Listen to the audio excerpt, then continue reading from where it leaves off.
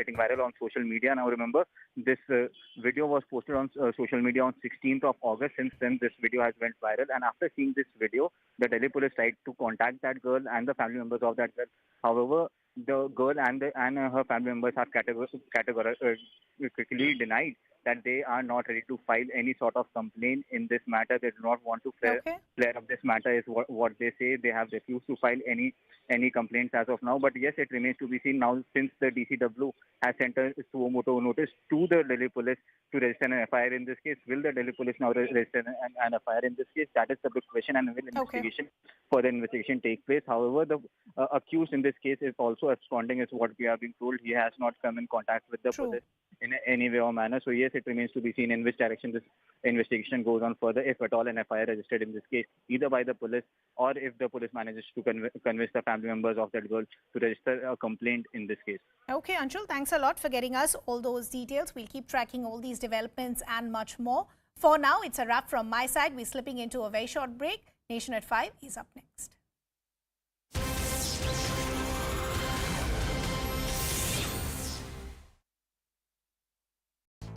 In Bhagalpur in Bihar, this house next to a river crumbled within seconds. It happened after the water level in the Ganga reduced, leading to erosion of soil. In fact, due to land degradation, soil is getting increasingly eroded, leading to collapse of houses across the board. At least 7 Indo-Tibetan border police died in a bus accident in Jammu and Kashmir's Pahalgam. The bus that they were travelling in skidded down a road and fell into a riverbed. The accident occurred after the brakes of the bus failed. The impact was so strong that the vehicle was flattened upon hitting the ground. The bus was carrying as many as 41 security personnel, 39 from the ITBP and 2 from Jammu and Kashmir police. They were part of a de-induction process of special forces from the Amarnath Yatra. 19 ambulances were rushed to the spot after the accident, and a massive rescue operation involving BSF personnel and the civil administration was carried out. Well, in a big boost to India's military capabilities in Ladakh, the Indian Army has deployed a new assault vessel in the Pangong Lake. The landing craft assault will enhance operations along the LAC. The landing craft assault can carry out 35 combat troops at a time, and it can reach any area of the lake in a very short time. The body of an army Jawan who had been missing since 1984 was finally found after 38 years in a bunker in the Siachen Glacier. Lance Nayak Chandrasekhar Harbola of the 19 Kumaon Regiment was identified from the identification disc found on his body. He was part of a 20-member troop team that was caught in an ice storm while patrolling. 2 masked men were spotted on CCTV planting a bomb below a parked police car in Amritsar. The incident came to light after the bike-borne men were seen by some locals who flagged off the authorities. A bomb disposal squad reached the spot, it removed the bomb and defused it. Prime Minister Modi is likely to meet his Pakistani counterpart Nawaz Sharif next month. Both leaders, in fact, will come face-to-face at the SCO summit in Uzbekistan. The SCO summit will be held on the 15th and 16th of September in Uzbekistan. No bilateral meet has been planned between Modi and Sharif as of now. In fact, there has been no formal meeting between the Indian and Pakistani Prime Ministers since 2019, since the Pulwama attack that happened in February 2019. The foreign ministers of both nations had met recently in July. Several parts of Madhya Pradesh are flooded after incessant rains ripped through the state.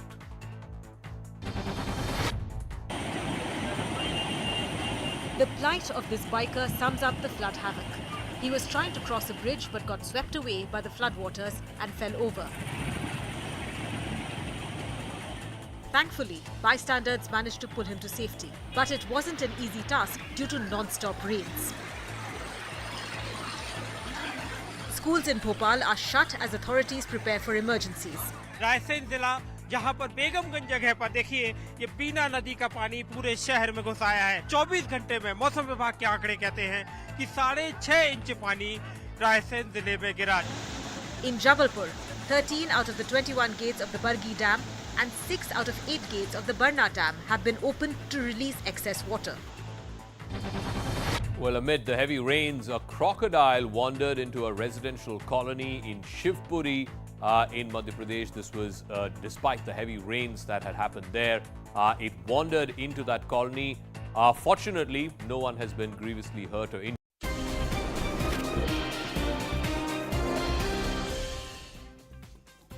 Namaste, you're on The Nation at 5. I'm Anand Narsimhan, and we begin with big news coming through from the neighborhood. Well, it's all happening or brewing in London, ladies and gentlemen, but it concerns Pakistan. Nawaz Sharif is all set to make a return back to Pakistan's soil. That's what we're given to understand. It seems that the former Prime Minister is ready to come back to Pakistan, and there will be perhaps a situation that will be created in the coming days where his return will become feasible, because there is going to be some action on the court cases against him, whereas the army somewhere has also reconciled to his return. Now, Nawaz Sharif's, the former Prime Minister, his brother Shahbaz Sharif currently is the Prime Minister of Pakistan. Now, Nawaz Sharif is set to return from London and also get a clean chit. This was one of his conditions when the talk about him returning, and there were pleas being made, or perhaps urges or messages, feelers being sent to him in London, where he said he is undergoing medical checkup and recuperating for medical conditions. It was said that it's time for him to come back, and he said, give me a clean chit. I want no cases, no charges against me, drop everything against me. That's when I'll come back. Now, he's likely to return by early September. That's the big news. It's right around the corner. There is a strong possibility that cases against him will be disposed of. There's a green signal that's also come in from the establishment, the Pakistan Army, for his homecoming. The PMLN, that's his party, is confident that Pakistan Army will not target Nawaz Sharif if he comes back. And Nawaz Sharif has been in London for the last 2 years. He made a very rushed exit out, and there were allegations that he was allowed to flee with crores of Pakistani rupees or wealth, as a special chartered flight was made available for him to escort out, and he was able to negotiate his exit out. And neither did Imran Khan or the establishment stop that. But he has been undergoing he's been having a medical condition, he's been ailing, and he's been undergoing even treatment in London. But many believe that the political turmoil and the unseating of Imran Khan was all orchestrated from London by Nawaz Sharif. The Pakistan Army Chief, interestingly, Qamar Javed Bajwa, is in London. And guess who else is in London? News 18, Sanjay Suri is live from London, and Pathikrit Payan, geopolitical analyst, joining us. Sanjay Suri. So, there is a lot of activity in London right now from the Pakistani side. Nawaz Sharif's residence, you are aware where it is. Qamar Javed Bajwa is there officially to attend a ceremony or of sorts. But was there a hush-hush meeting or communication with Nawaz Sharif? It is impossible and inconceivable that there wouldn't be, because a change like this would have to be necessarily approved by the army, if not ordered by the army. And clearly the prospect, and this prospect now appears imminent, of Nawaz Sharif's return has been arranged by the military in Pakistan. Without that approval, this could not have been considered. Nawaz Sharif has always been very close to the military, and that is why the Imran government could not touch him, despite all the attempts made and all the promises made by Imran Khan. And of course, it is significant that his brother Shahbaz Sharif is the current Prime Minister, and they are one political family as well. And it is therefore almost certain that he will not be prosecuted on a return, and that cases against him will be shelved if not dropped. Now, what is happening in London? Is Nawaz Sharif up and about, or has he remained closeted at his residence?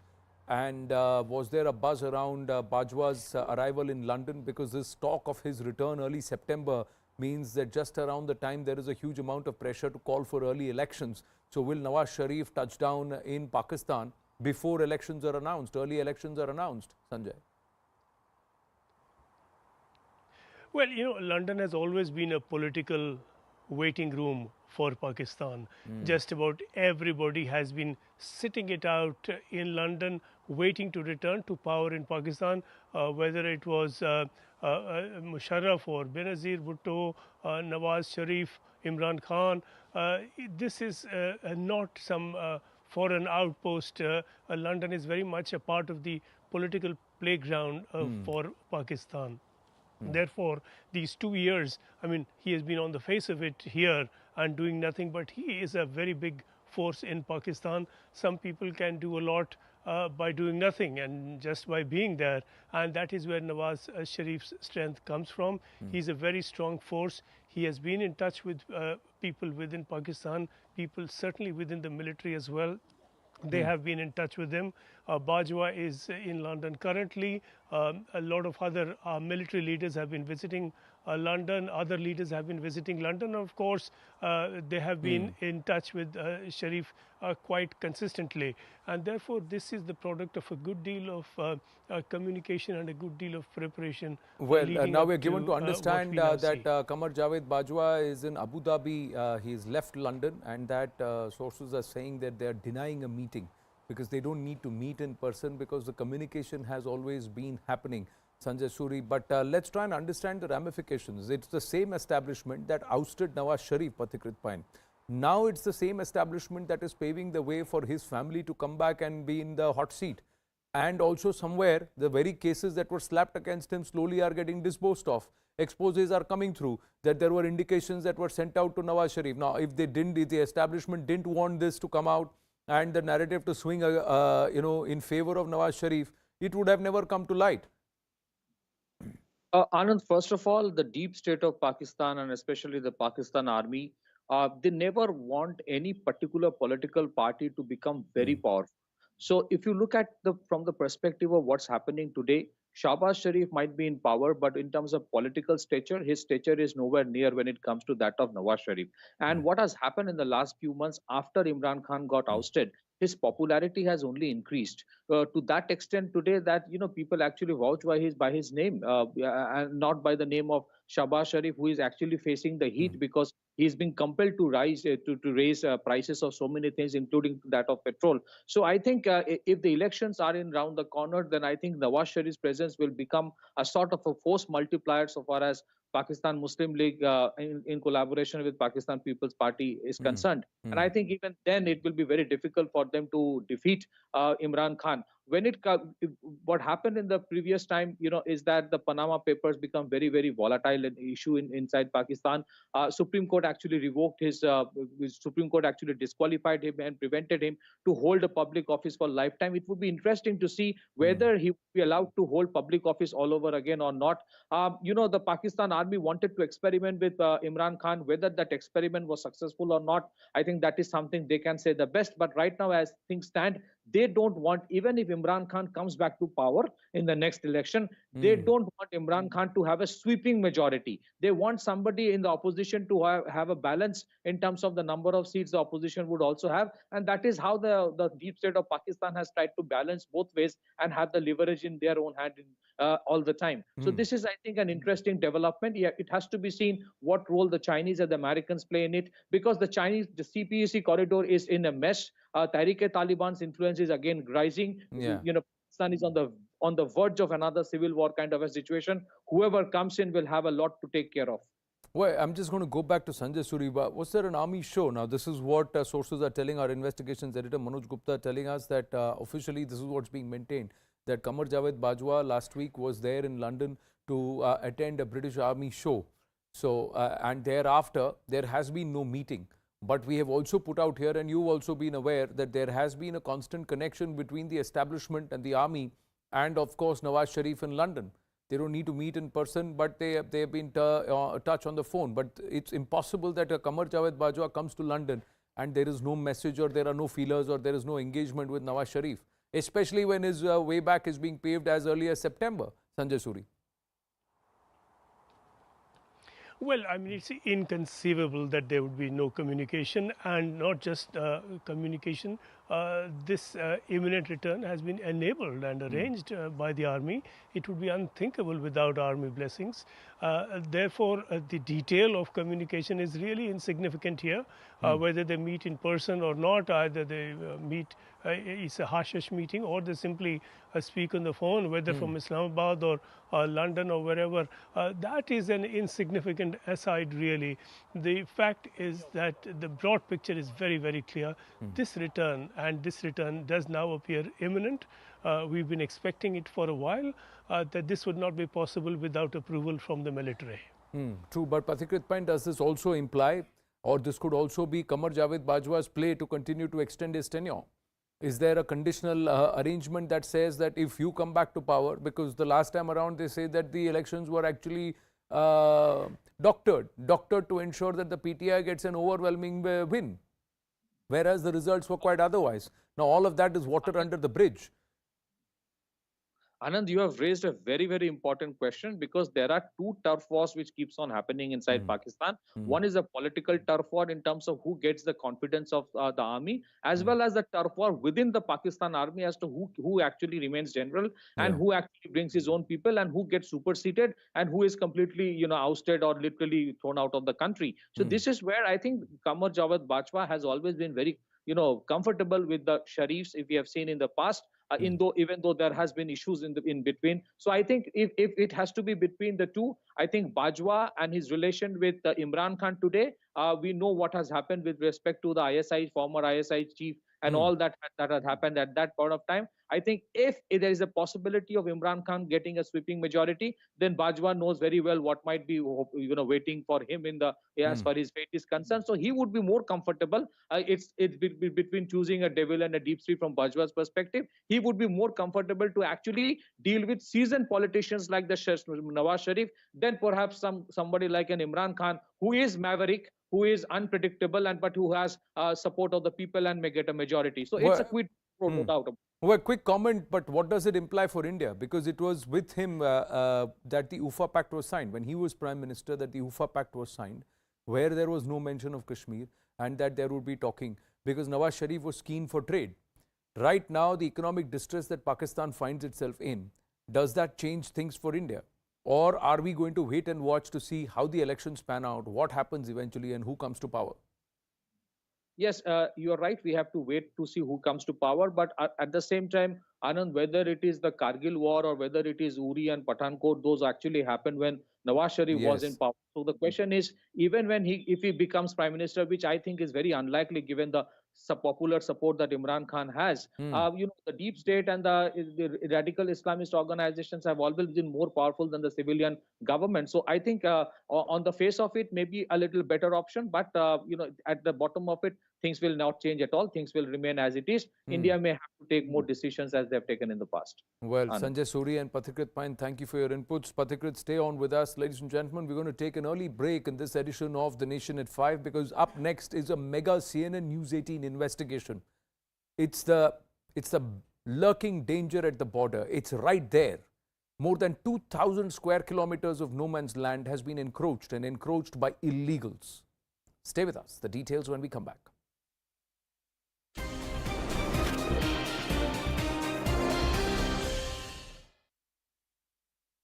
In the ISL as well as other football leagues, they cannot represent the country in any FIFA event. Bihar Chief Minister Nitish Kumar expanded his cabinet today, including 31 ministers. Nitish Kumar's alliance partner, the RJD, got the lion's share with 16 ministerial berths. The JDU got 11. Nitish Kumar kept the Home Ministry, while his deputy Tejashwi Yadav got key portfolios like health, urban development, housing and rural development. A blast at an ammunition depot in Crimea has left at least 2 people injured. This is the second incident in a week to rock the Russian-controlled peninsula. Kremlin has blamed the sabotage for explosions, but Ukraine has not claimed responsibility for it just yet. China has deployed its latest conventional attack submarine in military exercises off the coast of Taiwan. The SSK have been deployed with Chinese Navy's East Sea Fleet. The SSK will play a key role in any future blockade of Taiwan. A naval blockade could in fact entirely shut down Taiwan's economy. These SSK submarines could target ships that are going in and out of Taiwanese ports. Taiwan has only 11 days of natural gas supply left. China, meanwhile, has objected to the arrival of an American congressional delegation to Taipei by conducting fresh military drills.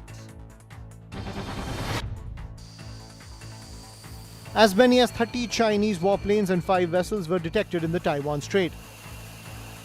China claimed the new exercises are intended to be a resolute response and solemn deterrent against collusion and provocation between the US and Taiwan. The announced trip by a 5-member congressional delegation has prompted China to renew its rhetoric that it's readying for a war over Taiwan.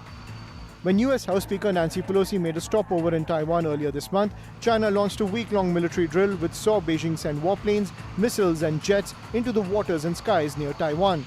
Taiwan on its part condemned the drills and missile tests as preparation for an invasion and vowed to defend its national security. Meanwhile, chaotic scenes were witnessed at an IKEA store in Shanghai, with shoppers trying to escape as the authorities attempted to quarantine them. Health authorities moved to lock down the store after a close contact of a COVID-infected person was traced to the store. The guards tried to close out the doors, but the crowd forced them open. Heavy rains, cloudbursts and landslide have wreaked havoc across Himachal Pradesh, and here's why. This bridge in Manali got washed away even as people were desperately trying to cross over to the other side. The temporary bridge was built over a drain, but flash floods caused due to heavy rain led to the river water rising. 2 children drowned while crossing the bridge. Their bodies were later retrieved from the drain.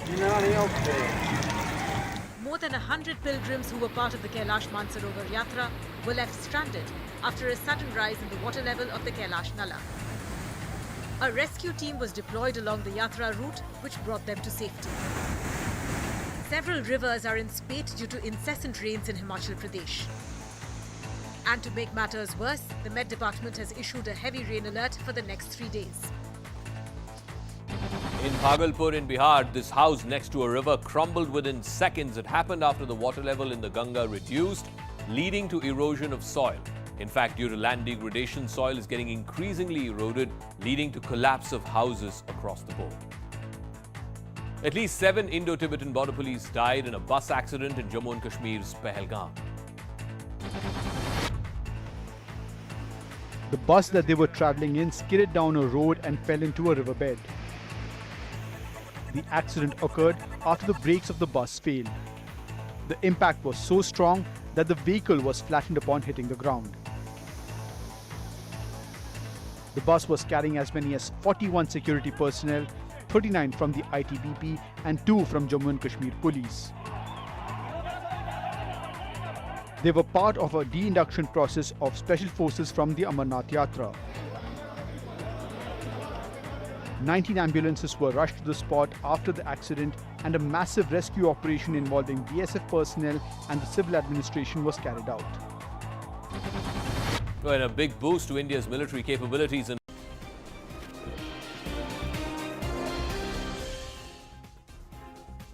Back on the Nation at 5 with a mega CNN News 18 exclusive, and it's an on-ground investigation. We've conducted an in-depth, thorough, deep dive that shows how on our borders, namely in Bihar, illegal immigrants have taken up hundreds of kilometers of land in an area that's designated as no man's land. This is the border, the open border with Nepal. But clearly, no man's land has been encroached upon by illegals and who are not Nepalese, nor are they Indian citizens. These are illegals who have come in from Bangladesh and also from the Rakhine state. Our investigation has revealed how people from Bangladesh and Rohingyas illegally cross the border via Nepal and blend into the local population, embedding themselves with the use of fake government documents and also paying the locals to try and embed themselves into their local family trees and getting their papers made. Now, this has also led to a major demographic change in the areas over the last many years. This is all in Himachal. This has gone unchecked, unopposed, and perhaps somewhere there is also the entire game of political appeasement and vote bank politics that has allowed this to happen. It poses a major national security threat. CNN News 18's Anvit Srivastava gets us this special report.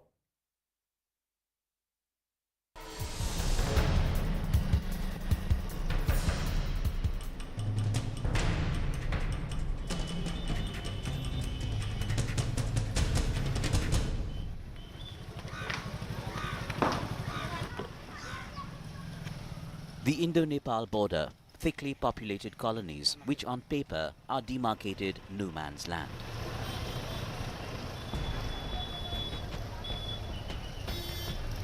The first signs of a growing population.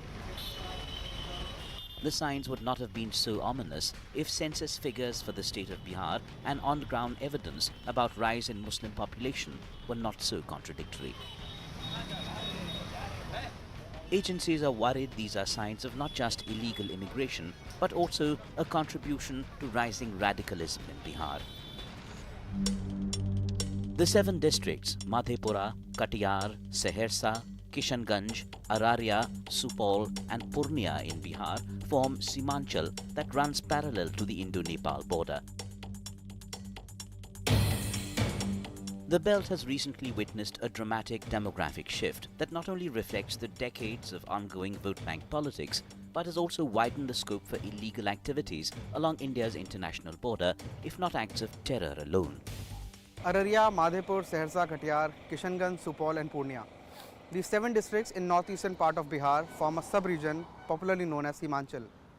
As you can see the board behind me, we are headed towards Simanchal. Why? Because recently this region has witnessed a dramatic demographic shift. But why is it our concern? Because security agencies believe that most of the people who are living here are not even Indians. Majority of them are either Bangladeshis, Rohingyas, Nepalese or have come in from elsewhere, sneaked into Indian borders, have got their fake documents made and are living there. Time to time agencies say that they also indulge in criminal activities which eventually cause a threat to the national security as well. But who are these people? Who are the people who are giving them shelters? Who are those who are providing them logistical support? We are here to find all the answers to these questions. We are here to find the ground reality. मैं मानता हूं कि पाकिस्तान की तुलना में पाकिस्तान से तो आतंकवादी आते हैं, लेकिन ये डेमोग्राफिक चेंज करने के लिए ये हमारे लिए दुश्मन नंबर 1 है बांग्लादेश। बांग्लादेश से लोग आते हैं, वो आके और यहाँ हमारी पूरी डेमोग्राफी को चेंज कर रहे हैं। Indian government census data shows that since 1961 to 2011, total population growth recorded by Bihar was 198.71%. The data also shows that in these 5 decades, the growth of the Hindu population was 185.9% and the growth of the Muslim population was 273.81%. The concern here is that experts and security agencies suspect that a majority of these people are not Indian Muslims, but Bangladeshis and likely Rohingyas too. Security agencies say these illegal immigrants are able to get fake documents which integrate them with existing families, making it difficult to pinpoint and crack down. One of the major reasons for the dramatic demographic shift in the Simanchal area is that it runs parallel to the Indo-Nepal border. I'm right now standing on a road that lies in India, but on my left is the no man's land, which you can see is quite heavily inhabited, and across which lies Nepal. After talking to officials in several agencies, be it the IB or paramilitary forces deployed in the area, local police or officers from the anti-human trafficking units or anti-terror units, we have managed to crack the basic modus operandi. Groups of Bangladeshi men, often accompanied by Rohingyas, board a vehicle from Indo-Bangladesh border, mostly near Siliguri, which drops them off at the Indo-Nepal border. The game actually begins there. These men then take a U-turn and enter India via porous borders of Nepal and India in Bihar, mostly in Araria, Kishanganj, Supol and Raxaul. Once here, they settle in settlements like you can see behind me, temporary settlements which with time take shape of pakka houses. If intelligence agencies and police are to be believed, these colonies and these settlements also often become breeding grounds and training camps for the radical groups like PFI and other groups which hunt on these people due to their poor economic conditions and given vulnerability. जिसके पास ज़्यादा सामान है उसको हम check करते हैं और वैसे भी जब ज़्यादा भीड़ होती है तो इनको डीपली हम चेक नहीं कर सकते, पर जिस पर डाउट होता हम उसको रोक करके चेक करते हैं। जो आदमी खाली हाथ आ रहा है, औरत जो खाली हाथ आ रहे हैं, वो नेपाल से इंडिया आ भी सकते हैं और इंडिया से नेपाल जा भी सकते हैं खाली हाथ। हाँ, ये हमारी ट्रीटी है, इंडिया नेपाल की ट्रीटी है और इसके अंतर्गत हम इनको आने जाने देते हैं। इंडिया और नेपाल की जो इंडियन पॉलिसी है वो रोटी बेटी का रिश्ता है, इसका ये लोग नाजायज़ फ़ायदा उठाते हैं बहुत सारी ओपन यहाँ पे बॉर्डर है, जहाँ पे बस आप एक चहलकदमी करके आप इस पार से उस पार हो जाते हैं, और ना ही उस तरह से वहाँ पे एजेंसी हो या एसएसबी के जवान हो या नेपाल पुलिस से की ज़्यादा पूछताछ आपसे करती है कि आप कौन हो, कहाँ से आए हो। ऐसा है नहीं, इसीलिए ये लोग कुछ ज़्यादा ही संख्या में बॉर्डर टप के बिहार आ जाते हैं। But how did these settlements, which house thousands, go unnoticed for decades? Political experts, researchers, academicians and local social activists say it has been possible only because of the political patronage that these groups enjoy as a probable vote bank. जैसे लालू प्रसाद जी आते हैं 91 से 2001 में, ये 35.48 हो रहा है, 35.48 ये मुस्लिम पॉपुलेशन अचानक वृद्धि हो गई।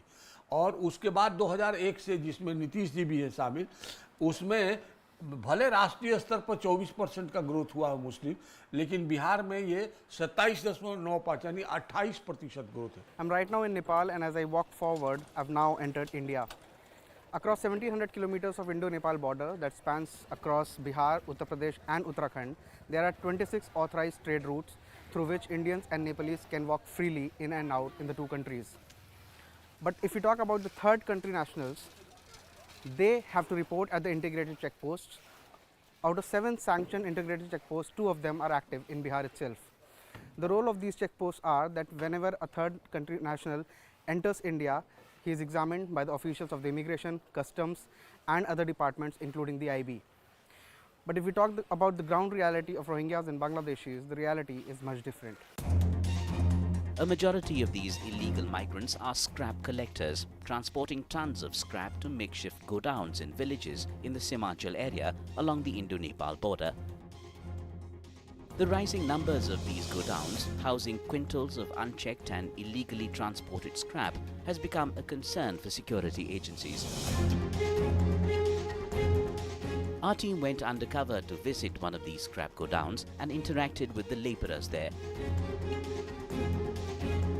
The interaction only unveils the magnitude of the threat which these porous borders possess. ये सब बासमती है, ये क्या कहते हैं, बेले से सब उठाते हैं क्या? ये सब बेले में मिल जाता है ना? तब कहाँ मिलेगा? नेपाल से लेके चल आते हैं, रोकता नहीं है सर। भंसार काटना पड़ता है, कहाँ फिक्स लगता है। भंसार तो अपना लोग का नहीं ना है, बेला बासमतिया में भंसार चालू नहीं ना है ना, अंदर जो जाता है ना। हाँ, भंसार लेता है, साइकिल का भंसार लेता है। साइकिल का भंसार नेपाल पुलिस लेता है। यहाँ लोकी वाला, यहाँ पे छोटी सी भंसार है ना। और फिर उधर से जब कचरा लेके आते हैं कबारा तो नहीं रोकता है ना, आने का रुकता नहीं, खाली बड़ा सामान आने में देता है। कैसे आप लोग एसएसबी के सामने में चल जाते हैं? एसएसबी सब परेशान नहीं करता है, नेपाल ये पुलिस परेशान करता हुआ है। वो यहीं पर परेशान करता है, उसके बाद जो है ना सवारी वाला को कहीं नहीं रुकेगा। वो महीना लेता होगा ना? महीना दे रहे हैं, महीना लेता होगा ना, तब ना नहीं टोकता है। महीना देता है, उसके बाद जो है महीना समझते हैं, हफ्ता। हाँ, हफ्ता जो खाद वाला। हाँ, जैसे खाद वाला वही उसी टाइप से लोग नेपालो पुलिस को देते हैं, एसएसबी को। नेपाल पुलिस ऑफिस है ना, ये भंसार जो है बॉर्डर के साइड नेपाल में है। क्या नाम हुआ आपका? Mohammad Shakeel. Last month, Nepal's armed police force arrested 15 men and recovered from them 2 kilograms of uranium-like chemical, which was to be sneaked into India illegally via Jogbani that lies in Araria at the international Indo-Nepal border. Even though Indian intelligence agencies are yet to link any of these arrested men with a terror group, but what has become their recent concern is the rising number of such scrap godowns along the international Indo-Nepal border, particularly in the Himachal area. When we spoke to some of these scrap dealers off camera, they told us that they bring all of this junk from Nepal and sell it into India. They said they bring it either in the late hours of the night or by paying security agencies on the either sides. खास करके यह क्षेत्र जो है नेपाल और India का एकदम open सीमावर्ती क्षेत्र है। जब एक पाँव आप जब चाहे नेपाल में दे सकते हैं, एक पाँव जब चाहे इंडिया में दे सकते हैं। और आए दिन पढ़ाए यहाँ पे कभी गांजा तस्करी के रूप में पकड़े जाना, तो कभी जो है अननोन पर्सन के द्वारा पकड़े जाना, कभी ह्यूमन ट्रैफिकिंग। इस कुछ दिन पहले हमने कुछ लड़कियों को विदेशी लड़कियाँ भी यहाँ पकड़ी गई हैं। तो इसके लिए सबसे पहले जो भारत के जो भी जांच एजेंसियाँ हैं चाहे जो भी हो, चाहे स्टेट गवर्नमेंट का हो या सेंट्रल गवर्नमेंट को हो, उनको इस क्षेत्र में गहन जांच करके अगर वैसे लोग यहाँ हैं उनको चिन्हित करके उसके ऊपर कार्रवाई करने की आवश्यकता है ताकि यह क्षेत्र सुरक्षित रहे। We are at Bela Gram Panchayat in Araria, and just 300 meters away from here is Indo-Nepal international border. Close to me here, close by, is a settlement which is dominated mostly by Bangladeshi Muslims. When we spoke to them, many of them told us that they had been living here for decades.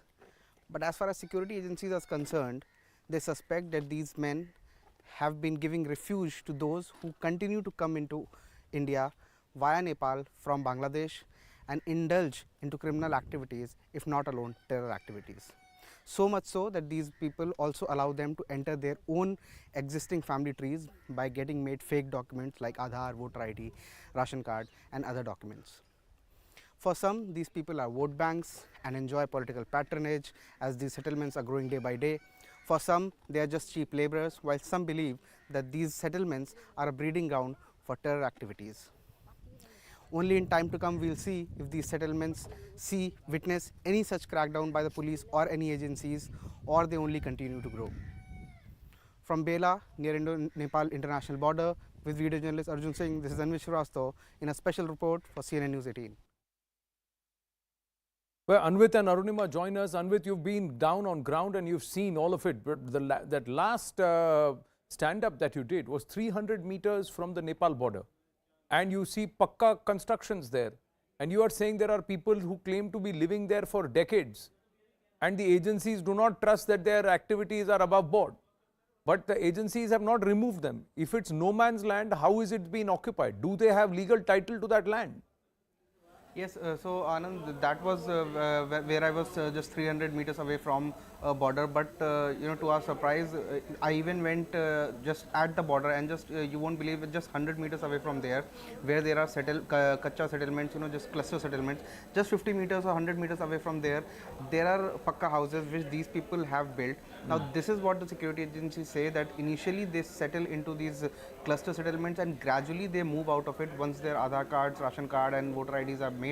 Then they move out into the mainland from no man's land, and then they settle into pakka houses. Many of the houses there were under construction, many of the mosques we saw were under construction, and that is where they take initial refuge, and then they move into the mainland and then they get their houses built. Many of these clusters, all of these constructions are illegal. There have not been any administrative crackdown. There has not been any survey to find out whether these are encroachments or whether they have property documents or not. There has been no effort by the state government, and that is the result why over the decades number of these settlements on this particularly Himachal belt that shares international border with Nepal has continued to rise. And this is also a concern for the security agencies, because they say that this rising number of people who are not Indians, who are foreign nationals, either Bangladeshis, Nepalese, Rohingyas, whoever they are, they come into India through agents, they pay locals who had been living there for decades, they get their documents made, they get seated into the existing families, and then they become unidentifiable. Now these security agencies, the biggest concern is that these people, once they get their documents, they move to the other parts of the country. Right. We have also seen in Delhi how they indulge into crime. Over time, many Bangladeshis have been arrested.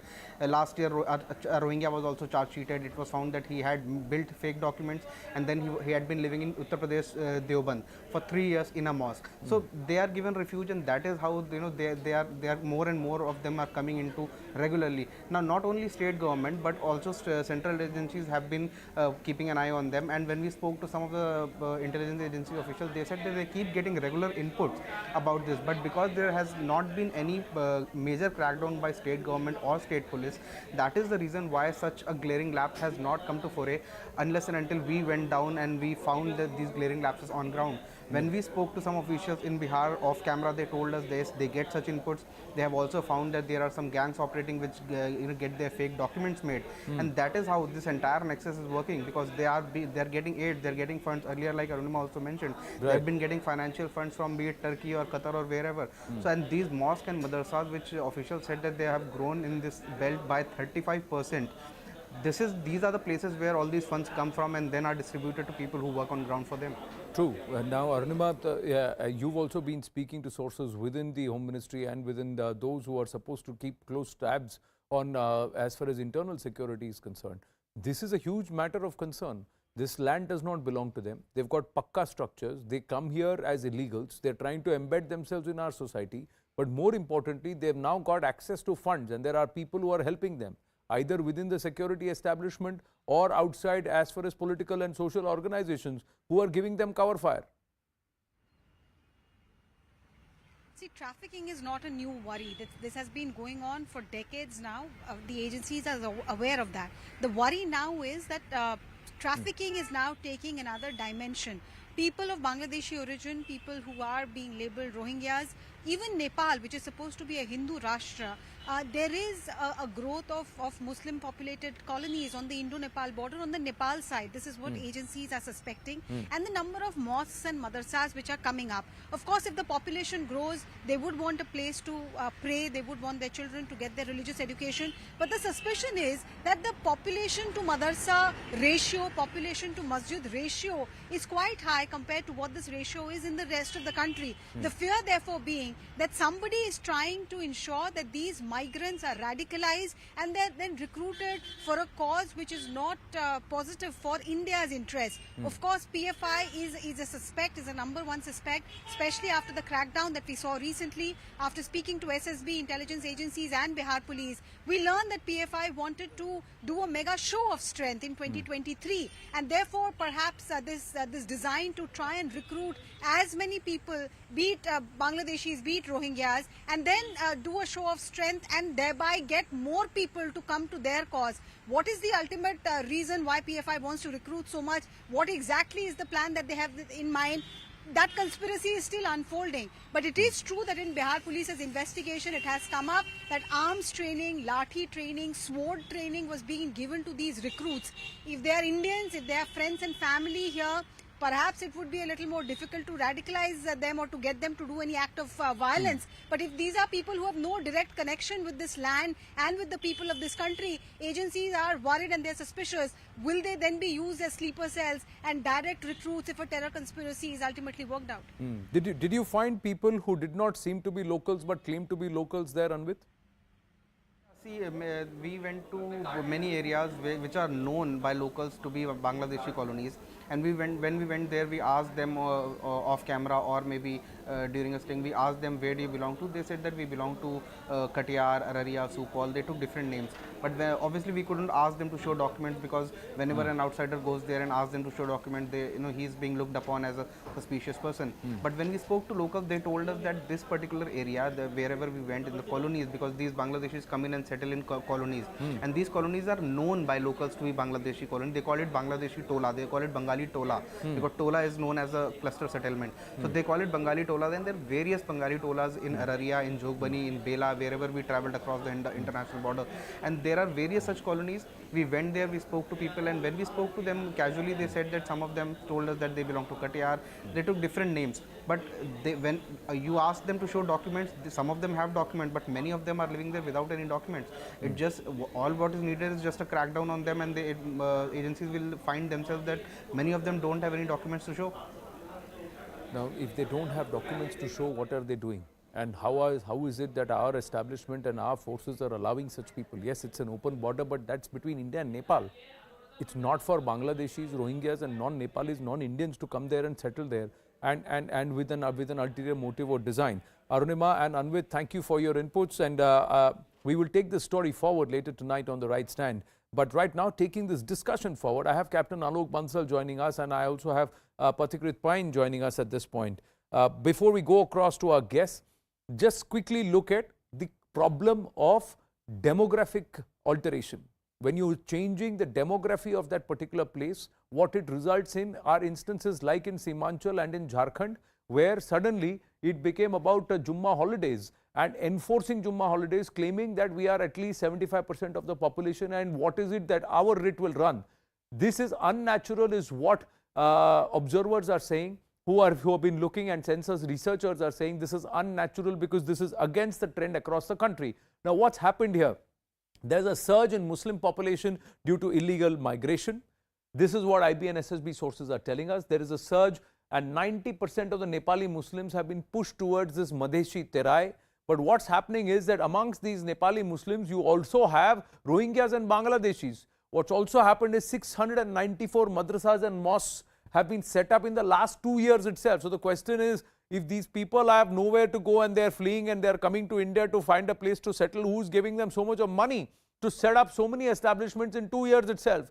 Rohingyas have been brought in via Nepal border. Fake Aadhaar cards have been made and distributed. The illegals have been declared as legal Muslim families because they've been embedded. There is seeding which is being done. Say, weeding out illegal immigrants becomes very difficult because these people come as members of existing families there who claim to be there for nearly 2-3 decades. So even if they're there for 2-3 decades but without valid papers on land that does not belong to them and where they should not be, does that legalize them and legalize their stay in India is another question. The PFI is suspected to be helping immigrants gain influence. This is what IB and SSB sources are telling us. And look at the numbers. The numbers then talk about itself. Over the last 40 to 50 years, 1961 to 2011, 1971 to 2011, the demographic shift itself speaks volumes. Supol, the Hindu population growth is 215.7%. Of course, the larger population. So you should have a higher number. But look at the growth of the Muslim population. This is unnatural. 365.23. Similar case in Araria, similar case in Kishanganj, where it's nearly 300%, 350% plus growth of the Muslim population, which experts believe is unnatural, and it's happening because you have got illegals, non-Indians, non-Indian Muslims who are coming there and living illegally, embedding themselves and trying to alter the demographics. So then let's look at Purnia. Purnia again, 207.58% Hindu population growth, but 331% here. Look at Katihar. Less than 200% growth in the Hindu population, but nearly 342% growth in the Muslim population. Similar case with Madhepura, 200% growth in Hindu population, 314.66% growth in the Muslim population. These numbers should itself baffle people. And since 2011, Alok Bansalji, we've not had a census. We don't have census data for nearly more than a decade and 11 years now. So the things could have changed.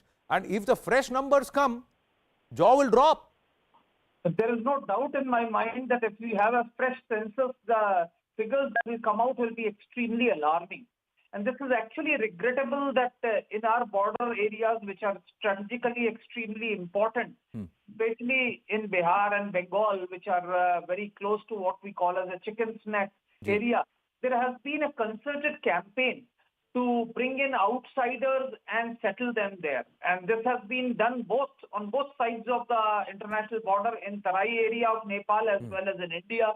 And in fact, this is the area which has been used by all sorts of anti-India elements to smuggle people into India for all sorts of illegal activities that take place in India. In fact, ISI has been using this area to infiltrate terrorists, spies, and all sorts of people. And I think such an activity cannot happen without the collusion of certain members of the state administration as well as certain members of the central police organization, which is charged with the responsibility of guarding borders. Now, these people are obviously failing in their duties because these people are infiltrating, and the numbers and the figures that you have given are absolutely stark and alarming. And I think time has come where a national consensus needs to be built and drastic actions need to be taken. Those officials under whose charge this sort of infiltration has taken place, this sort of demographic change has taken place, must be held accountable and must be charged with criminal conspiracy and then made to answer as to how this sort of a thing has happened. And I think this is playing with nation security, and I think everybody in the country, both as far as state administration and the central government is concerned, must look at this issue with very, very serious concern and take drastic action immediately. Look at the security concerns, Pathikrupa. Jamatul Mujahideen, Bangladesh operating out of there, Al-Qaeda in the Indian subcontinent operating out of there, people with who are not Indians, who have got fake IDs and are moving out of, entering into India, settling there and then moving and embedding themselves across the country. More importantly, look at this. They have turned the school holidays. They are now dictating when the school should take its holidays. They are already dictating policy saying we are more than 70%. And they are not even Indian citizens.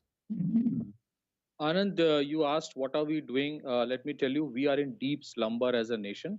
The police keeps on doing firefighting every day, so they are not bothered about it. I don't know what the babus do. And so far as the regional political parties are concerned, we know what is their intention and what they do. But let me also reiterate, with due respect, BJP has been in power with Nitish Kumar in Bihar for a long time. And what have they been doing? So that's a very big question. And the larger question is, I mean, these policies we have discussed before also, if you remember, Anand, that these age-old policies of open border and allowing people to come in, they were relevant at one point of time. Today, these are self-defeating. Why don't we have a fencing? That is, so if these things are happening, the only country responsible for this is we ourselves. I mean, the Bangladeshis are there to enter, but we are allowing them to enter. We have opened that border. It's like Abel Mujhe Mar, so they are entering. And secondly, tell me one thing, do we have, in spite of all the threats that we have with so many internal security dimension, does India have an internal security doctrine? The answer is no. We do not have an internal security doctrine. We actually still, it's so shocking and shameful that even today we put everything under the garb of things being being law and order, being a state subject. Everything comes under law and order issue. So where is the onus of the central police force official over there to do something? He doesn't know under which law will he stop it. There is no law. There is no anti-infiltration law. If there are countries where you enter illegally, you can be incarcerated for decades. In India, what happens? We reward them. There are at least 1 crore Bangladeshis. I'm telling you with lot of confidence, Anand. There are at least 1 crore Bangladeshis who have valid ID, Aadhaar card and voter ID card of India. No, that is a danger. We have got more than 4 crore illegals, and you are saying nearly 1 crore people who have already got official documents in the country and claim to be inhabitants here. Earlier, Captain Alok Bansal, people would say, I'm from Malda, Murshidabad, when you ask them, and you know very clearly that they are not from India. But that's what they would say, and you know that they have actually moved in from Bangladesh and they have entered because the borders were porous, riverine, etc., and they would get in. The same situation happened in Assam. Now they will turn around and say, I am from Araria, I am from Kishanganj, I am from Supol. And they'll claim to be Indian citizens. See, even today, you look in Delhi NCR, most of the Bangladeshis who are there, they claim to be from Malda, Murshidabad. And if they are changing the demographics in Araria, Kishanganj, the similar things would happen. Even though we may not have an anti-infiltration law, but having fake identities is a criminal offense. That can be attacked.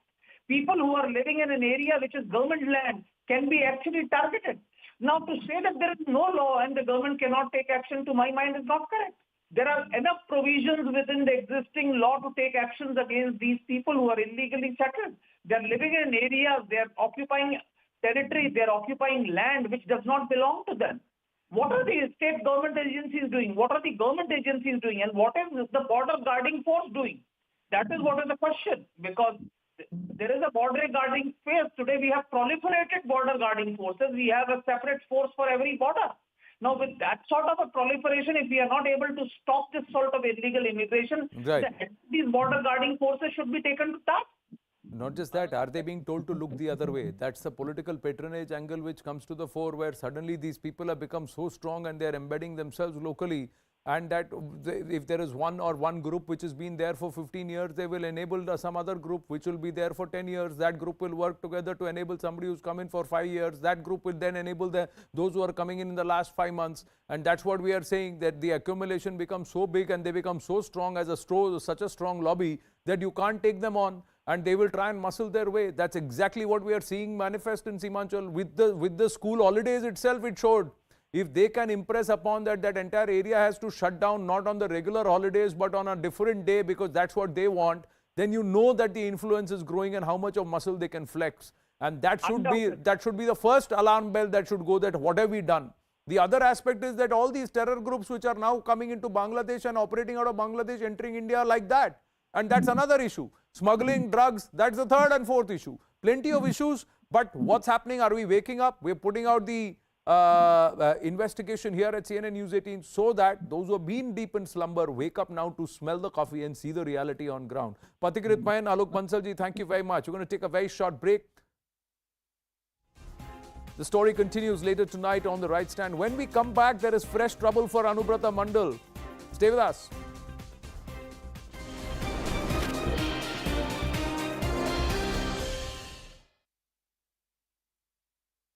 caught in an ice storm while patrolling. Two masked men were spotted on CCTV planting a bomb below a parked police car in Amritsar. The incident came to light after the bike-borne men were seen by some locals who flagged off the authorities. A bomb disposal squad reached the spot, it removed the bomb and defused it.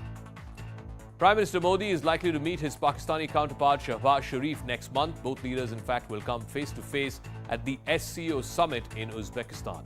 The SCO summit will be held on the 15th and 16th of September in Uzbekistan. No bilateral meet has been planned between Modi and Sharif as of now. In fact, there has been no formal meeting between the Indian and Pakistani Prime Ministers since 2019, since the Pulwama attack that happened in February 2019. The foreign ministers of both nations had met recently in July. Several parts of Madhya Pradesh are flooded after incessant rains ripped through the state.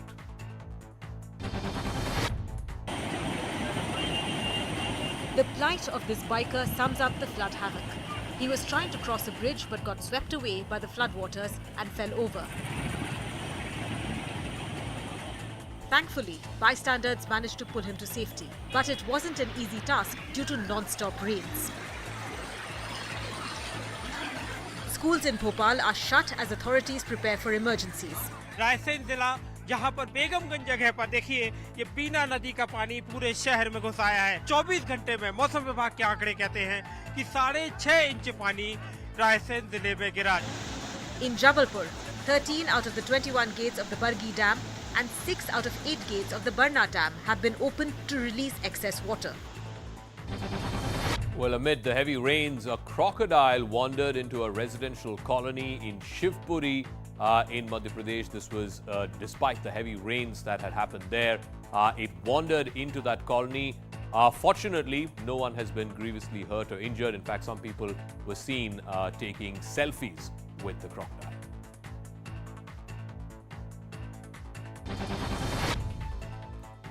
All right, and what is turning out to be a bit of an embarrassment for Eknath Shinde's government. One of his MLAs was seen abusing and slapping a catering manager because of the poor quality of food that he had delivered at that place. As a result of which, the MLA in question slapped the man. When our reporter tried to confront him, subsequently, he expressed no remorse or regret whatsoever. Meanwhile, 11 convicts in the Bilkis Bano gang rape case were greeted with sweets, and relatives who touched their feet when they walked out of the Godhra jail today. The Gujarat government allowed their release under its remission policy. They were sentenced to life imprisonment for raping Bilkis Bano and killing 7 of her family members in the 2002 Gujarat riots.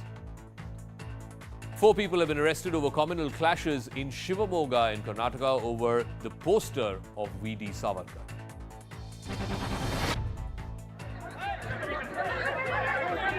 Shivamogga in Karnataka is tense. Communal clashes broke out over banners featuring RSS ideologue V.D. Savarkar and 18th century ruler Tipu Sultan. One person was stabbed in these clashes, after which prohibitory orders were issued. Section 144 is in place in the Shivamogga, and right now I am showing you the pictures from the Gandhi Bazaar, just from 500 meters away from here. Things flared up after a banner featuring Savarkar was put up as part of Independence Day celebrations. A group of Muslim youth objected, removed the banner and tried to install a Tipu Sultan banner at the same spot. This eventually resulted in a clash between both groups, and police ended up lathi-charging the mob to try and control the situation. This is a big setback for India. World football governing body FIFA has suspended India for what it calls undue influence from third parties. This is the first time.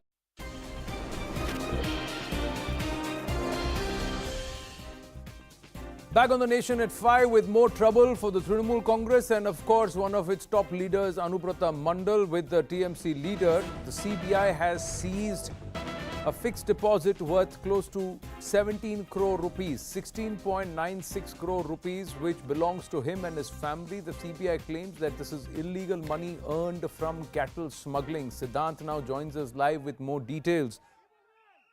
So how is the CBI claiming, Siddhant, that this is money illegally begotten?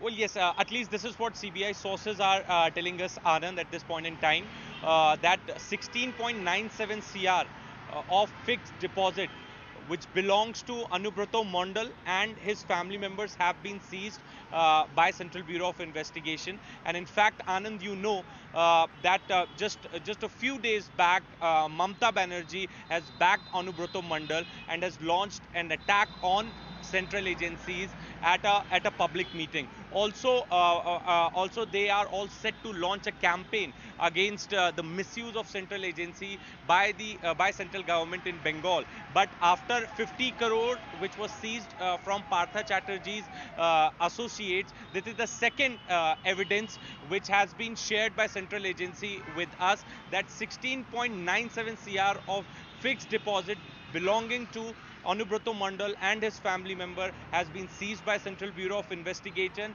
in a way a proof again for those who question central agencies' action in the state of West Bengal and you know the way agencies have been working. So this FIR was lodged in the year 2020, and this entire illegal cattle smuggling, which happened between 2015 and 2017, and as per CBI, Anubrata Mondal, close aid Well, of if they are Mamata making the Banerjee, claim, then has they a have key to role tie this play in money this. with cattle smuggling. It's a big claim that they have made. The Anubrata Mondal's daughter is also under the radar. Siddhant, thank you for your inputs. Very, very short break. Stay with us.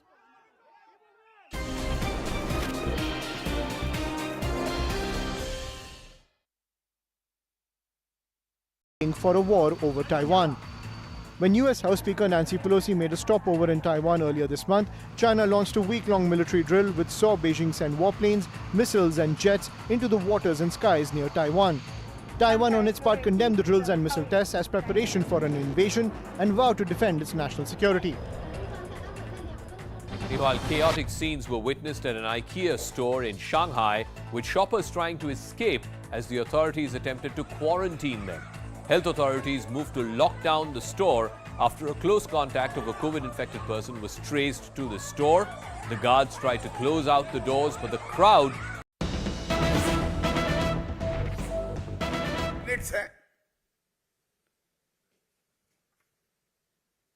चिंता की बात यह है कि इस meeting का जो सार है, किस वजह से ये मीटिंग बुलाई, ये कहता है discuss the shifting of Rohingyas from Kanchan Kunj Madanpur Khadar to appropriate location. और जल्दबाजी और चिंता घुसपैठियों की ऐसी कि कहते हैं कि जल्द से जल्द इन मकानों को, घरों को तैयार करके वहां रोहिंग्या को भेजेंगे और ये सुनिश्चित करें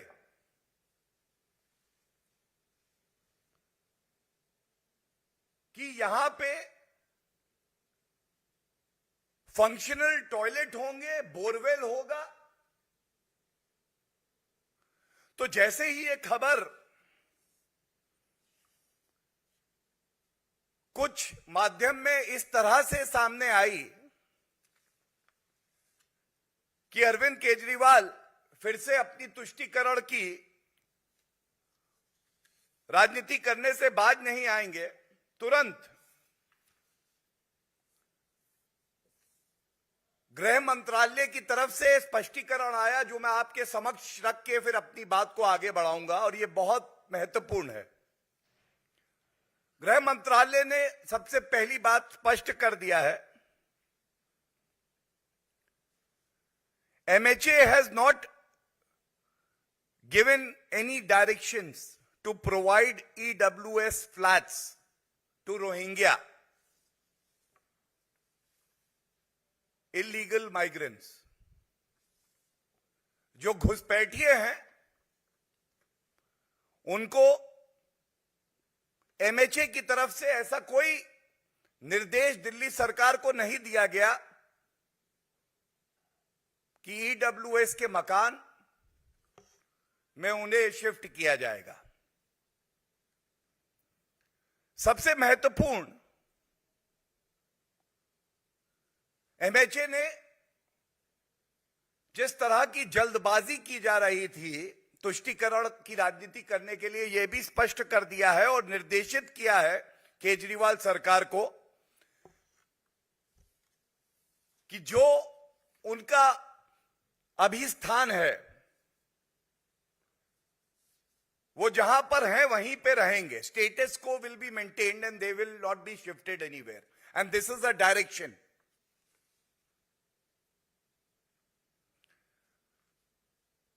बहुत महत्वपूर्ण बात एक और है जो ये स्पष्ट कर देती है कि केंद्र सरकार की नीति है सबसे पहले राष्ट्र सुरक्षा पे कोई समझौता नहीं, नंबर 1. नंबर 2, जो देश के साधन हैं वो देश के नागरिकों के लिए हैं, घुसपैठियों के लिए नहीं है. और इसी बात को स्पष्ट करते हुए जो गृह मंत्रालय की तरफ से ट्वीट है, मैं उसमें जो लिखा है वो आपके समक्ष रख दूं. MHA has directed the GNCTD to ensure that the Rohingya illegal foreigners will continue at the present location, as MHA has already taken up the matter of their deportation with the concerned country through MEA. ये बहुत अहम बिंदु है. जल्दबाजी में, आनंद फानन में अरविंद केजरीवाल जी तुष्टीकरण की राजनीति करते हुए जो देश के नागरिकों के लिए साधन है, जो दिल्ली वासियों के लिए साधन है, उसको घुसपैठियों को देना चाहते हैं. और केंद्र सरकार स्पष्ट कर रही है कि ये घुसपैठिए हैं, इन्होंने देश का कानून तोड़ा है. और हमारा विदेश मंत्रालय जहां से ये घुसपैठिया आए हैं उस देश से बातचीत कर रहा है और इनको देश से कानून संगत तरीके से निकाला जाएगा. ये बहुत महत्वपूर्ण है.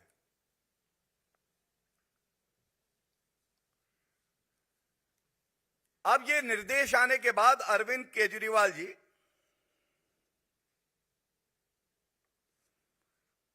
आप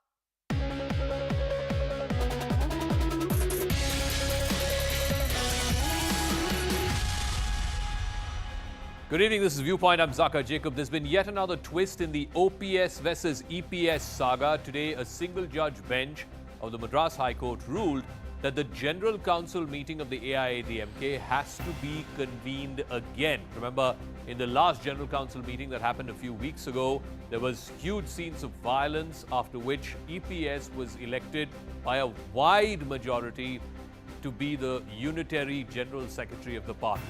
Today's decision by the Madras High Court is huge relief for OPS, and it's a big blow to EPS's dreams of having solitary leadership of the AIADMK party. But the bigger question is the AIADMK going to continue to be in this confused state of affair between now and 2024?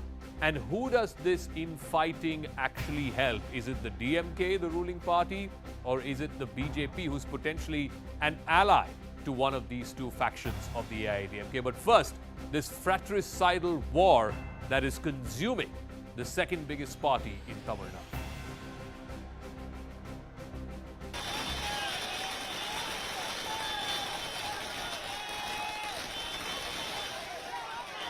Supporters of O. Paneerselvam celebrating after the Madras High Court ruled in his favour. The court said the appointment of OPS's arch-rival E. Palanisamy as AIADMK's General Secretary is not valid. The Madras High Court ordered the party to hold a fresh General Council meeting and stayed resolutions taken in the previous meeting, like expelling OPS and appointing EPS as the interim General Secretary of AIADMK. The dual leadership structure will continue till fresh elections are held. OPS had argued that the General Council meeting on the 23rd of June, in which EPS was elected General Secretary, was illegal. He had contended that the meeting, which was called by EPS, was in violation of the party's bylaws that say such a meeting should be jointly convened. தீர்ப்பு சென்னை உயர்நீதிமன்றத்தில் இன்றைக்கு அளிக்கப்பட்டிருக்கிற தீர்ப்பு நல்ல தீர்ப்பாக தொண்டர்களுக்கான தீர்ப்பாக இது அமைந்திருக்கிறது. தென்றோட ஆதரவோடும் தமிழக மக்களுடைய அரவணைப்போடும் நாங்கள் தொடர்ந்து நடத்துவோம். Soon after the High Court order, a vindicated OPS went to the memorial of former Tamil Nadu Chief Minister J. Jayalalitha. You can see the visuals on our screen where O. Pannirselvam is right now paying respects to ADMK Supremo Jayalalitha at the memorial here. It was OPS who had become the Chief Minister when Jayalalitha died in 2016. But her close aide Shashikala picked EPS for the top post. When Shashikala went to jail, EPS and OPS came together and expelled her from AIADMK. Under their dual leadership deal, OPS became the coordinator and EPS the joint coordinator. But EPS argued that decision-making was difficult under dual leadership and it's time for the party to have one leader.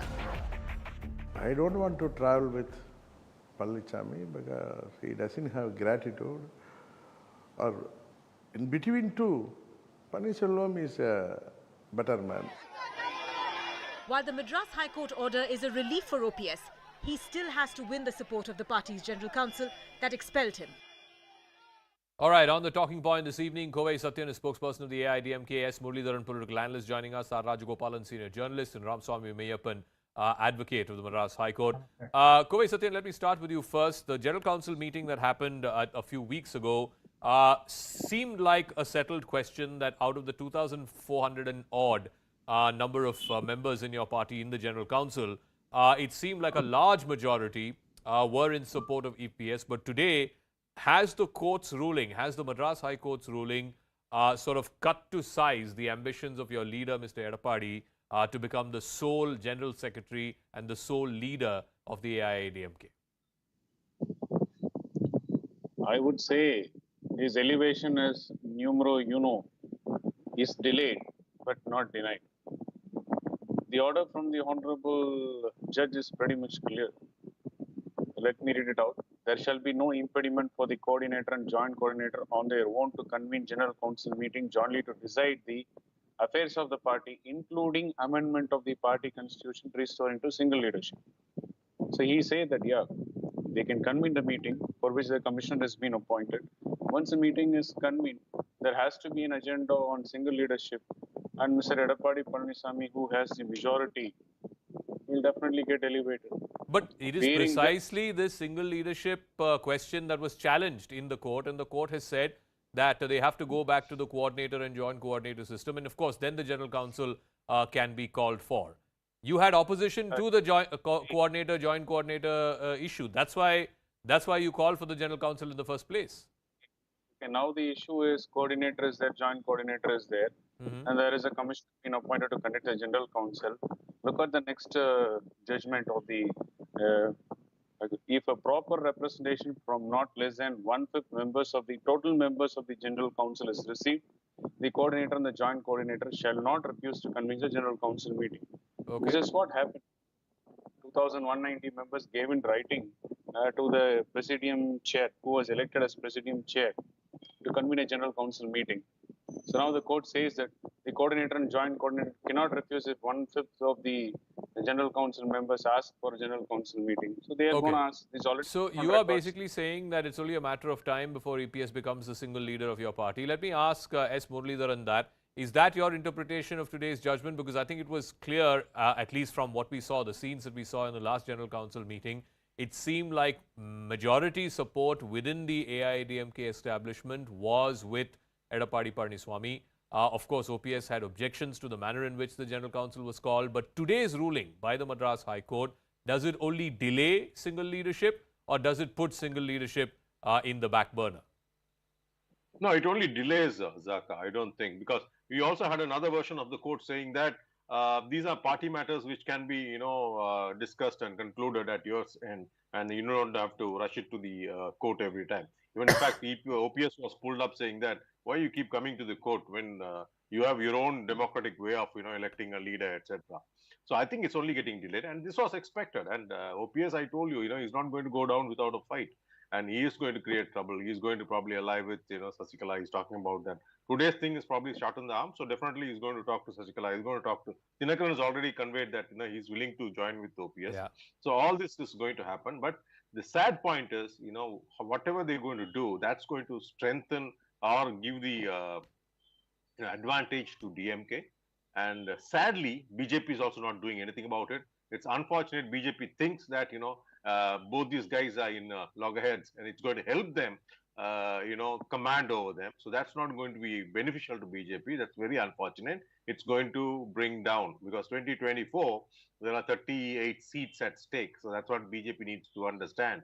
EPS becoming strong, yes, he will be a thorn in the flesh for them, but he's somebody who can beat DMK. Okay, let me ask R. Rajagopal on this, because the prevailing sentiment in the AIADMK seems to be that while EPS seems to have control internally within the party, OPS, Shashikala coming together is just a matter of time, with or without the blessings of the BJP. We don't know that yet. But you have this, paradox of a situation that the person who seems to have control of the party and the party organization doesn't seem to be the one that's favored by the other faction, which is Shashikala plus OPS, and like I said, plus or minus BJP. The paradox, Jaga, what in 2021, Mr. Amit Shah and Mr. Narendra Modi have, given a formula to Mr. EPS, Edappadi Palaniswamy, when he was chief minister. He said 100% we will not admit Shashikala. So from my understanding of today's judgment, to put it in a crystal clear for your viewers, OPS legally has won. Organizationally, Mr. Edappadi Palaniswamy has won. The single leadership is going to be a factor. Single leadership of Vatrai Thalmai in Tamil, what they say. In fact, all of us know Tamil. We can have a deliberation in Tamil also for a few moments. The reason being, Zaka, OPS, legally though one, EPS has the strength. And my interesting aspect is, who will get that, authorization of, the electoral symbol of ADMK, 2 leaves. Yeah. That gentleman will be the powerful person. Till last year, there were 2 persons were signing. Now, the factor and the fight for signature is there. Second, my clear understanding is Shashikala, OPS, TTV Dinakaran will go the way of DMK. And actually, in 1.5 years, in 15 months, rule of DMK, people are dejected, people are distancing from DMK. They want to have some way out so that they can express their view. There is no election immediately for another 1.5 years. Till then, this drama will be there. You and me will be debating every day. But the overall, since the vacuum is there, my 2 quick points is that 2 Kalagams will be facing a demise, and Rajinikanth, who was wanting to take a plunge in the politics, he is now withdrawing, with OPS, EPS having everyday jagada. Now, the third force is fastly emerging, the silent voters, those who are below 35 years, Zaka. I tell you, there was a study done by an illustrious college in Tamil Nadu. Okay. They spoke that 65% of the 35% age group, they wanted alternative to Kalagams. There are 8 Kalagams in Tamil Nadu. 8 में 2 तो निकल जाएगा, फिर 6 में fight है. So therefore, there is a bright possibility of 2024 Lok Sabha giving a split verdict. EPS will have a control, BJP will have a control, DMK will be pushed to second term, the second stage. The reason being, there is total disagreement about the DMK rule for the past 15 months. Okay, let me ask Ramaswamy Meyyappan. I think one of the larger questions that a lot of political parties are also asking is, these are internal matters of political parties, and I think earlier the Madras High Court had said that you have enough mechanisms within your party to resolve these issues. Why are you coming to the court? If this sets a precedent for fights within political parties to be settled by courts of law, what is the law and order issue here? What is the legality issue here? Ultimately, whoever has majority control of a party, he or she should be given the reins of that party. See, Zaka, what majority have failed to realize, the court today has very clearly said that it is not looking at interfering into the decisions of the party's internal matters. In fact, the court in paragraph, if I can say 78, clearly at the very end says, the court cannot interfere in the decision of the party, but if there is patent violation of the process, there is no bar to seek remedy through court. And the court says when due process is not followed, then the court will step in. What are political parties? Majority of political parties in the country are registered societies. So when there are registered societies, if they don't follow their own bylaw or the Societies Registration Act, then the court is bound to interfere. And here what's happened? the notice that was issued on 1/7 by the Edapadi faction for calling for the General Council meeting was not in accordance with law. And the court clearly struck that down. All that the court is saying today is that you have the numbers, you show the numbers in strength at an appropriate meeting. Don't just call your 2,500 General Council members. You claim that you have 1.5 crore party cadre. Historically, this party, as opposed to other political parties, has functioned on the basis of the strength of the cadre. The cadre have decided who their leader will be, what will be their bylaws. And now call it 1.5 crore cadre, that is your bylaws. Let them make a decision. If they want to change your bylaw, you change it. If they want to change your leader, you change. No, but so if you just do it, one slight that is not proper. Difference. Not difference. One slight, example. If you were to go back and look at the history of the AIADMK, when MGR died, there were of course the Jayalalitha faction and the Janaki faction. The Jayalalitha faction prevailed because it had support of the majority of the cadre, and eventually, of course, she went to the people and won elections. Ultimately, that's the essence of a democracy. In a democracy, the people decide. So even in the AIADMK, it's up to the party to decide, and as per the laws as it stands today, it's the General Council that decides. It cannot be a court of law's decision, or it cannot be up to the court of law to say, okay, the General Council was not convened in the proper fashion, or the General Council needs to be reconvened in a different fashion.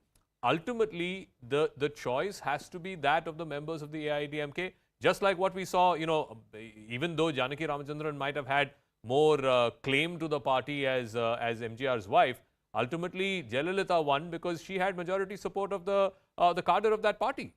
That is how it's settled in history. See, absolutely. So today again, there is two tests that will have to be taken. One, OPS had the direct appointment of Amma Jayalalitha to become the chief minister, and Edapadi Palaniswamy, through his governance, has shown how he's had control over majority of the party, the majority of the General Council members. So now it's for the party cadre, the 1.5 crores, to take tests as to who will be the right person to lead this party into the next front, the next era.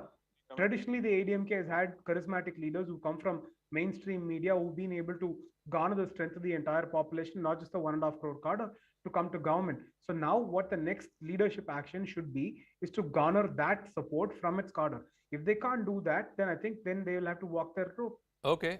We had an interview with TTV Dinakaran a few days ago, just before this verdict came out, and he said very, very clearly, and I want to ask Uvai Satyan this, he said very, very clearly that he prefers Pannirselvam over Palaniswamy.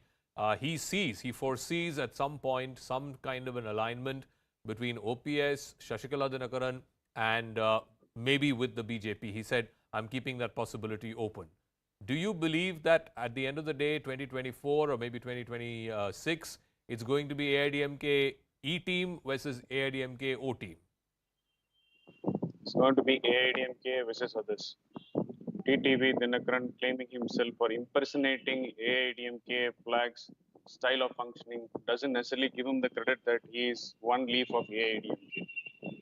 He is going to be a faction representing a community in Tamil Nadu. That's how it is going to get boiled down. The question here is, I want to answer Mr. Mayappan. The court didn't say that let's check with 1.5 crore members.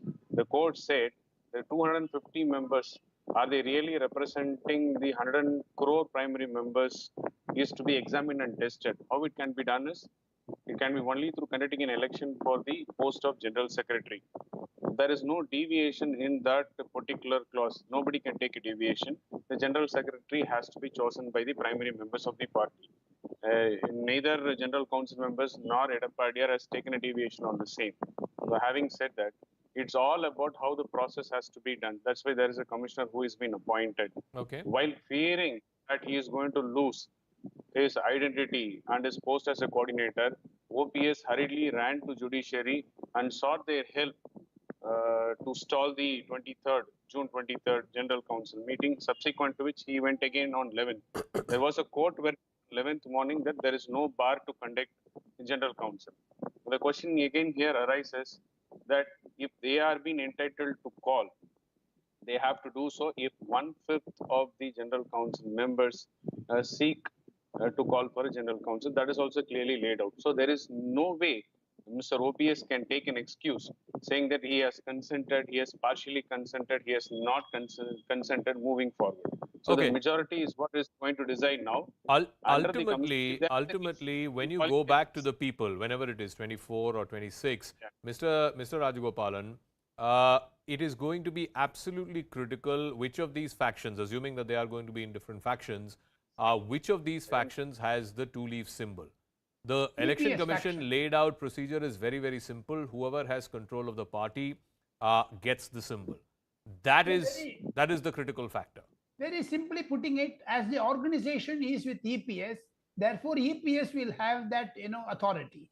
And second thing, taking a point before what Mr. Kovai Satyan, ADMK spokesman, said, he was very, very quiet in saying this is a factor between Tevar community and Gounder community, Jaka.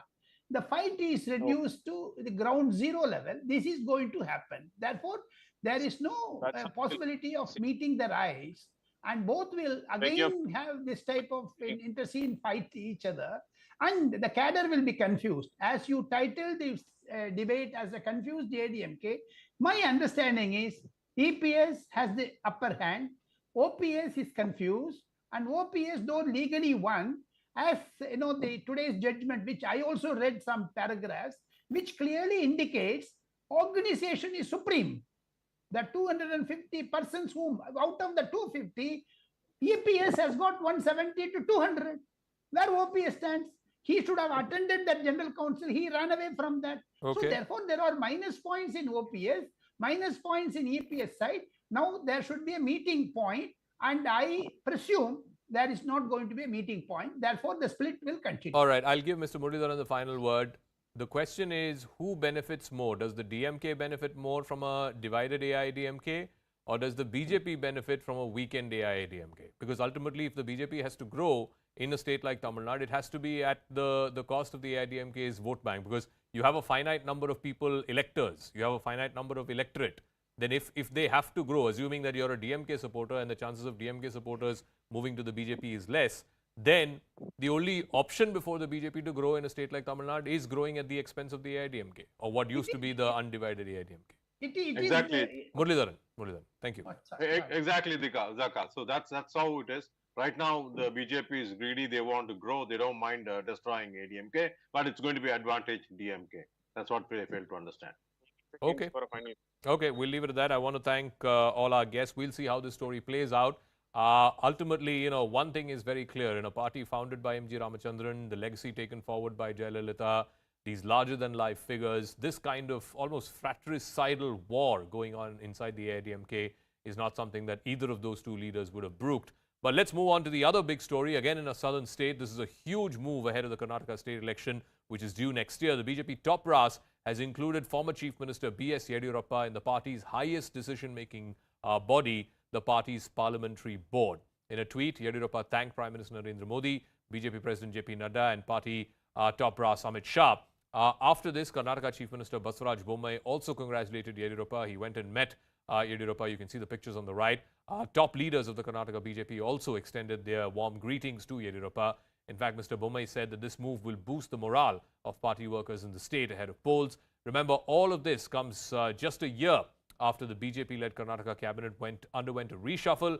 Yediyurappa was replaced by Basuraj Bommai as the chief minister. Let's listen in to political reactions that have been coming on this story. B.S. Yediyurappa has been appointed for parliamentary board and election committee, which is the highest decision-making body. I congratulate him on this occasion, and I thank our party leaders. It has given a very big boost for BJP in Karnataka.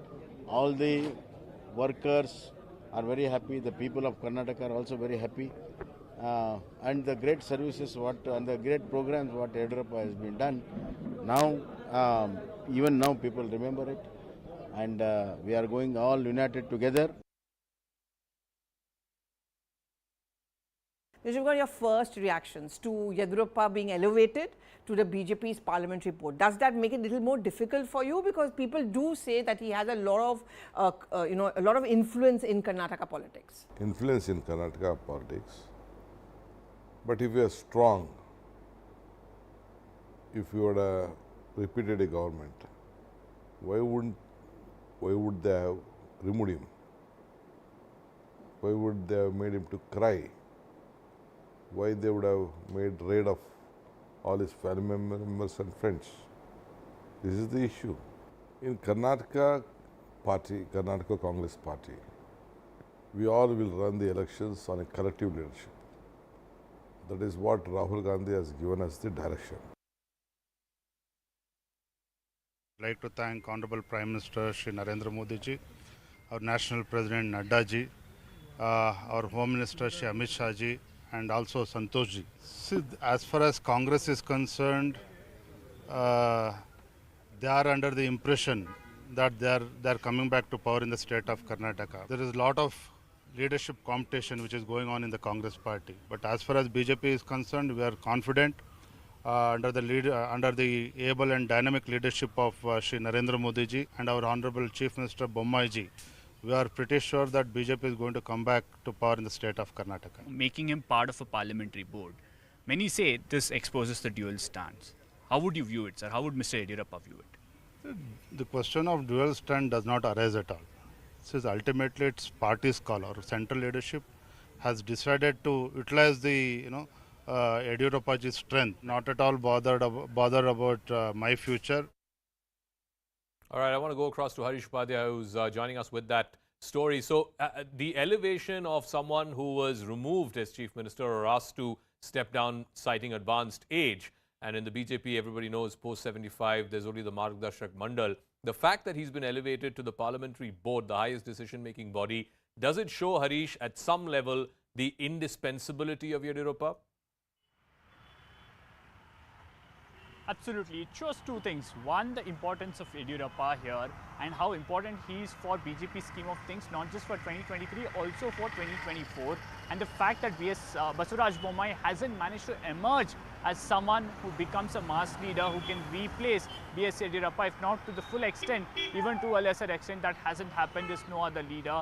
And that's one of the reasons why he has been elevated. Second, we also need to understand that over the last few weeks, the sense within the BJP is also that Congress perhaps is gaining ground, whether it's Siddaramaya's birthday bash or the recent Freedom March. They've seen a very good crowd turnout, and the government has been trying to struggle.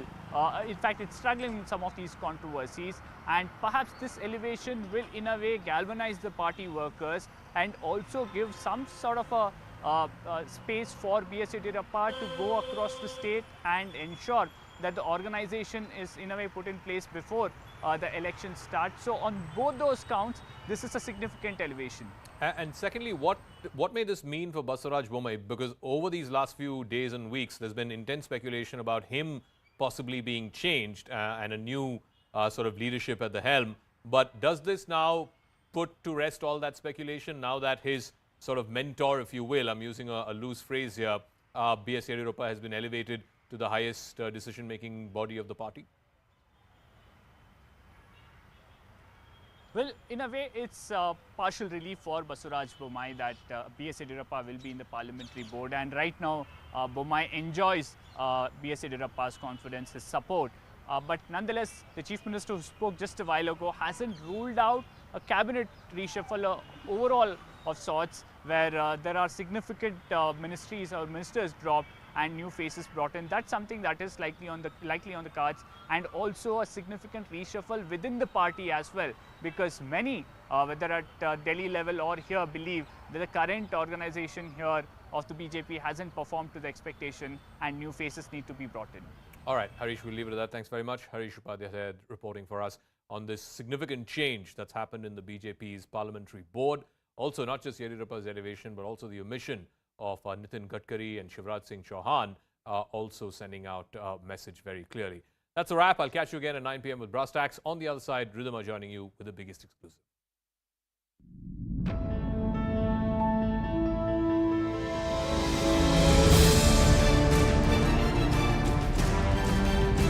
It's the big news that's coming in, that the forces have gunned down 3 terrorists of the Lashkar, and that includes the commander of the Lashkar, Latif Radar.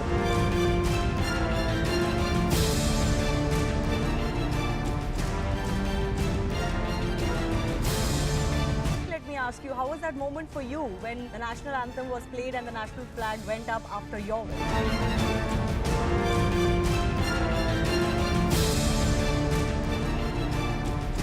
that if price rise, unemployment, these were the real issues in breaking the back of the middle class and the lower middle class in this country, Dr. Shankar Hussain, why is it then that the BJP is winning election after election?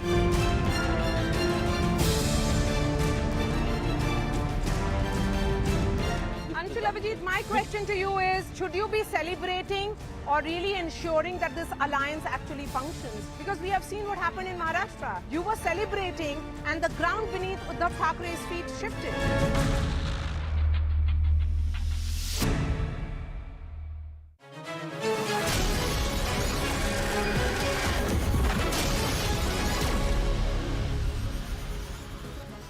Thanks a lot for staying with us here at CNN News 18. You're watching the biggest exclusive. I am Ridhima Bhatnagar.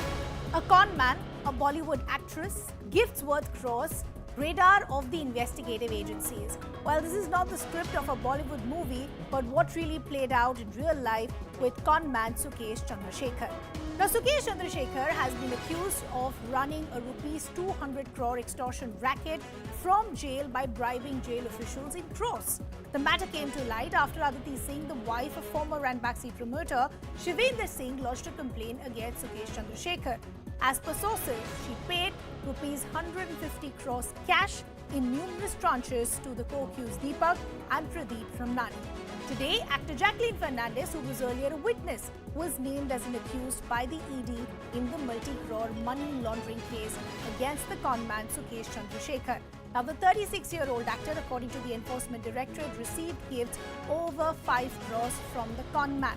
As per the charge sheet, Jacqueline Fernandez was aware of the extortion that was taking place. Delhi's Patiala House on the 31st of August will now decide on the point of cognizance over the fresh charge sheet. The other aspect of the scam is the sheer complicity of jail officials in Sukesh's crime. They didn't just look away, they actually actively aided Sukesh in running this extortion empire from inside prison. SIM cards, cell phones, expensive liquor, parties, glamorous visitors at odd hours. Whatever Sukesh wanted, he got, all in exchange for crores of rupees. Of course, action now has been taken. So now with Jacqueline under the ED scanner and now being named as an accused, the big question is, will many more skeletons also tumble out?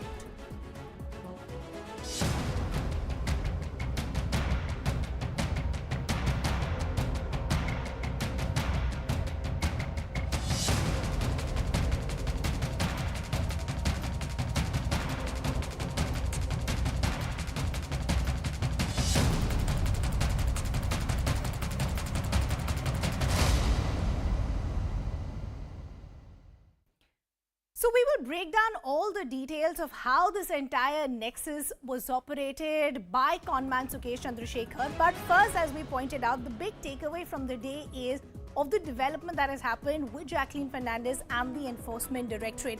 Let's first break down the details as far as what the charge sheet says, and this is what we're picking up by the means of sources within the Enforcement Directorate, that Jacqueline Fernandez, who was earlier a witness, has now been named an accused in the 215 crore scam as far as Sukesh Chandrasekhar is concerned. Now, this is important. What the charge sheet also points to is that Jacqueline knew exactly how things were. Chandrasekhar gave Jacqueline Fernandez gifts worth over rupees 5 crore. That means she was a recipient of the proceeds of crime. Jacqueline was aware that these gifts were bought from proceeds of crime, and she also knew as far as this entire extortion was taking place and the fact that this was a man who was behind bars. Jacqueline was aware that Sukesh Chandrasekhar was an extortionist. Remember, there have been claims, counter-claims from Jacqueline saying that I wasn't even aware of who Sukesh Chandrasekhar is, to Sukesh Chandrasekhar saying that we were actually in a relationship together. Gifts worth multiple crores, as I pointed out, were given not just to Jacqueline Fernandez but to her family as well, and that is why today the trouble was only increased as far as Jacqueline Fernandez is concerned. As I pointed out, gifts worth crores was given to Jacqueline Fernandez. Let's just break down some of those interesting details for you viewers now. Let's first begin with the luxury cars, a Maserati and a Porsche, crores of rupees. But that's not where the luxury cars end. A Mini Cooper worth 50 lakhs was also gifted to Jacqueline Fernandez. Oddly, a horse worth 52 lakhs was also as part of this long list of gifts. 4 Persian cats, and they costed a whopping 36 lakhs. They were also gifted by Sukesh Chandrasekhar to Jacqueline Fernandez. So there's luxury cars, horse, cats, and luxury and designer bags as well. Designer bags from Gucci as well as Chanel, over 5 lakhs. That was given to Jacqueline Fernandez as well. Not to miss the luxury shoes, pair of Louis Vuitton shoes, almost costing 2 lakhs.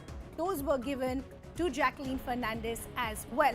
So the big question that we're now asking is, with the ED heat only increasing and Jacqueline in legal soup, the big question is, how deep does the rot really run? Let me also now introduce our guests who are joining to take this discussion forward. I have my colleague Ashish Mehrishi, who tracks developments of the Enforcement Directorate. We have the former Deputy Director of the Enforcement Directorate, Satendra Singh. We also have an actor, Nasir Abdullah. We have a lawyer, Aniket Nigam, and we also have the founder and consulting partner at Perfect Relations, Dilip Cherian. Good to have all of you on the broadcast with us. Ashish, you've been tracking this story from day one, so let's begin with you.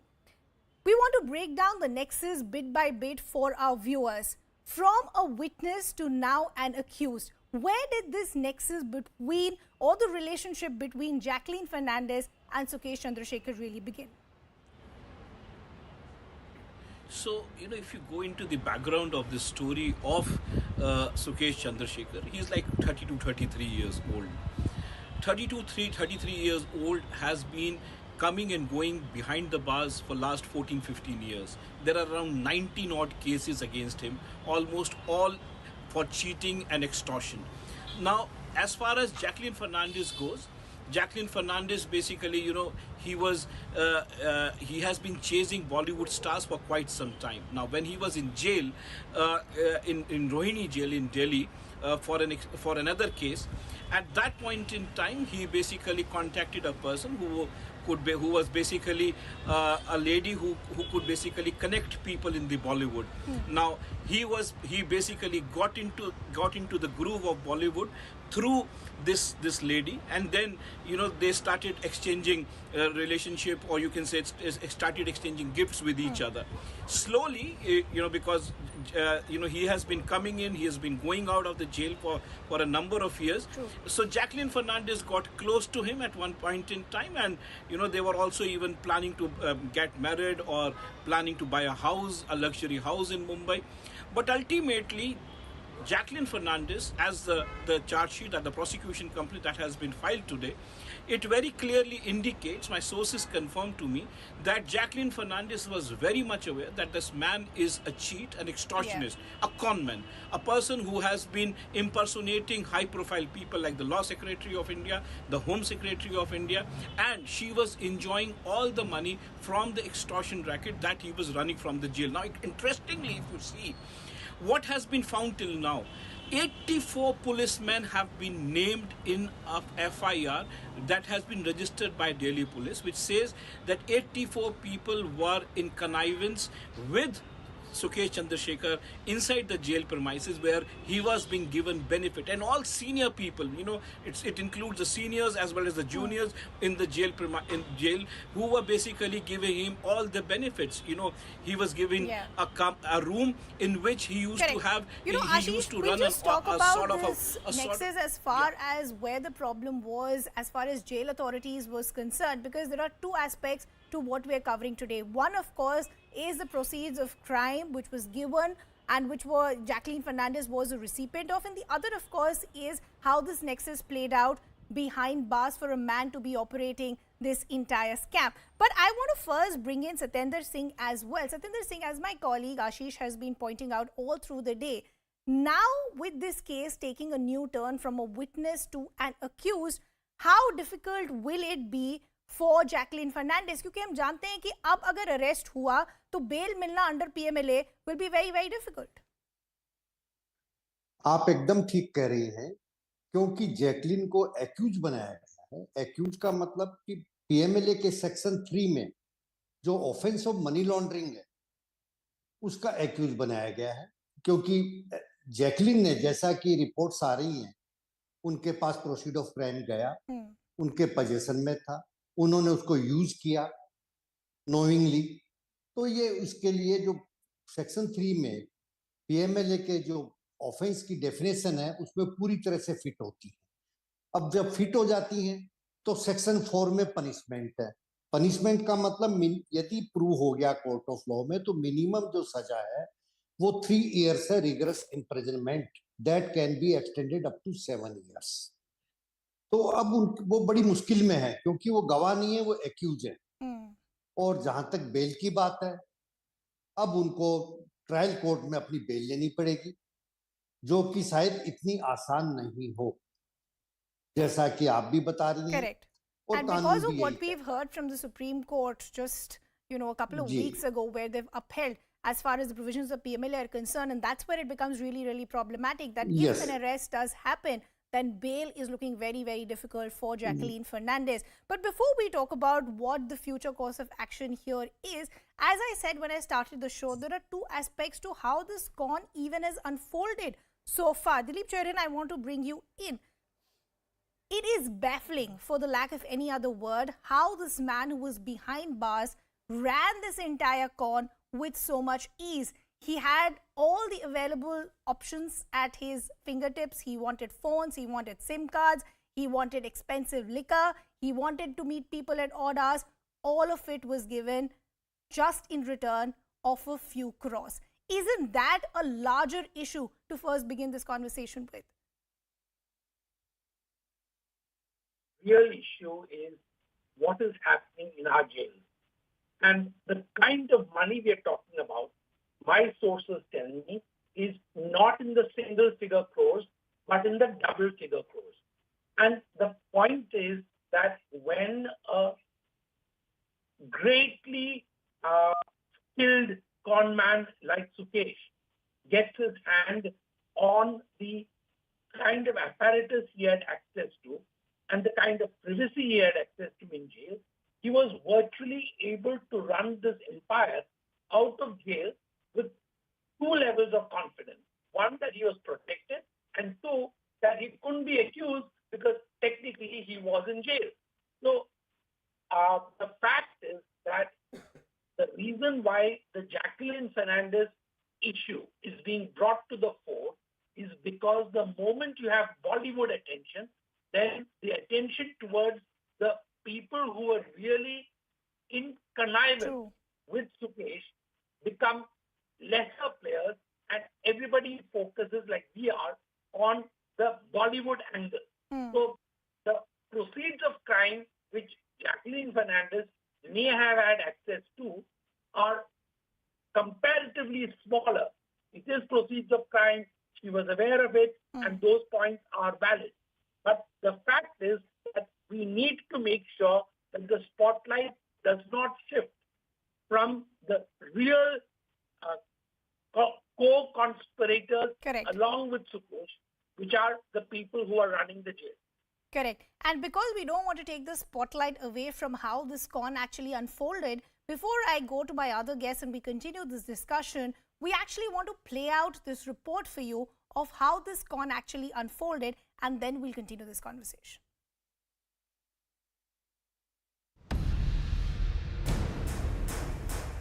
"32-year-old Sukesh Chandrasekhar is the protagonist of this real-life drama. A boy from a lower middle-class family in Bengaluru who conned the rich and famous and lived life king-size. A life filled with luxury cars, private jets and starlets. In and out of jail since the age of 17, he is currently a state guest in Tihar jail. This is where he pulled off his most audacious heist using just his brains, a cell phone and his extraordinary skills of impersonation. This was his prey, a desperate billionaire housewife trying every trick in the book to free her jailed husband. The husband in question, Shivendra Mohan Singh, once among the richest men in India, with ownership of brands like Ranbaxy, Fortis and Religare. He and his brother are currently in jail for fraud. Singh's wife Aditi paid Chandrasekhar 215 crore rupees in all on the promise of getting them out. Another of Sukesh's victims was AIADMK leader TTV Dinakaran. After Jayalalitha's death, a tussle broke out over the two-leaf symbol of the party. Dinakaran was desperate to retain it. Enter Sukesh. He posed as a middleman who had connections in the Election Commission, someone who could sway the vote in Dinakaran's favour. Dinakaran paid a 50 crore bribe to get the job done. Also in the list of Sukesh's victims is former TDP MP Sambasiva Rao. Sukesh impersonated a senior CBI official and a Home Ministry official to extract 100 crore from Rao. 17 years, 27 FIRs, countless cons, VIP victims. Sukesh, obsessed with Bollywood, is a film waiting to be made. A film waiting to be made, exactly what I said when I started the show. I want to take in a quick word from my colleague Ashish before I go across to the other guests. Ashish, since you've been tracking this from day one, for whatever investigators that we've spoken so far, they said if we had to pinpoint one particular skill, quote unquote, as far as Sukesh Chandrasekhar is concerned, that was impersonation. And that's what we heard in the Supreme Court today as well, that a lot of people are seen as dangerous when they have AK-47s with them. But Sukesh Chandrasekhar actually became dangerous just because he had the ability to use software on a mobile phone. So, he's a master of con. I can say that, not many people would actually know that how spoofing technology and other softwares can be used to basically manipulate your voice. So here he knew how to do it, and that is why he used certain softwares to manipulate his voice. Also, he basically used spoofing technology to basically bring it to light to the person on the other side that it's actually a real call coming from the Home Ministry or from the Law Ministry, but the real number was never visible on the screen. So here he was basically impersonating all senior officials. I have heard the communications, because there are certain recorded communications as well by the Enforcement Directorate, and it's very difficult for the other person, especially who's been a housewife like Aditi Singh. She is not a businesswoman, she's a housewife, to understand how the government works. And the way he was manipulating his voice as a law secretary or as the Home Secretary, it was, anybody could have fallen into that trap. So here, one has to realize the fact that yes, this man is actually very intelligent when it comes to conning people, and and he achieved what he wanted. But ultimately, the Enforcement Directorate was a step ahead of him, and he was finally caught with the proceeds of crime. The Enforcement Directorate has been able to track down a lot of proceeds of crime. I remember when the Enforcement Directorate searched his house. Again, that was a Benami property on the East Coast Road in Chennai. It was a luxury house. There were around 24 luxury cars which were parked there. So they have been able to track down the proceeds of crime of around more than 200 crore rupees. They have been able to track it down. And once that happens, then obviously the money goes back through the court to Aditi Singh. But ultimately, yes, one has to accept that this man is actually a master of con. Master of con. Nazir Abdullah, I want to bring you back in now. As I said when I started the show, Sukesh's obsession with Bollywood was known for a while now. Now, doesn't it become convenient for actors or actresses like Jacqueline Fernandez, who knew exactly how things were, that this is a man who's given me luxury cars, luxury bags, is helping not just me but my family members as well, but is a con man behind bars? Doesn't it then just become convenient from the version that what we've heard from Jacqueline Fernandez so far, that I didn't even know his real identity? Becomes quite difficult to believe, isn't it? Before I start, I just wanted to know if I can have half the amount of the time that Ashish had, the journalist. He's had a long, like a discourse on the whole thing, so I hope I'll be allowed half the amount of time. Here is the deal. Sukesh is the culprit, the main guy, the criminal. He did the stealing, the forgeries, the etc. Jacqueline is the recipient of whatever he stole. Now, being the receiver of so-called goods that were fleeced off whoever, Jacqueline is not a culprit in my opinion, and I will give you evidence of that fact, that you are insisting as if you know that Jacqueline knew all this. That is a load of rubbish at the moment. From That my is point what of view, the please ED don't has said interrupt in me. their charge sheet, Monica, sir. I We know. are I said quoting please don't. I said please Sir, one don't sec. interrupt me. Sir, I one said sec. please I don't have to interrupt at least me. correct you factually Monica because Bedi. this is exactly what the ED has said in its Okay, charge tell sheet. me. That is Okay, why she's tell been me, moved tell from a me. witness Okay. to an accused. So was she not a recipient of the proceeds of crime? Okay, got it. You know better. Monica Bedi was the wife of an underworld don called Abu Salem. Based out of America, she lived with him for years. She was married to him. And she obviously knew, must have, one day or the other, though the girlfriends are the last ones to find out that their husband is a criminal. Let us get that. I've seen it all over the world, and there have been films also made of it. She got away. She didn't get a jail term. She was his wife. She knew all sorts of stuff. They even got her to play a part in Big Boss as a very bright celebrity. So here is the deal. We need Mr. Sanjay Hegde, someone like that, to actually say what is involved. The gentleman from the ED seems to think, oh, this, that, and the other. And hang on a minute. I know for one thing, if she's the recipient, and of course, everybody falls for the gifts, all the Bollywood actresses, you know, whoever, and she is not the accused.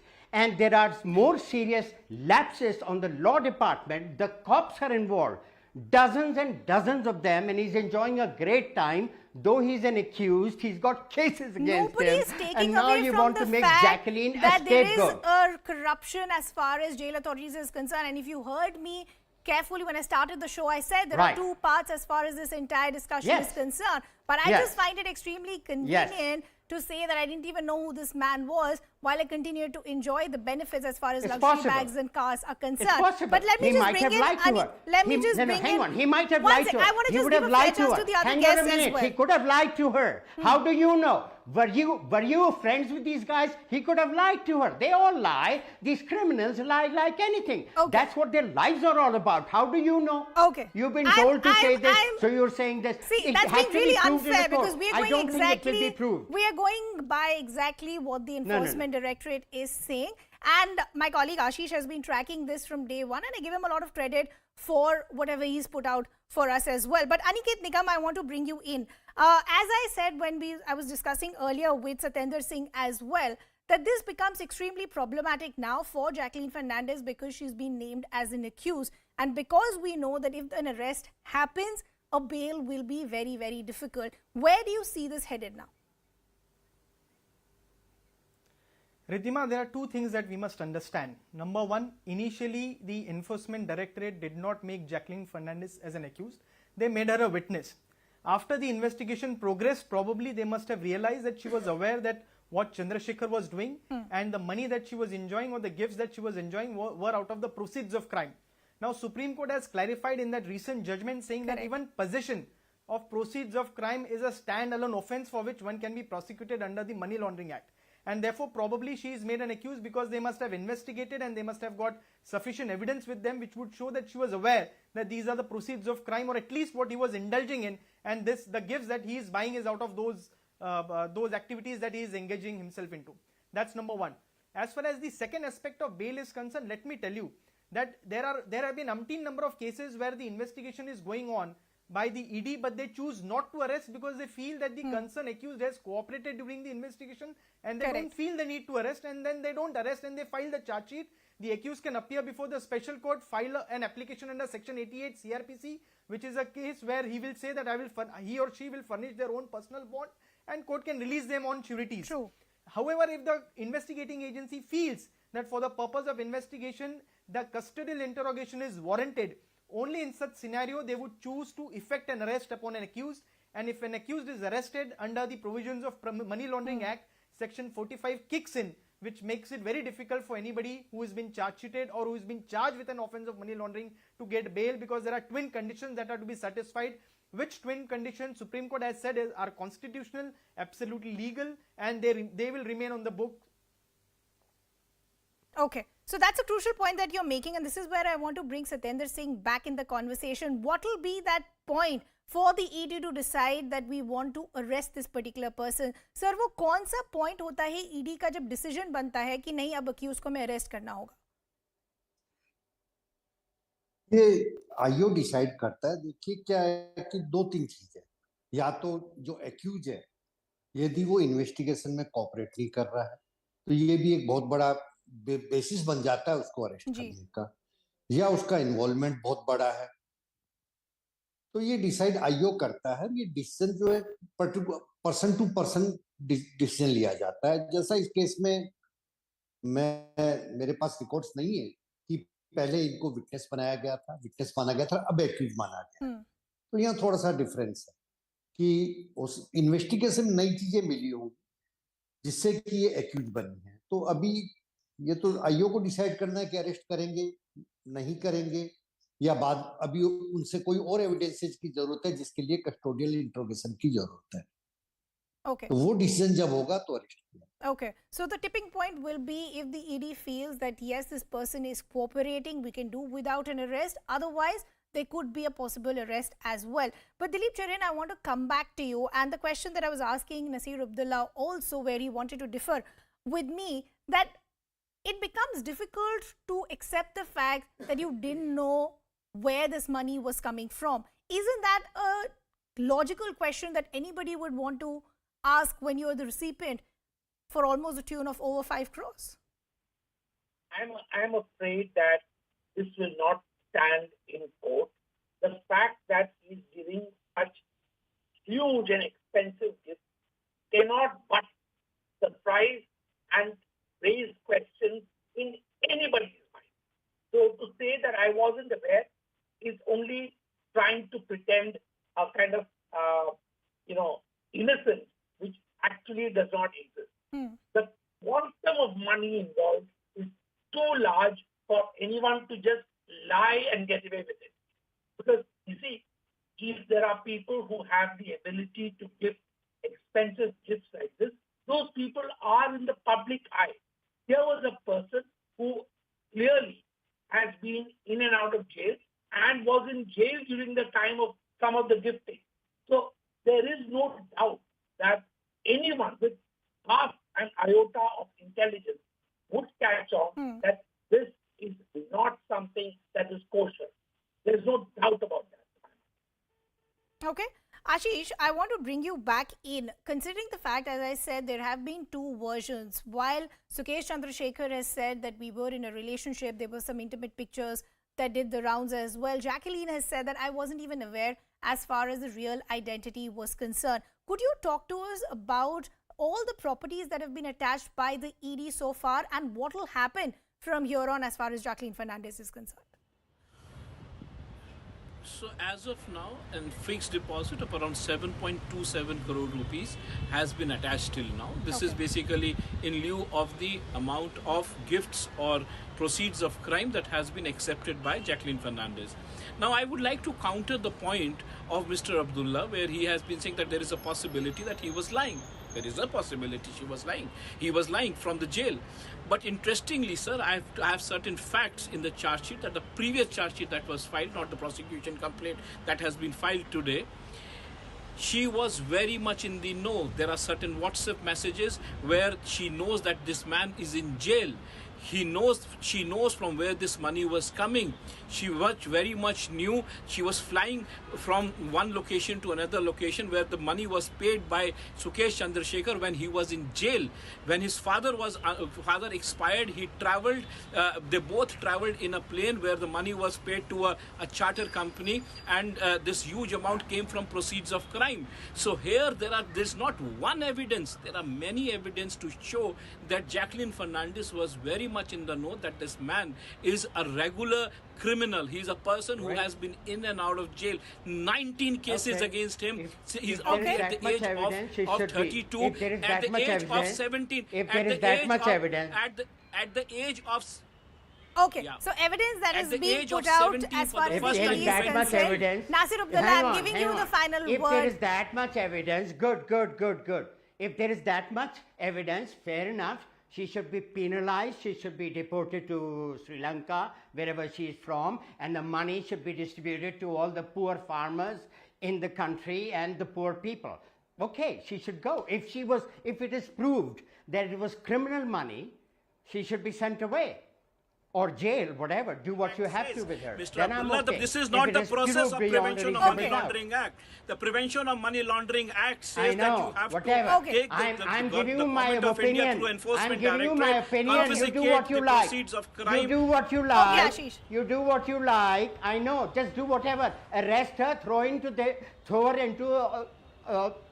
Tihar jail. I'm okay with it. I'm okay. Whatever you want to do. The point is, if there is enough evidence to prove beyond a reasonable doubt that she had the criminal intent to take this blood money. So me and you can't sit here and really, money, make judgments of what really should happen. We will have to let law take its own course. But as we pointed out, this is a story that we'll keep tracking very, very closely. Would like to thank all my guests as well. It's a wrap from my side. Plain Speak with Shivani is up next.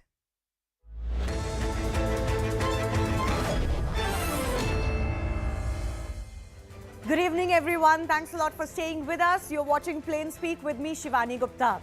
Remarkable confusion prevailed today as Union Minister for Housing and Urban Affairs, Hardeep Singh Puri, announced that nearly 1,100 illegal Rohingyas in the national capital will be housed in EWS flats in an NDMC area. EWS is economically weaker section. Well, not surprisingly, this raised many eyebrows given the BJP's national security pitch that comes in direct conflict of giving refuge to such illegals. The BJP even began to receive much criticism even from its own, who reminded them of their CAA promise to religiously persecuted Indic faith populace that has fled Pakistan, Afghanistan and Bangladesh. Remember, CAA rules have still not been notified. Before the damage could go too deep, came the clarification from the Home Ministry, none else, that no such settling of Rohingyas in flats will take place. They will stay in the same place, which will be designated as a detention center and be deported in good time. But then the battle shifted to Union government versus the Delhi government, because the MHA has made it clear that it is the Aam Aadmi Party-led government that wanted to shift the illegals, a charge the AAP denies. In fact, there is a pitch battle now between the two on just who is going to be tougher on Rohingyas. We will go to our guests in just a bit, but first up, there is no denying that Hardeep Singh's initial tweet caused embarrassment for the BJP and the government. One, because their own members and supporters began criticizing the move, and secondly, the Home Ministry eventually had to deny the same reports. So here's a check of what exactly the minister said earlier. He said that a landmark decision has been taken to shift all Rohingyas in Delhi to EWS flats in Bakarwala. The clarification from the MHA said that no such directions have been given to provide such flats to Rohingya illegal migrants. Note the difference in the language as well. The minister had also said that these illegal migrants will be provided basic amenities, UNHCR IDs, and round-the-clock Delhi police protection. Frankly, there is no big issue if all of this is done. The clarification from the MHA said that Rohingya illegal foreigners will stay at the present location, and the matter of their deportation has been taken up with concerned country through the NEA. Finally, the minister had also said that India follows UN Refugee Convention 1951 and provides refuge to all regardless of race, religion and creed. Frankly, the government has said earlier they're not a signatory to the 1951 convention. The clarification by the MHA made it very clear that illegal foreigners are to be kept in detention centers till their deportation as per law. While there can't be an exact number on illegals or even Rohingyas in India, here is what we know. Some of the hotspots. Delhi, of course, the estimated figure is that there are about 1,100 illegal Rohingyas in the national capital. Jammu and Kashmir is another hotspot with as many as 10,000 suspected Rohingyas. And there's been a big question mark on why they have chosen Jammu to settle down. Telangana is one other such hotspot. The number is roughly about 6,000. And then, of course, Rohingyas are spread across the country in different numbers. Some have been spotted in Karnataka recently as well. Overall, the national estimation is about 40,000 illegal Rohingyas. Only half of them are registered with the UNHCR, which means that they have an official document to claim refugiation. Now, it's not a matter of great surprise that India is not comfortable with Rohingyas. Any country is wary of illegals, and it's important to remember, illegals are not refugees. Here is what the Union government had told the Supreme Court in 2017, that illegals pose a security threat to the country, it's obvious. They create an extra burden in an already populous country like India. They also have fake documents. They indulge in human trafficking. In fact, Rohingyas have been accused of facilitating illegal entry of others into the country as well. Some have links to Pak-based terror groups. It's been a large concern that they can be used for terror attacks in India. Some have been known to be part of ISI, ISIS, and during communal flare-ups and tensions in the country as well, their role has come to light. In fact, CNN News 18 has done a full report from the Nepal border in Bihar's Himachal area. It highlights a huge security threat. It's districts like Madhepura, Katihar, Saharsa, Kishanganj, Araria, Supaul, Purnia that have already been compromised. Illegal migrants are occupying what is known as no man's land very dangerously in Bihar. 729-kilometer length of no man's land in Bihar has been already, quote, occupied. Not a surprise that this is leading to massive demographic shift, which, as many would have heard, demography is destiny. Now, what is the route that is being taken? Now, intel sources are telling CNN News 18 as part of our investigation that the route is from Bangladesh to India, but via Nepal. So, from Bangladesh, these illegals are going to Nepal and then entering Bihar. This is the crossover, route that they are taking. We know Rohingyas' presence is an issue, but so far the BJP was alone in being criticized for being quote-unquote anti-Rohingyas and thus anti-Muslim too. Now the Aam Aadmi Party, that has often aped the BJP's soft Hindutva or pro-Hindu plans, Desh-Bhakti plans, has thrown its ring in the fray by calling Rohingyas a threat and throwing down the gauntlet that they will not let illegals settle in Delhi. So the big debate that's coming up is the Aam Aadmi Party, fair and simple, trying to match the BJP's nationalism pitch. 29 जुलाई को एक meeting करते हैं जिसकी अध्यक्षता दिल्ली के chief secretary करते हैं कि इन सभी घुसपैठियों को ईडब्ल्यूएस के जो घर बन रहे हैं उसमें शिफ्ट किया जाएगा और मेरे हाथ में ये जो बैठक हुई है उसके मिनट्स हैं और उम्मीद ये की जा सकती है कि संविधान की शपथ लेने वाले अरविंद केजरीवाल जी अपने कर्तव्यों का निर्वाह करेंगे और देश की सुरक्षा के साथ कोई छेड़छाड़ नहीं करेंगे। भारतीय जनता पार्टी की सरकार इन रोहिंग्याओं को बसाकर अपने लिए इस्तेमाल करना चाहती है, अपने लिए वोट बैंक बना रही है और इस इस्तेमाल का जो पर्दाफाश है आज हमारे सामने हो गया। हम मोदी जी से कहना चाहते हैं कि हम इनको दिल्ली में नहीं बसने देंगे।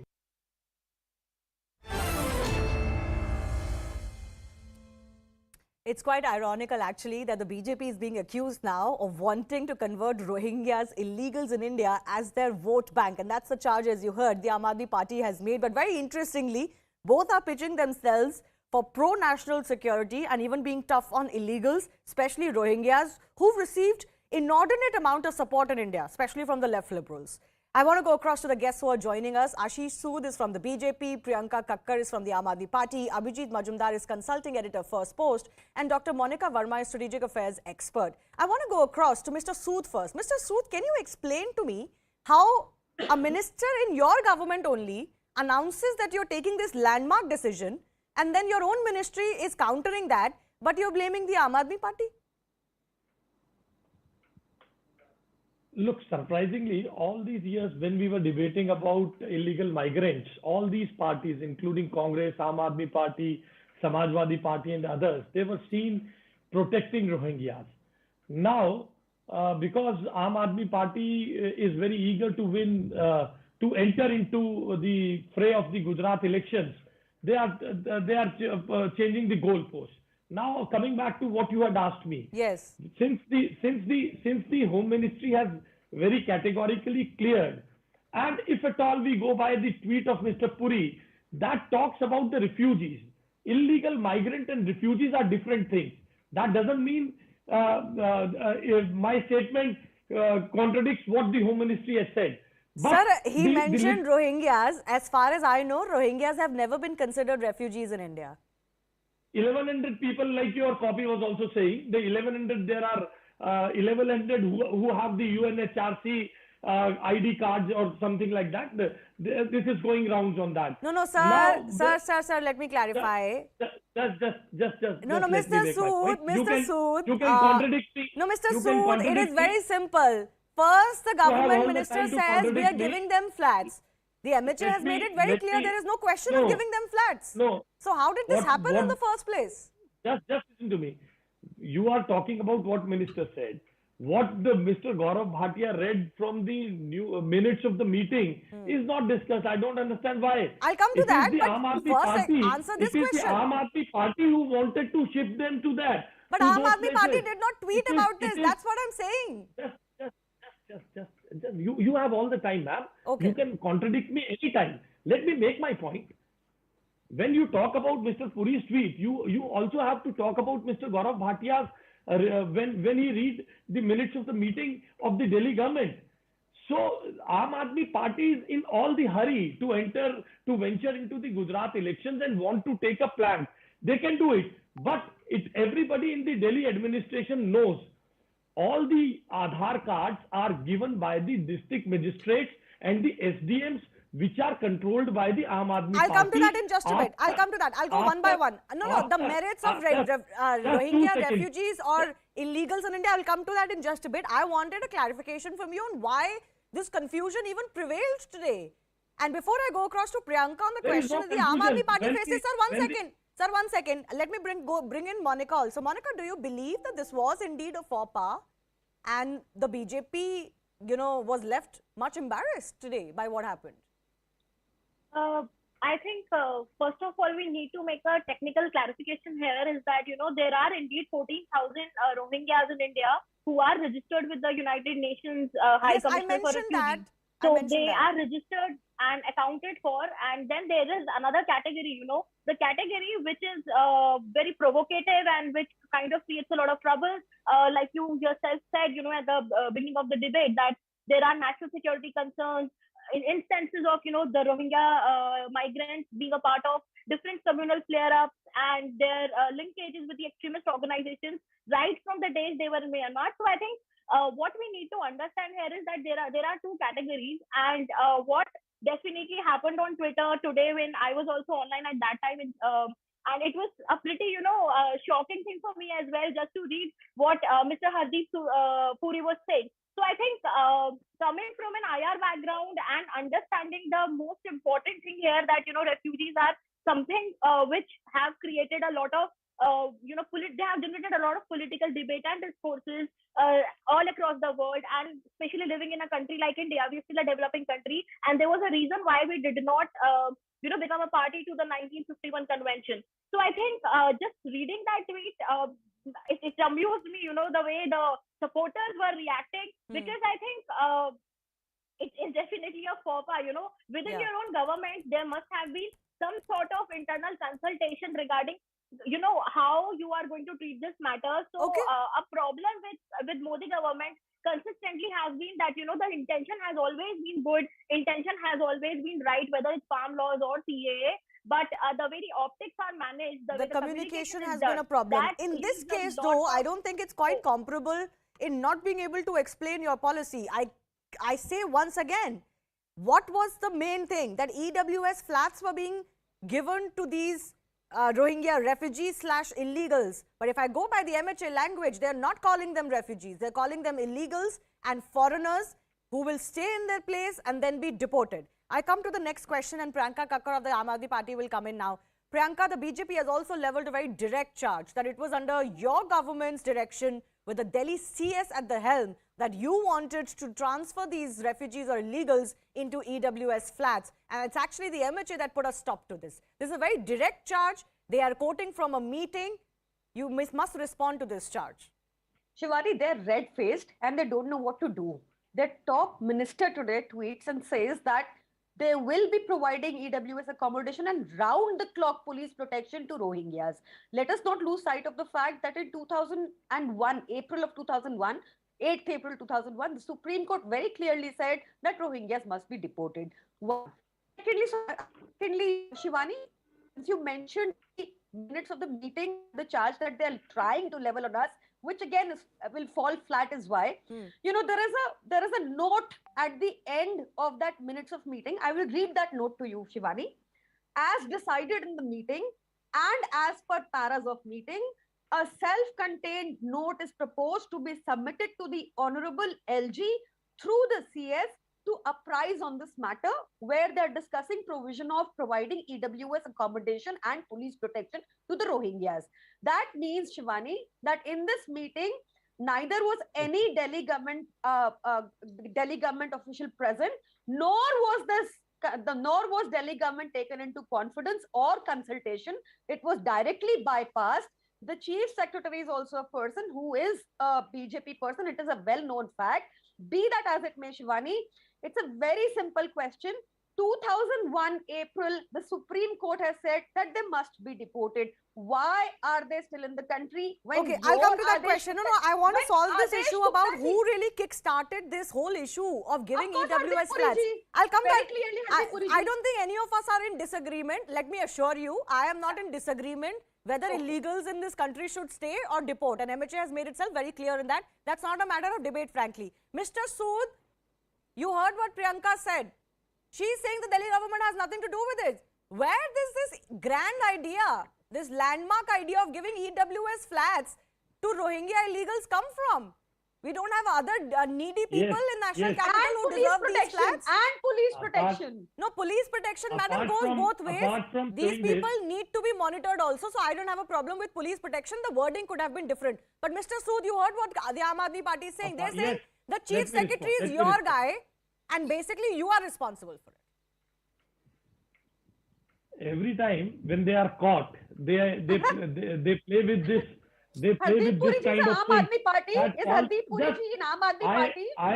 Just listen to me. I did not interrupt when you were lying on everything. Let me have that respect also. You can counter me on your chance. Every time when they are caught, they start saying that this officer is Centre's man, this is BJP's man. And look how Priyanka ji was saying, why are they not deported? This is what everybody is asking, Priyanka ji. Why your MLAs are signing the recommendations for their Aadhaar cards? Aadhaar cards, for your information, is given by the DMs and the SDMs, which are the Delhi government officials. Aadhaar card means what? We are a party to a convention where we have to provide bijli and pani to the migrants here. आप पूछिए ना, आपने क्यों रखा है? You will provide Aadhaar cards to the Bangladeshi sir, आपके आदेश गुप्ता जी ने कहा कि रोहिंग्या को दिल्ली में इसलिए रखा है ताकि दंगे हो। जहांगीरपुरी दंगों का ब्लेम उन्होंने रोहिंग्या पे डाला। आप उनको भेज क्यों नहीं रहे? Yelling will not help you. You asked me why they are not deported. Why did Hardeep Puri ji tweet? Let me tell you. What did Hardeep Puri ji say? Yelling will not help you. I'm not yelling, sir. I'm not yelling. Okay. Why is Hardeep Puri ji interested in providing them accommodation and police protection? Why are you providing Aadhaar cards? Simple, why are you providing Aadhaar cards? Why are you providing a house to them, sir? I don't want to show that Aadhaar video. Card ताकि आप identify कर पाए और भेज दें उनको। आधार card का कोई अस्तित्व नहीं है। आप आपको अगर बिजली पानी देना पड़ेगा, कैसे देंगे? No, let's stick to the subject. Let me come in, please. Let me come in, please. I will allow you to respond to each other, but please allow each other the courtesy of making their point. Speak for a minute each and then respond. Mr. Sood, pointed question is on who started this move to give them EWS flats. If you're making the big charge on the Aam Aadmi Party, you must prove it. It is the Aam Aadmi Party government who started this. Mr. Gaurav Bhatia told them. Mr. Bhatia has presented the minutes of the meeting and it is a known fact. देखिए आप बीच में बोलेंगी तो मैं आपको बोलने नहीं दूंगा अगर इस तरह आप बीच में इंटरप्ट करेंगी. एक-एक करके बोलिए please. This is no way to debate. Yes, Mr. Sood, please finish. Yes, देखिए आम आदमी party is known favoring all these illegal immigrants. They were the people who were opposing CAA. They were the people who were opposing NRC. Why were they opposing NRC? You know, it's a good question, and I want to come to the flip-flops that the Aam Aadmi Party has made on its policy now. It's a very important question that Mr. Sood is raising, Priyanka. You know, Manish Sisodia, as Delhi Deputy Chief Minister, said, I stand with those in Shaheen Bagh. The Shaheen Bagh protest was on CAA. And today you're suddenly sitting up and saying, we will not allow Rohingyas in this country, in the national capital? Shivani, since you are very well aware that there is a different category, there's a Rohingya, there's an illegal immigrant, there's a Shaheen Bagh. Okay, sir, one by one now. Sir, one by one now. Are you supporting yes, Rohingyas? NRC also, are you absolutely. Let her respond, let her respond. Sir, are you going to provide flats to Rohingyas in Delhi? Hardeep Puri ji said so. Are you going to provide flats to Rohingyas in Delhi? ये flip flop ऐसा mister सूद मुझे पूछने दीजिए अब ये इतना massive volt-face हुआ कैसे है Priyanka suddenly the Aam Aadmi Party is like we don't stand for illegals your MLAs have been accused of harboring them in areas like Shaheen Bagh Shivani ji, we are a party which will follow the constitution, which will follow the rule of law. Let's not confuse so many issues. Illegal foreigners separate issue, migrant separate issue, Rohingya separate issue. Today the debate is why did Hardeep Puri ji decide to support and provide EWS accommodation to a class of people who the Supreme Court has instructed to leave the country. They must be deported. We've debated, Priyanka. I want to ask you, what is this Aam Aadmi Party pitch now?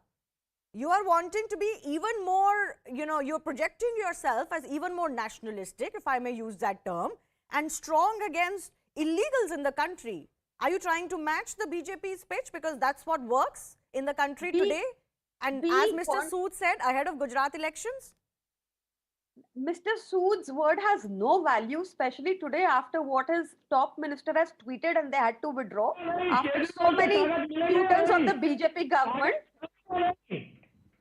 Sir आपकी advice अब आप जिस मुद्दे पर हैं उस पर कहिए ना आप EWS घर देंगे रोहिंग्यास को क्योंकि आपकी भी नहीं आई आपकी जो मिनिस्ट्री से क्लैरिफिकेशन आई है वो रोहिंग्यास नहीं बोलते रोहिंग्यास को घर देंगे हम दिल्ली में कोई इलीगल इमिग्रेंट नहीं चाहते हम नहीं चाहते टैक्स पेयर का पैसा इलीगल इमिग्रेंट के यूज हो पड़े सुप्रीम कोर्ट का आदेश है इनको भेजिए आपने अब तक क्यों नहीं भेजा ये सवाल है ऊपर से घर की क्यों सोच रहे हैं Okay, let me come in one more time. See, when you speak over each other, neither of you is being heard clearly. I will give you time, Mr. Sood. I will give you time one more time. We have time. Priyanka, I want to ask you one more question. The same question again before I go to Abhijit, who's been waiting very patiently. Please explain your stand today. Simple as that.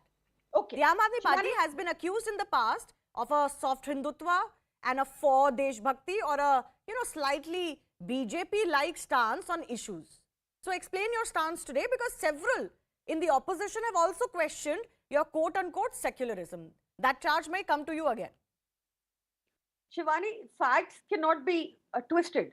Now the fact is that now I'll tell you our stand. We do not want any illegal immigrants in Delhi. We want them out of Delhi. We do not want to use the taxpayers' money on providing any facility to the illegal immigrants. The Supreme Court in 2021 has clearly said that Rohingyas have to be deported. We also maintain the same stand. We want the order to be implemented. It is so shocking that the minister, a top-level minister, you cannot say it was FOPA because it is a top-level minister who has still not deleted his tweet and he wants to provide EWS accommodation and police protection to the Rohingyas. What you can also not do, Priyanka, is say that the Chief Secretary was part of it, but we have nothing to do with it. That's not how it works. The Chief Secretary was not part of it, but it was supposed to be submitted. You just said that the Chief Secretary is a BJP person. You can't wash your hands off like this. No, Shivani. I am saying, I'm still maintaining my stand. Listen to what I said. No, Shivani. You please repeat what I said. They have to send Mr. Sood, I'll come to you. Mr. Sood, I'll come to you. I'll give you time. I'll give you time. Let Priyanka finish.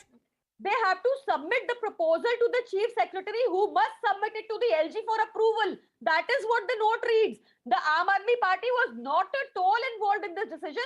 We were not even invited. We were not informed. I have a note, a letter dated 23 June 2021 formally requesting the NDMC by the Kejriwal government to allot the community centre along with 240 EWS flats situated at Bakkarwala for setting up a restriction centre. It cannot be so. Bakkarwala is something which comes under the BJP regime. The Bakkarwala is an area under the Delhi jurisdiction which is manned completely by the central government. But did you write the letter or not? Verify this.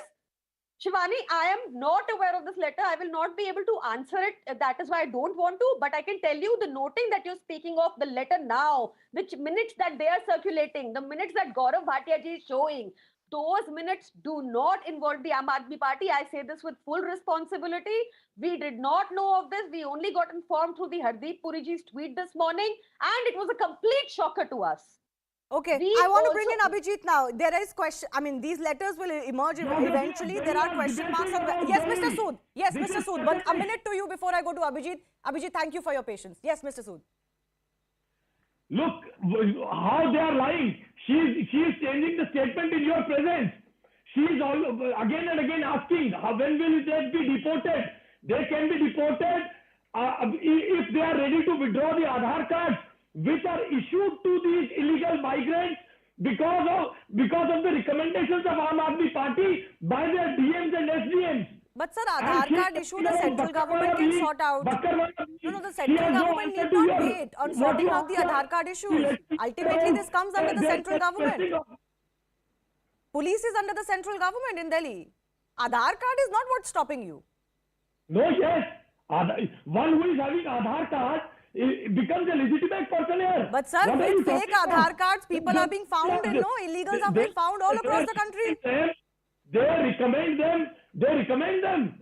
And I am telling you, I have a video of Amanatullah Khan going there and when the UP government was electing them.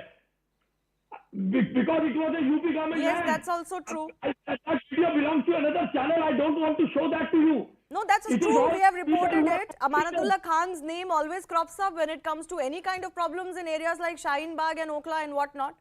The Delhi government has never been able to handle him. Shivani, the question, let's remain on the question, why did Hardeep Puri ji... No, that is the question, madam. I have quizzed the BJP on that. The question very much is also the Aam Aadmi Party cannot one day wake up and say that we don't stand for this when you can oppose CAA. I'm sorry, that's a political duplicity. I'm going to question. No, okay, Abhijit Majumdar is coming in. Abhijit, what do you read in the Aam Aadmi Party's very vociferous opposition to Rohingyas today? Are they trying to ape the BJP's nationalistic pitch, especially as one said ahead of Gujarat elections? Thank you for asking me at the very fag end of it, Shivani. But today is not about Aam Aadmi Party at all. Today is about how terribly BJP messed it up. The of India's version in the Supreme Court is saying one thing, their senior cabinet minister Hardeep Puri is saying completely another thing.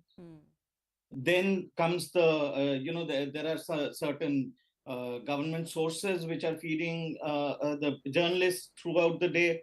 Then comes the Home Ministry clarification, which is saying entirely another thing. What is happening? I mean, it's okay. I mean, Aam Aadmi Party's duplicity on Bangladeshis or Rohingyas can be discussed on some other day. But today was the day that BJP and the government messed it up big time. I mean, look at Hardeep Puriji's tweet. I mean, I have great respect for him as a diplomat, which is why I'm wondering. I mean, somebody who's as astute a diplomat as Hardeep Puri is saying that India has always welcomed those who have sought refuge in this country. Yes. Landmark decision, all Rohingya refugees. But, statedly, again and again in court, Union of India is arguing that Rohingyas are not refugees. We are not a signatory to the UN Convention on Refugees of 1951. So what is exactly happening? Why did Mr. Puri tweet this? Yeah, I've asked these questions, Abhijit. I've asked these questions at the very top of my show, and I highlighted the change in the language, the very stark difference in the language between Hardeep Puri's tweet and the MHA's rebuttal or denial of it. I have dealt with that. But it's interesting the politics that is now happening on Rohingyas. It seems the pole of Indian polity has shifted. At least there are more parties who are willing to come out and say, we don't want Rohingyas in the country. If AAP is accusing the BJP of pandering to Rohingyas, I think it's good. I mean, it's political opportunism, fine, but it's good. I mean, why shouldn't they be opportunistic? What is exactly the BJP trying to do here is my question. Okay. I mean, what is their stand on this? I mean, Hardeep Puri has not deleted his tweet yet. We still are yet to know what is the government of India's stand on this. Home Ministry has clarified, but Mr. Hardeep Puri, who is also a cabinet minister, has not deleted his tweet. That's true. So there is great deal of confusion. The only thing is what is happening with the deportation of Rohingyas. The court has nowhere stayed the deportation of Rohingyas.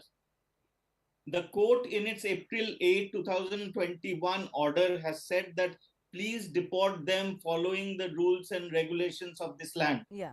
That is all. There is no stay on deportation. How many Rohingyas have been deported so far? What is it going on? I mean, there are, so as a chain, because Mr. Puri had also mentioned CAA, what is happening in the, just a minute, Mr. Sood, you guys had the entire chat to yourselves. I didn't interject. I waited patiently. Let him finish, Mr. Sood. I'll give you 30 seconds to respond. I'll give you time. Mr. Sood, patience, please. He has waited patiently. Please, sir, I'll give you time. Yes, Abhijit, please finish. Yeah, I'm just saying that, how many Rohingyas or Bangladeshis have been deported. Second is, why is CAA being constantly pushed back, saying Corona Kal, Corona Kal, Corona Kal. Hum log to Amrit Kal mein aa gaye. Ab kitna din Corona Kal will go on, and the CAA which is passed, which is law, is not being implemented. Okay, fair enough. Abhijit, I'm running out of time, but I'll take both of your questions to Mr. Sood, who's the BJP representative. One, why are you not deporting Rohingyas? It is very much something the central government can do. And secondly, what about CAA? I was trying to learn from Mr. Majumdar. He's a very senior journalist. About the question you have asked me, Mr. Majumdar, where they should be deported? Where can they be deported? Unless and until there are the diplomatic channels opened and the other country is ready to take them back. There is a process to do that. You know this very well, Mr. Majumdar. They cannot be. I know that, but Bangladesh has managed to deport some of the Rohingyas. Ek second, Majumdar sahab, let me. That is what I was trying to learn from you. You are a very learned person. Where they can be deported, and moreover, what CAA kab laenge, NRC kab laenge. This is very good, and I will suggest. I'll request the channel also to conduct more debates, because there were a lot of people who were saying kagat nahi hai sahab, and today, even after the clarification made by the Home Ministry, there is again a hue and cry. Kab la rahe ho CAA? Jab CAA aayega, jab NRC aayega, there again will be a political... But sir, that hue and cry is from your opposition. The people who are demanding CAA to be notified are still the same people who were for it. But since Hardeep Puri's name has been taken, I do want to apprise our viewers that Hardeep Puri has indeed retweeted the MHA release, saying that this is the correct position on the Rohingya illegal foreigners. The Home Ministry's press release. So in a way, he has corrected his position. But the matter of Rohingyas, illegals, foreigners, and deportation and CAA, that certainly will linger. I thank our guests for joining us for our debate number 1. Moving on to the other big news we're tracking, and a major embarrassment to the newly sworn in Bihar government, it has come to light that their new law minister, Karnataka Singh, is facing arrest himself in a kidnapping case, and that a warrant was issued against him before he became a minister. Karnataka Singh is accused, along with 17 others, of a kidnapping case that dates back to 2014. He's charged with planning the kidnapping of a builder with an intent to murder. Interestingly, the minister was supposed to surrender in Danapur court on August 16 in this case, the same day he took oath as the new law minister. BJP has come out all guns blazing against the state government, accusing it of jungle Raj all over again. Chief Minister Nitish Kumar, though, just said that he had no such idea about this case, but did not announce any corrective action against the RJD MLC in his government. Let's break down a bit about the details of the charges against the Bihar law minister.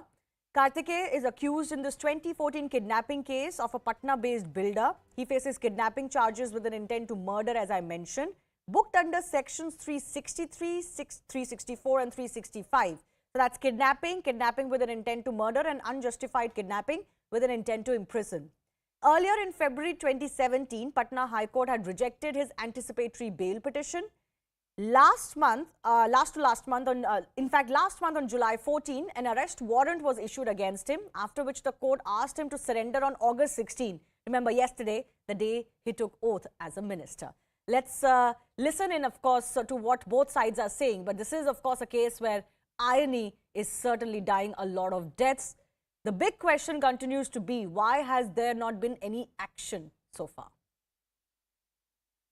हलफनामा में सब अपना मंत्री विधायक जितने होते हैं सब देते हैं, सब दिया हुआ है, उसमें कहीं कोई इस तरह की बात नहीं है। नहीं को नहीं पता, इसके बारे में जानकारी हमको भी है। भाजपा और जदयू नीतीश जी साथ आए थे बिहार को अपराध, खौफ और जंगल राज से मुक्त करने के लिए, और अभी आपको एक हफ्ता नहीं गुजरा, कमाल का आप बिहार में संकेत दे रहे हैं।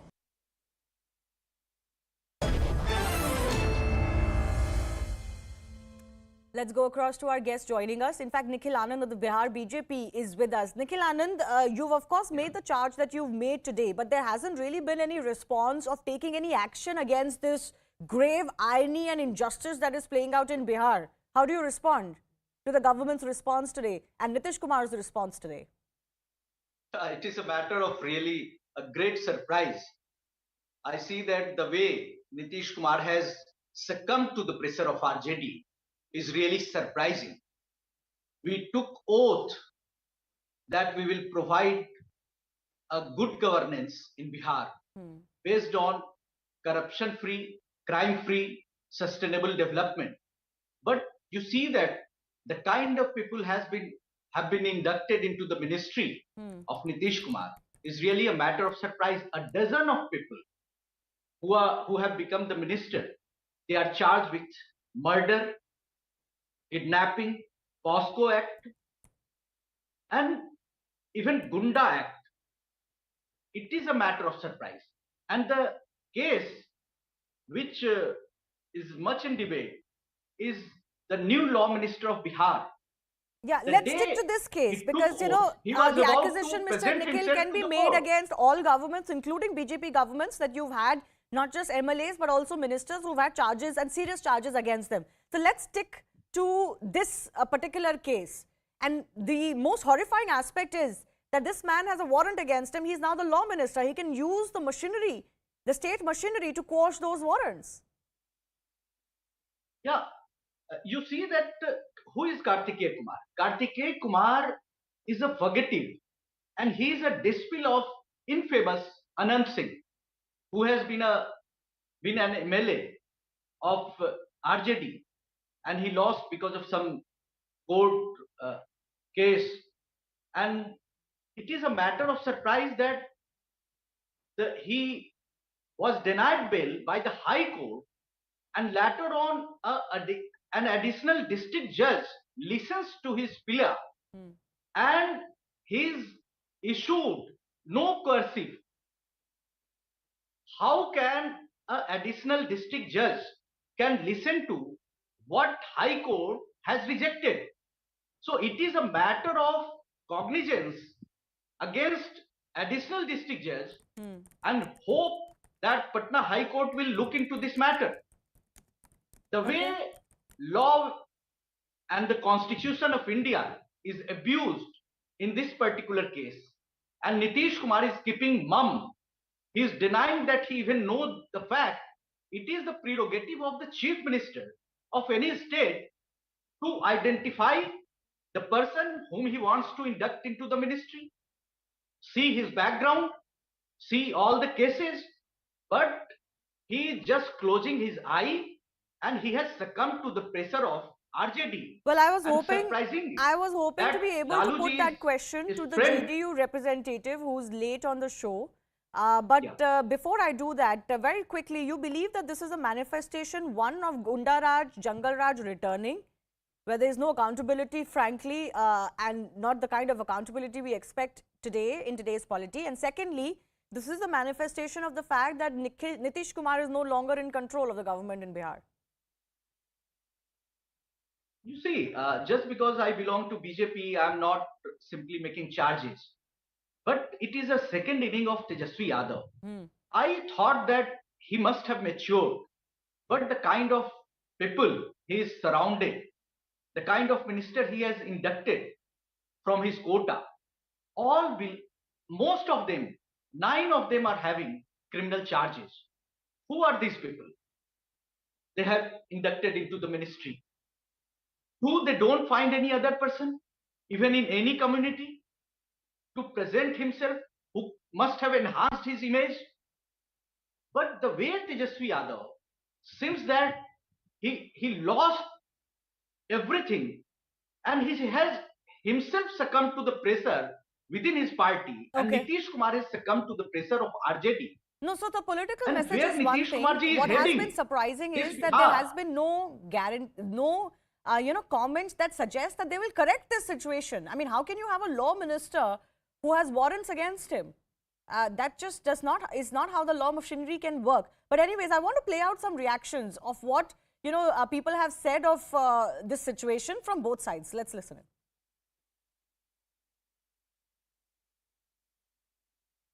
उनको कोर्ट में बुलाया गया था उस दिन वो यहाँ पे ओथ ले रहे थे. I am not aware against Kartik Singh allegation, but इतना एश्योर कर सकते हैं कि अगर चीजें स्थापित होता दिखेगा, प्रूव होता दिखेगा एलिगेशन, तो कार्रवाई करने में कुछ हम लोग परहेज नहीं करेंगे. सरकार की पहली नीति, पहला commitment, first commitment governance, good governance. लेकिन आप बिना जाने बिना समझे, किसी ने कहा कि मामला स्टे है, किसी ने कहा कि नहीं उन पर वारंट. ये तो है, ये तो मैं भी कह रहा हूँ कि 1 सितंबर तक स्टे है. अब तो बताइए, दोनों बातें आप ही कर रहे हो. All right, Love Kumar of the JDU is finally with us. Love Kumar, ये क्या सिचुएशन है? लॉ मिनिस्टर ही खुद भगोड़े हैं, उनके अगेंस्ट ही वारंट है. जब उनको सरेंडर करना चाहिए था तब वो शपथ ले रहे हैं. ये क्या मजाक हो रहा है बिहार में? देखिए, ऐसी कोई बात नहीं है. 12 तारीख को उन्होंने कोर्ट से मर्जी ले लिया था और कोई कर्सिव एक्शन कोर्ट ने 1 सितंबर तक मना किया है. तो इसमें भगोड़े होने का कहां से सवाल उठता है? नहीं तो आपने जिस एमएलसी के खिलाफ वारंट है उनको क्यों बनाया लॉ मिनिस्टर? ये बहुत सारे केसेस बहुत लोगों पर हो जाते हैं. वारंट होने से कोई सजा याफ्ता नहीं हो जाता है, ये भी तो आप जानती है ना बहुत अच्छे तरीके से. नहीं तो जो उनको बरी हो जाने दीजिए ना, फिर आप बना लेना मंत्री. अरे तो फिर प्रधानमंत्री जी भी केसेस में बरी हो जाए ना, गृह मंत्री जी भी केसेस में बरी हो जाए, फिर बना लेना. भाई साहब, उनके खिलाफ नहीं है केसेस कोई. चीफ मिनिस्टर उत्तर प्रदेश पर कितने केसेस हैं? 147, 148, 149 में, 307 में, 295 में कितनी धाराएं लगी है, कितनी संगीन धाराएं लगी है. इनके खिलाफ वारंट भी इशू हुआ है क्या? ये बिना वारंट इशू है, जेल भी गए हैं, वो जेल घूम कर आए हैं. नहीं, वो इशू नहीं है. इशू ये है कि जिस मंत्री के खिलाफ वारंट है उसको आप लॉ मंत्री बना रहे हैं, उनके खिलाफ एक्शन कैसे होगा? अब देखिए, जैसे ही कोर्ट का कोई डिसीजन आता है निश्चित तौर पर संज्ञान लिया जाएगा और इसमें डिसीजन किया जाएगा. नीतीश, आप मुझे एक बात बताइए, नीतीश कुमार बोल रहे हैं कि उनको पता नहीं था. एज अ चीफ मिनिस्टर ये तो कोई डिफेंस नहीं होता कि मुझे नहीं पता था कि मैं किसको मंत्री बना रहा हूं और उसके खिलाफ क्या इशू है, क्या केस है. एक बात आप बता दीजिए, सारी चीजें माननीय नीतीश कुमार जी से सवाल पूछा गया कि उन पर वारंट इशू हुआ, उन्होंने बोला जानकारी नहीं. जानकारी में नहीं होगी, बोला नहीं है. इसमें कौन सा, इसमें बहस का विषय ही नहीं है. आज जो बीजेपी कर रही है, you see the psychology and understanding of JDU people. जी हाँ बोलिए. They don't understand. They don't think that it is a matter of debate even. हाँ, लव कुमार is saying कि कोई बड़ी बात नहीं. Simply, what happened to the zero tolerance policy of Nitish Kumar. नहीं, zero tolerance की Nitish ji पॉलिसी पूरी has तरह से always है, been लेकिन very आज जिस particular तरह से ध्यान भटकाया on जा रहा है, saying that there will be no tolerance when it comes to crime and corruption. But this new government has shown a picture which is very horrible. People of Bihar okay Nikhil ji एक are second proud रुक जाइए, मैं आपकी बात that- love Kumar के पास लेके जाती हूँ। लव कुमार, ये बीजेपी ये कह रही है कि ये बिल्कुल साबित करता है, सिद्ध करता है कि बिहार में ये आरजेडी की सरकार आने के बाद, जिसके साथ जेडीयू वापस गई है, फिर से जंगल राज अब शुरू हो गया है। और जिस तरह से तो आप बात कर रहे हैं, आप तो आरजेडी से नहीं है, आप जेडीयू से हैं। मैं आप कह रहे कहाँ हैं कोई कह बड़ी रहा हूँ, बात ही नहीं है, स्टैंडर्ड्स ही चेंज हो गए। मैं कह रहा हूँ कि जीरो टॉलरेंस की नीति पे आज भी हमारी सरकार चल रही है। तो ये लेकिन जीरो जहाँ तक टॉलरेंस केसेस- डिस्प्ले कब करेंगे आप? जहाँ तक केसेस की बात है, तो मैं तो बोला कि सैकड़ों 42% केंद्र में मंत्री हैं, उन पे केसेस है। नहीं सर, और केस की जैसे बात ही नहीं है, ये- अ केस डज ये नॉट BJP बार के समबडी। पास- सर सुनिए मेरी बात, केस की बात नहीं है, केस तो 2014 से चल रहा है। बात है कि जी। इनके खिलाफ वारंट इशू हुआ है। आपको नहीं लगता कि कुछ तो प्रॉपर्टी होनी चाहिए थी कि ऐसे बंदी को लॉ मिनिस्टर तो ना बनाए? कोर्ट ने इनके गिरफ्तारी पे रोक लगाया हुआ है। 1 सितंबर तक कोई कर्फ्यू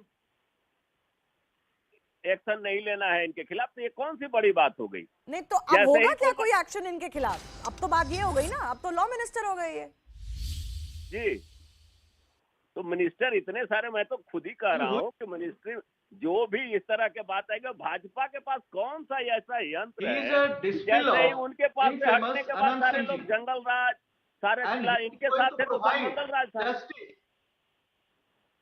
जी, आपके बीजेपी के साथ रहे तो सब कुछ मंगल मंगल है, और जैसे ही बीजेपी से अलग हुए सब अमंगल होने लगता है।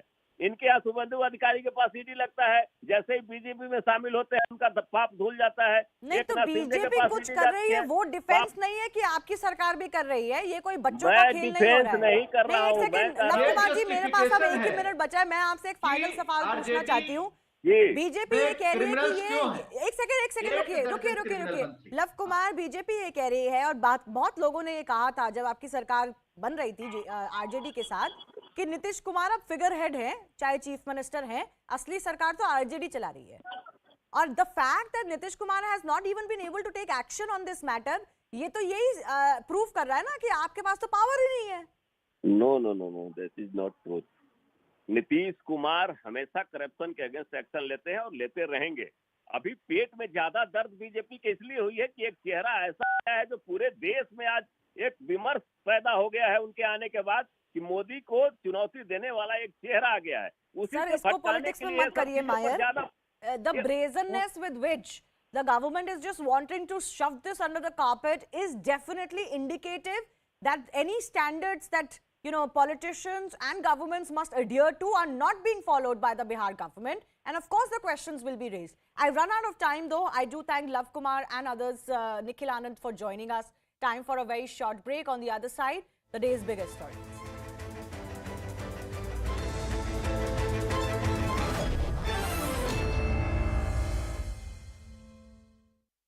Chief Minister Nitish Kumar expanded his cabinet today, including 31 ministers. Nitish Kumar's alliance partner, the RJD, got the lion's share with 16 ministerial berths. The JDU got 11.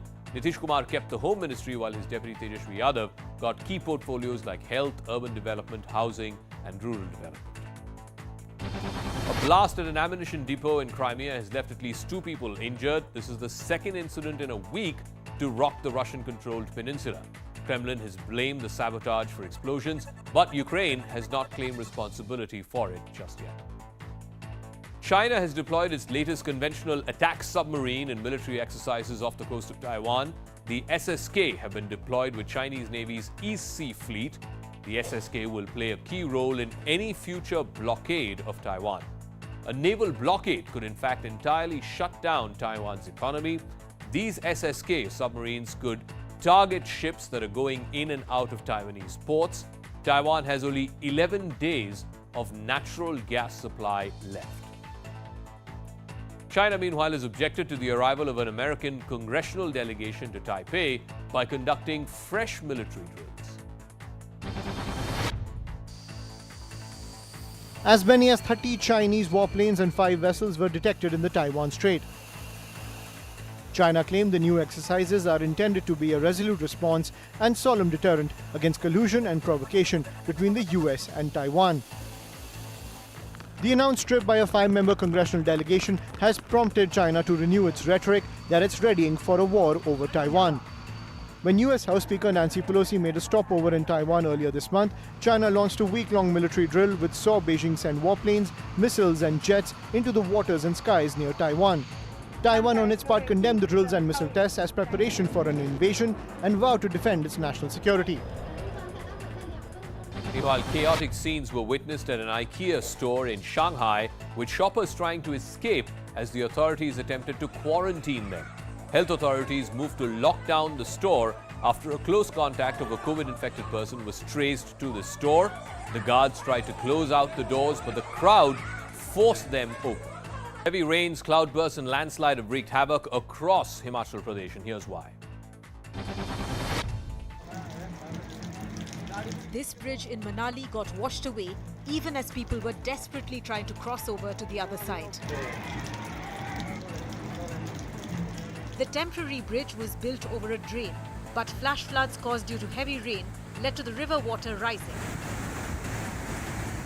2 children drowned while crossing the bridge. Their bodies were later retrieved from the drain. More than 100 pilgrims who were part of the Kailash Mansarovar Yatra were left stranded after a sudden rise in the water level of the Kailash Nala. A rescue team was deployed along the Yatra route, which brought them to safety. Several rivers are in spate due to incessant rains in Himachal Pradesh.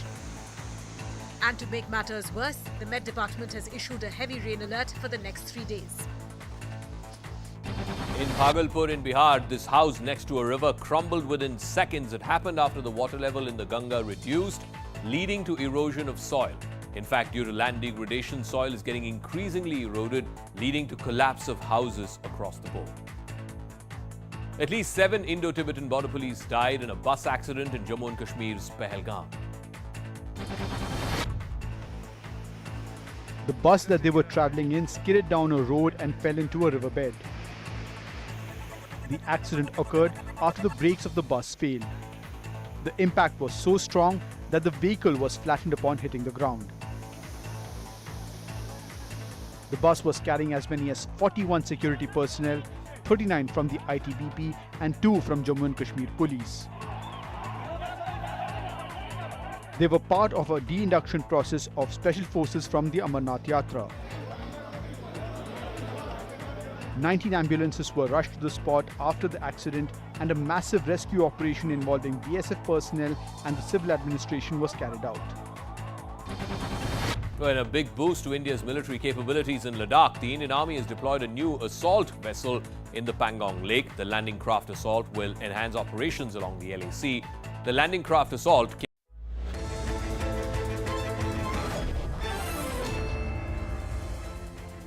Thanks a lot for staying with us. A quick check of some of the big stories. In a massive setback for E. Palaniswamy, Madras High Court has pronounced an order in favour of O. Paneerselvan. Justice G. Jayachandran ordered status quo ante as on June 23. The order dictates that both warring leaders work together and that if 1/5 of the General Council members request a meeting, it should be conducted within 30 days after issuing a 15 days notice. Reacting to the order, the EPS camp has said that all decisions that were taken during the AIADMK meet, where OPS was ousted, were taken in accordance with party bylaws. In a big move ahead of Karnataka state elections due in 2023, BJP top brass has included B.S. Yediyurappa in the party's parliamentary board. Karnataka Chief Minister Baswaraj Bommai too congratulated Yediyurappa and said that this move will boost the morale of the party workers ahead of the state polls. B.S. Yediyurappa has been appointed for parliamentary board and election committee, which is the highest decision-making body. I congratulate him on this occasion. And I thank our party leaders. It has given a very big boost for BJP in Karnataka. All the workers are very happy. The people of Karnataka are also very happy. After being appointed in BJP's parliamentary board, former Chief Minister of the state, Yediyurappa, thanked the Prime Minister and said his only aim is that BJP gets another term. A very important responsibility given to you. How would you go about it, sir? Sir, our Prime Minister's expectation is I must build up the party in South India, and also you must come back power in the Karnataka. With all our supporters and with Chief Minister and all our leaders, we will go around in the state, we will see that we will come back to power in Karnataka and also build up the party in South India. There are so many leaders in Karnataka in Bharatiya Janata Party. Prime Minister and Modi ji and Nadda ji and Amit Shah, they have great respect about me. That's why they have given the responsibility. A flag march was conducted by police and rapid action force amid Section 144 imposition in Karnataka's Shivamogga after the city was tense over the row on removing banners of Savarkar to install Tipu Sultans. Remember, one person was also stabbed by miscreants. Meanwhile, after Karnataka's LOP Siddaramaiah made a controversial remark saying why Savarkar's posters were put in Muslim area, ex-Karnataka Minister K.S. Ishwarappa has made another controversial statement saying that not 1 inch of this land will belong to Muslims. As Shivamogga is hit with the communal violence, you see this is the third route march that the police is taking over here. Almost 250 police personals are part of this route march. Right from here, just 500 meters away from here is where the 20-year-old boy named Praveen Singh was being stabbed by the unknown people. This march will be almost for 3 kilometers. Starting from the Gandhi Bazaar, will be ending at SR Park. Delhi Commission for Women has issued a notice to Delhi Police regarding the alleged case of molestation of residents of a paying guest accommodation in Delhi's Karol Bagh by its security guard. The DCW said that the viral CCTV video purportedly showed a man grabbing a woman and molesting her when she tried to escape. They added that no action has been taken after a complaint was made to the accommodation's owner. It's been almost 24 hours since that incident from Karol Bagh has been reported. What action has been taken till now? It's very unfortunate. I'm being told that no FIR has been registered till now in this matter. There is a video which went viral on Twitter, and on that only the Delhi Commission for Women had taken suo motu cognizance. In the video, how this man is grabbing the girls. The Delhi Commission for Women, we've issued notice to the Delhi police. We've given them 48 hours, and I'm really hoping action is taken in the matter at the earliest. CBI has frozen fixed deposits worth nearly 17 crore rupees allegedly belonging to TMC leader Anubrata Mondal and his family members in connection with a cattle smuggling probe. The agency had arrested Mondal last Thursday from his residence after he skipped his scheduled appearance before the agency twice in 3 days. A row over Savarkar broke out in Kerala's Malappuram district as well. The row erupted after a child participated in its school's Independence Day celebrations dressed as Savarkar. The Muslim Student Federation took out a protest march towards the school and protested in front of the principal's office over this. Meanwhile, the school PTA authorities have claimed that Savarkar's name was not in the list of freedom fighters. The subcommittee was given the responsibility to dress up the children. Once they came out of the green room, the other teachers noticed that the child was dressed as Savarkar, but the name was removed. The subcommittee in charge of the group has been asked for an explanation. Actor Jacqueline Fernandez has been named and accused in a supplementary charge sheet filed by the Enforcement Directorate in the 200 crore rupees extortion case against conman Sukesh Chandrasekhar. In its charge sheet, the AD has alleged that Chandrasekhar gave Fernandez gifts worth over 5 crores from the sum he swindled. The charge sheet further goes on to say that Jacqueline was aware that the gifts were bought from proceeds of crime.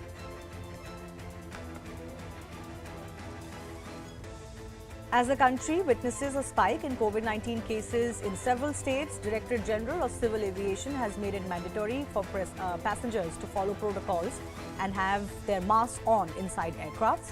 The DGCA has said, and I quote, that random checks will be held at airports and violators will be punished.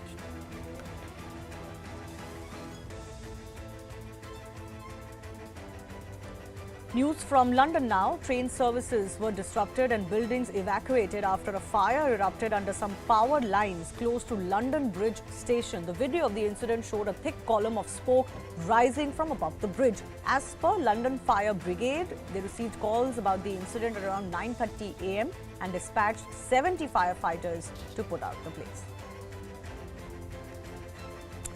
And finally, we leave you with visuals of Uttarakhand Chief Minister Pushkar Singh Dhami paying his tributes to Jawan of 19 Kumaon Regiment Chandra P. Harbola, whose body was retrieved 38 years after he went missing in a snowstorm which hit Siachen in 1984. Thanks a lot for watching.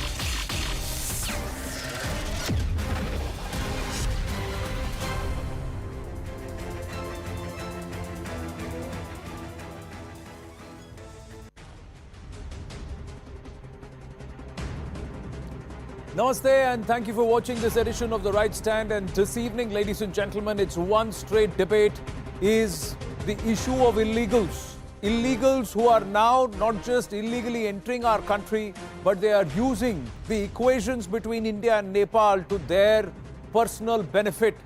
And this poses a huge internal security problem.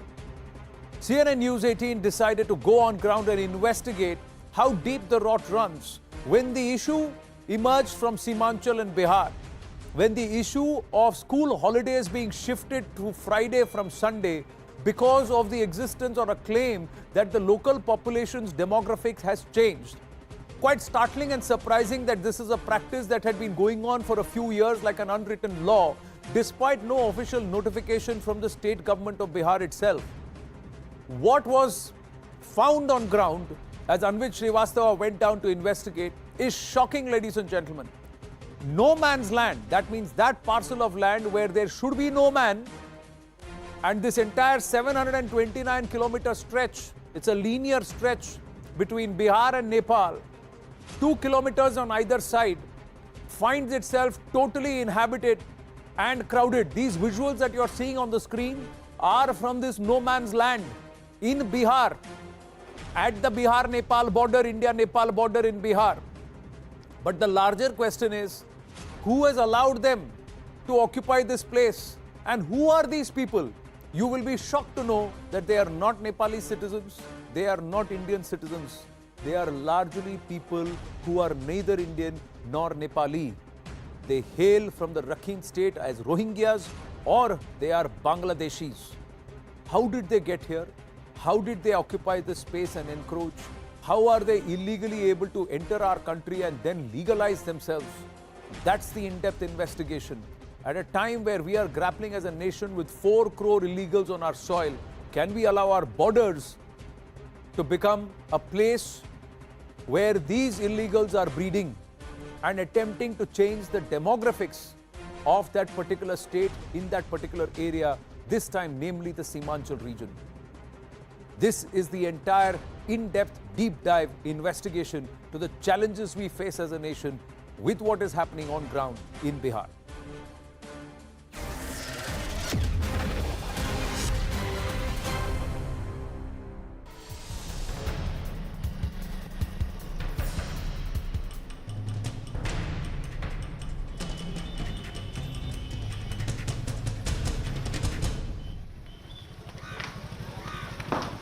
The Indo-Nepal border, thickly populated colonies which on paper are demarcated no man's land. The first signs of a growing population. the signs would not have been so ominous if census figures for the state of Bihar and on-ground evidence about rise in Muslim population were not so contradictory. Agencies are worried these are signs of not just illegal immigration, but also a contribution to rising radicalism in Bihar. The 7 districts, Madhepura, Katiyar, Saharsa, Kishanganj, Araria, Supol and Purnia in Bihar form Himachal that runs parallel to the Indo-Nepal border. The belt has recently witnessed a dramatic demographic shift that not only reflects the decades of ongoing vote bank politics, but has also widened the scope for illegal activities along India's international border, if not acts of terror alone. Araria, Madhepur, Saharsa, Katiyar, Kishanganj, Supol and Purnia. These 7 districts in northeastern part of Bihar form a sub-region popularly known as Himachal. As you can see the board behind me, we are headed towards Himachal. Why? Because recently this region has witnessed a dramatic demographic shift. But why is it our concern? Because security agencies believe that most of the people who are living here are not even Indians. Majority of them are either Bangladeshis, Rohingyas, Nepalese, or have come in from elsewhere, sneaked into Indian borders, have got their fake documents made and are living there. Time to time, agencies say that they also indulge in criminal activities, which eventually cause a threat to the national security as well. But who are these people? Who are the people who are giving them shelters? Who are those who are providing them logistical support? We are here to find all the answers to these questions.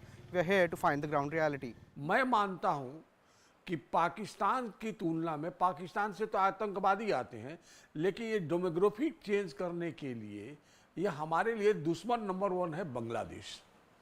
Bangladesh से लोग आते हैं, वो आके और यहाँ हमारी पूरी डेमोग्राफी को चेंज कर रहे हैं। Indian government census data shows that since 1961 to 2011, total population growth recorded by Bihar was 198.71%. The data also shows that in these 5 decades, the growth of the Hindu population was 185.9%, and the growth of the Muslim population was 273.81%. The concern here is that experts and security agencies suspect that a majority of these people are not Indian Muslims, but Bangladeshis and likely Rohingyas too. Security agencies say these illegal immigrants are able to get fake documents which integrate them with existing families, making it difficult to pinpoint and crack down. One of the major reasons for the dramatic demographic shift in the Himachal area is that it runs parallel to the Indo-Nepal border. I'm right now standing on a road that lies in India, but on my left is the no man's land, which you can see is quite heavily inhabited, and across which lies Nepal. After talking to officials in several agencies, be it the IB or paramilitary forces deployed in the area, local police or officers from the anti-human trafficking units or anti-terror units, we have managed to crack the basic modus operandi. Groups of Bangladeshi men, often accompanied by Rohingyas, board a vehicle from Indo-Bangladesh border, mostly near Siliguri, which drops them off at the Indo-Nepal border. The game actually begins there. These men then take a U-turn and enter India via porous borders of Nepal and India in Bihar, mostly in Araria, Kishanganj, Supol and Raxaul. Once here, they settle in settlements like you can see behind me, temporary settlements which with time take shape of pakka houses. If intelligence agencies and police are to be believed, these colonies and these settlements also often become breeding grounds and training camps for the radical groups like PFI and other groups which hunt on these people due to their poor economic conditions and given vulnerability. जिसके पास ज़्यादा सामान है उसको हम check करते हैं, और वैसे भी जब ज़्यादा भीड़ होती है तो इनको डीपली हम चेक नहीं कर सकते, पर जिस पर डाउट होता हम उसको रोक करके चेक करते हैं। जो आदमी खाली हाथ आ रहा है, औरत जो खाली हाथ आ रहे हैं, वो नेपाल से इंडिया आ भी सकते हैं और इंडिया से नेपाल जा भी सकते हैं खाली हाथ। हाँ, ये हमारी ट्रीटी है, इंडिया नेपाल की ट्रीटी है, और इसके अंतर्गत हम इनको आने जाने देते हैं। इंडिया और नेपाल की जो इंडियन पॉलिसी है वो रोटी बेटी का रिश्ता है, इसका ये लोग नाजायज़ फ़ायदा उठाते हैं। बहुत सारी ओपन यहाँ पे बॉर्डर है जहाँ पे बस आप एक चहलकदमी करके आप इस पार से उस पार हो जाते हैं, और ना ही उस तरह से वहाँ पे एजेंसी हो या एसएसबी के जवान हो या नेपाल पुलिस की ज़्यादा पूछताछ आपसे करती है कि आप कौन हो, कहाँ से आए हो। ऐसा है नहीं, इसीलिए ये लोग कुछ ज़्यादा ही संख्या में बॉर्डर टप के बिहार आ जाते हैं। But how did these settlements, which house thousands, go unnoticed for decades? Political experts, researchers, academicians and local social activists say it has been possible only because of the political patronage that these groups enjoy as a probable vote bank. जैसे लालू प्रसाद जी आते हैं 91 से 2001 में, ये 35.48 हो रहा है, 35.48 ये मुस्लिम पॉपुलेशन अचानक वृद्धि हो गई। और उसके बाद 2001 से, जिसमें नीतीश जी भी है शामिल, उसमें भले राष्ट्रीय स्तर पर 24% का ग्रोथ हुआ मुस्लिम, लेकिन बिहार में ये 27.95 यानी 28% ग्रोथ है। I'm right now in Nepal, and as I walk forward, I've now entered India. Across 1700 kilometers of Indo-Nepal border that spans across Bihar, Uttar Pradesh and Uttarakhand, there are 26 authorized trade routes through which Indians and Nepalese can walk freely in and out in the two countries. But if we talk about the third country nationals, they have to report at the integrated checkposts. Out of 7 sanctioned integrated checkposts, 2 of them are active in Bihar itself. The role of these checkposts are that whenever a third country national enters India, he is examined by the officials of the immigration, customs and other departments including the IB. But if we talk about the ground reality of Rohingyas and Bangladeshis, the reality is much different. A majority of these illegal migrants are scrap collectors, transporting tons of scrap to makeshift godowns in villages in the Himachal area along the Indo-Nepal border. The rising numbers of these godowns, housing quintals of unchecked and illegally transported scrap, has become a concern for security agencies. Our team went undercover to visit one of these scrap godowns and interacted with the labourers there. The interaction only unveils the magnitude of the threat which these porous borders possess. ये बासमती है, ये क्या कहते हैं, बेले से सब उठाते हैं क्या? क्या? ये सब बेले में मिल जाता है ना? तब कहाँ मिलेगा? नेपाल से लेके चल आते हैं, रोकता नहीं है एसएसबी सर। भंसार काटना पड़ता है। कहाँ फिक्स लगता है? भंसार तो अपना लोग का नहीं ना है, बेला बासमतिया में भंसार चालू नहीं ना है। ना अंदर जो जाता है ना, हाँ, भंसार लगता है। साइकिल का भंसार लेता है। साइकिल का भंसार नेपाल पुलिस लेता है। यहाँ लोकी वाला, यहाँ पे छोटी सी भंसार है ना।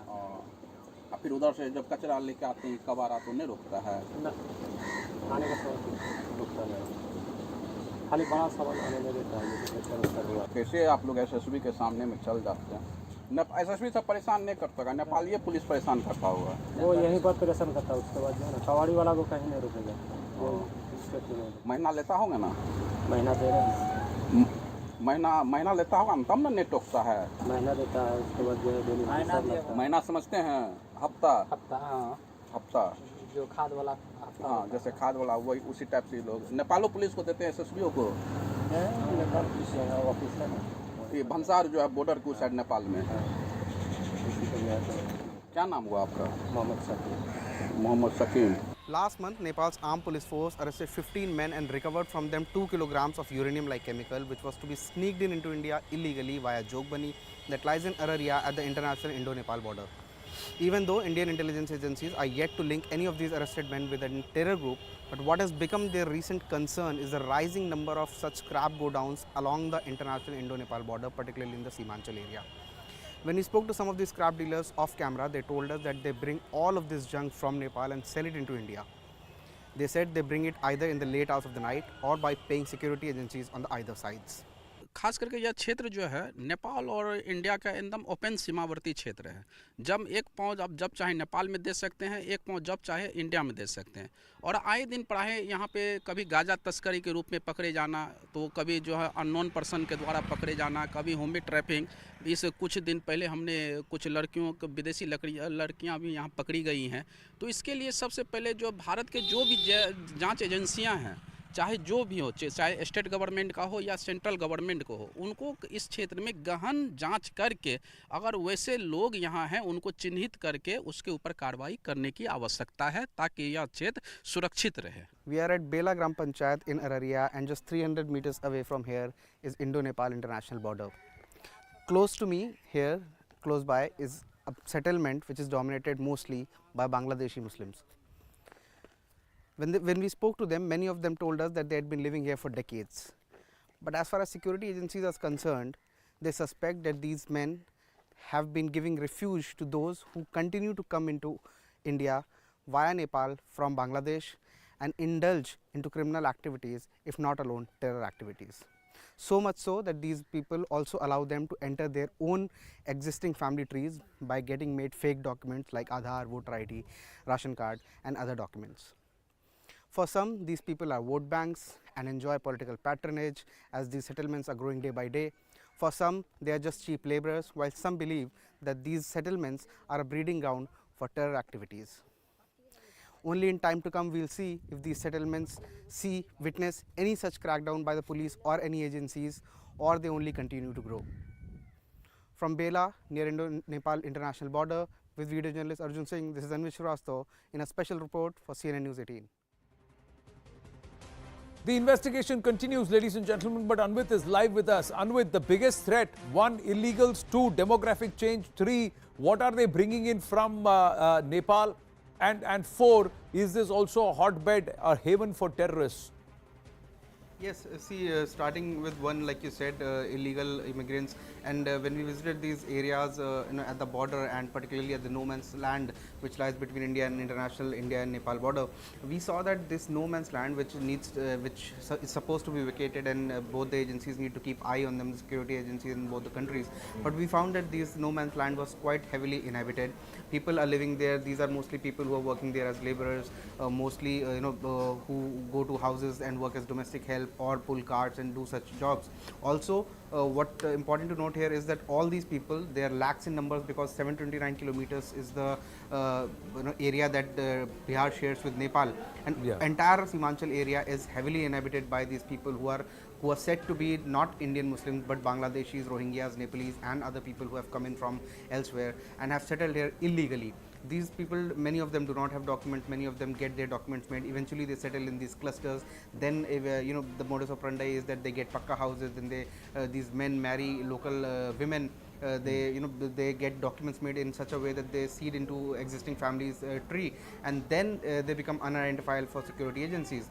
Coming to point number 2, Anand, as you mentioned, how are they a security threat? Because these people, security agencies say, are not Indians. Majority of them are not Indians, and many of them also do not have documents. Now they are being looked upon as ghost residents, who you cannot identify. Whenever they indulge into any criminal activity, not alone in Bihar, but we have seen how Bangladeshis have been arrested time and again in Delhi, in other states also, and Rohingyas too. Last year only Special Cell of Delhi Police had filed a charge sheet against one Rohingya. He was found living in Devband in a mosque where he had been given refuge. So these people get fake documents made, which has been proven time and again. And coming to the third point, that how what is the biggest threat is that along the border we visited many scrap godowns, and along the border in particularly Himachal area there are many scrap godowns, makeshift scrap godowns, and this tons of scrap that is scaling border every day illegally. We spoke to some of them off camera and they told us that they either pay local authorities, they said that they either bring this scrap in dark late night in the dark hours, or they pay local authorities to allow them get in, and so much tons and kilos of scrap that is coming in. It is all stashed at the border area. It is then sold into India. But just last month, for 2 kgs of uranium-like substance was recovered. 15 men were arrested by Nepali police. Even though Indian agencies are looking into it, but they have not been able to associate. No, and what is the guarantee that these establishments have got any legal papers or documents? How is it that you have such pakka place which is in land? Does it actually belong to them, and who's ratified these lands? And the numbers are startling. The demographic shift is a big issue. Anvit, great job done on ground. Ladies and gentlemen, let's dive into the debate and the question that we are asking. This big demographic shift. Now, are we going to wake up as a nation, or are we going to continue to be in slumber? Because this is census data only till 2011. The last 11 years, we don't even know what has happened on ground and what the reality is. And perhaps it could shock us out of our wits. If we actually see the number. We don't have the number. We've got our guest this evening. Quickly going across to our guest, the Bihar-Nepal border intrusion, a scary reality, is a CNN News 18 investigation. Danger at border is the hashtag, and we'll continue to track issues that matter to India. This is a matter of internal security. It is a matter that we cannot have parasites, nearly 4 crore of them across our country. That's what estimates suggest. Breeding, feeding of India without having legal permit to live here. Now, there are multiple allegations, but I'm going to say namaste to all our guests. Tuhin Sinha, spokesperson of the BJP, Khalid Anwar, JDU MLC is with us, PK Mishra, former ADG BSF with us, Harendra Pratap, census researcher, and Avinash Kanodia, social activist. Aap sabko mera namaste. And before I open up with the discussions and get everybody, let's try and get the demographic shift. You will be startled in terms of the numbers and the details, ladies and gentlemen. This demographic shift, there is a huge surge in Muslim population due to illegal migration. The numbers have gone by more than 350% in some of the districts. Now, what is also happening is Nepal is pushing 90% of the Nepali Muslims towards this Madheshi Terai region. But along with the Nepalis, there are also huge number of Bangladeshi and Rohingya. In the last 2 years itself, 694 madrasas and mosques have been set up in the last 2 years in this region, which is supposed to be no man's land. Rohingyas have been brought in via the Nepal border and been made to settle here. How? Via fake Aadhaar cards that have been made and they have been distributed. And this also came to light in a recent investigation. Arunima has got these inputs from our IB and SSB sources. Illegals declared as legal because the local families who are already staying there are paid money or influenced to consider males or members 17-18-year-olds as part of their family. ये कह के कि ये चाचा के घर गया था या इधर गया था 4 साल का अब वापस आया इसको legalize करा दीजिए and then their Aadhaar cards are made. Weeding out illegal immigrants very difficult because you ask them a question and they will say I am from Araria, I am from Purnia, I am from here, despite clearly knowing very well that they are not Indians. Groups like PFI are helping immigrants gain influence. They are getting political patronage and perhaps a certain level of currency because they've now become a vote bank. This is the big CNN News 18 investigation and I'm going to start straight with Harendra Pratap ji, who's a census researcher. Harendra ji, आपकी बात मैंने सुनी, आपके पास आंकड़े हैं और आप कह रहे हैं कि 1961-71 से लेकर 2011 तक में बहुत ज्यादा हुआ है. 2011 से 2022 में क्या-क्या हुआ है ये तो किसी को पता भी नहीं है क्योंकि आंकड़े ही नहीं है. हाँ, आंकड़े तो आने हैं. देखिए, हम लोगों को ध्यान देना चाहिए. एक पुस्तक आई थी जुल्फिकार अली भुट्टो की मीथ ऑफ इंडिपेंडेंस. उसके अंदर लिखा origin of dispute with India. इस पुस्तक में उन्होंने बिल्कुल क्लियर कहा था कि पूर्वी पाकिस्तान को जो जमीन मिलनी चाहिए थी नहीं मिली और इसलिए वो बड़े योजनाबद्ध तरीके से पूर्वी पाकिस्तान जो बांग्लादेश है और पाकिस्तान इस दोनों को जोड़ने के लिए एक गलियारा बना रहे. पहला बिहार में एंट्री होता है 1961 में. आपके पास मैंने फिगर दिया है, सेंसस का फिगर है. किशनगंज ब्लॉक हिंदू बाहुल्य था जी. उस किशन देश भर में मुस्लिम आबादी लगभग 3.5% बढ़ी है. 10.7 से बढ़कर के और 14.22% है. लेकिन इस किशन के खंड के अंतर्गत इसको मुस्लिम बहुल बनाने के लिए ये 61 से 2011 के बीच में 14.19% मुस्लिम आबादी बढ़ी है. क्या ये भारतीय मुसलमानों की जनसंख्या है? बिल्कुल नहीं है. उसी तरह पोटिया में 9.42% बढ़ी है. दिघलबैंक में 8.44% बढ़ी है. अररिया के अंदर नरपतगंज में 8.58, अररिया प्रॉपर के अंदर 7.06. उसी तरह बारसोई जहां से हिंदू प्लान हुआ है, बारसोई से 16.33, कोढ़ा से 11.34. मेरे पास ब्लॉक वाइज है. और आप ध्यान रखिए, अभी न्यूज आ गया कि इस कटिहार और किशनगंज के स्कूलों में अब रविवार को छुट्टी नहीं होती है, फ्राइडे को छुट्टी होती है. वो पेपर में आ चुका है यहाँ पर. जी, हमने भी यहाँ स्टोरी की है, पड़ताल भी की है और ये झारखंड में भी हो रहा है. हम वही बता रहे हैं ना.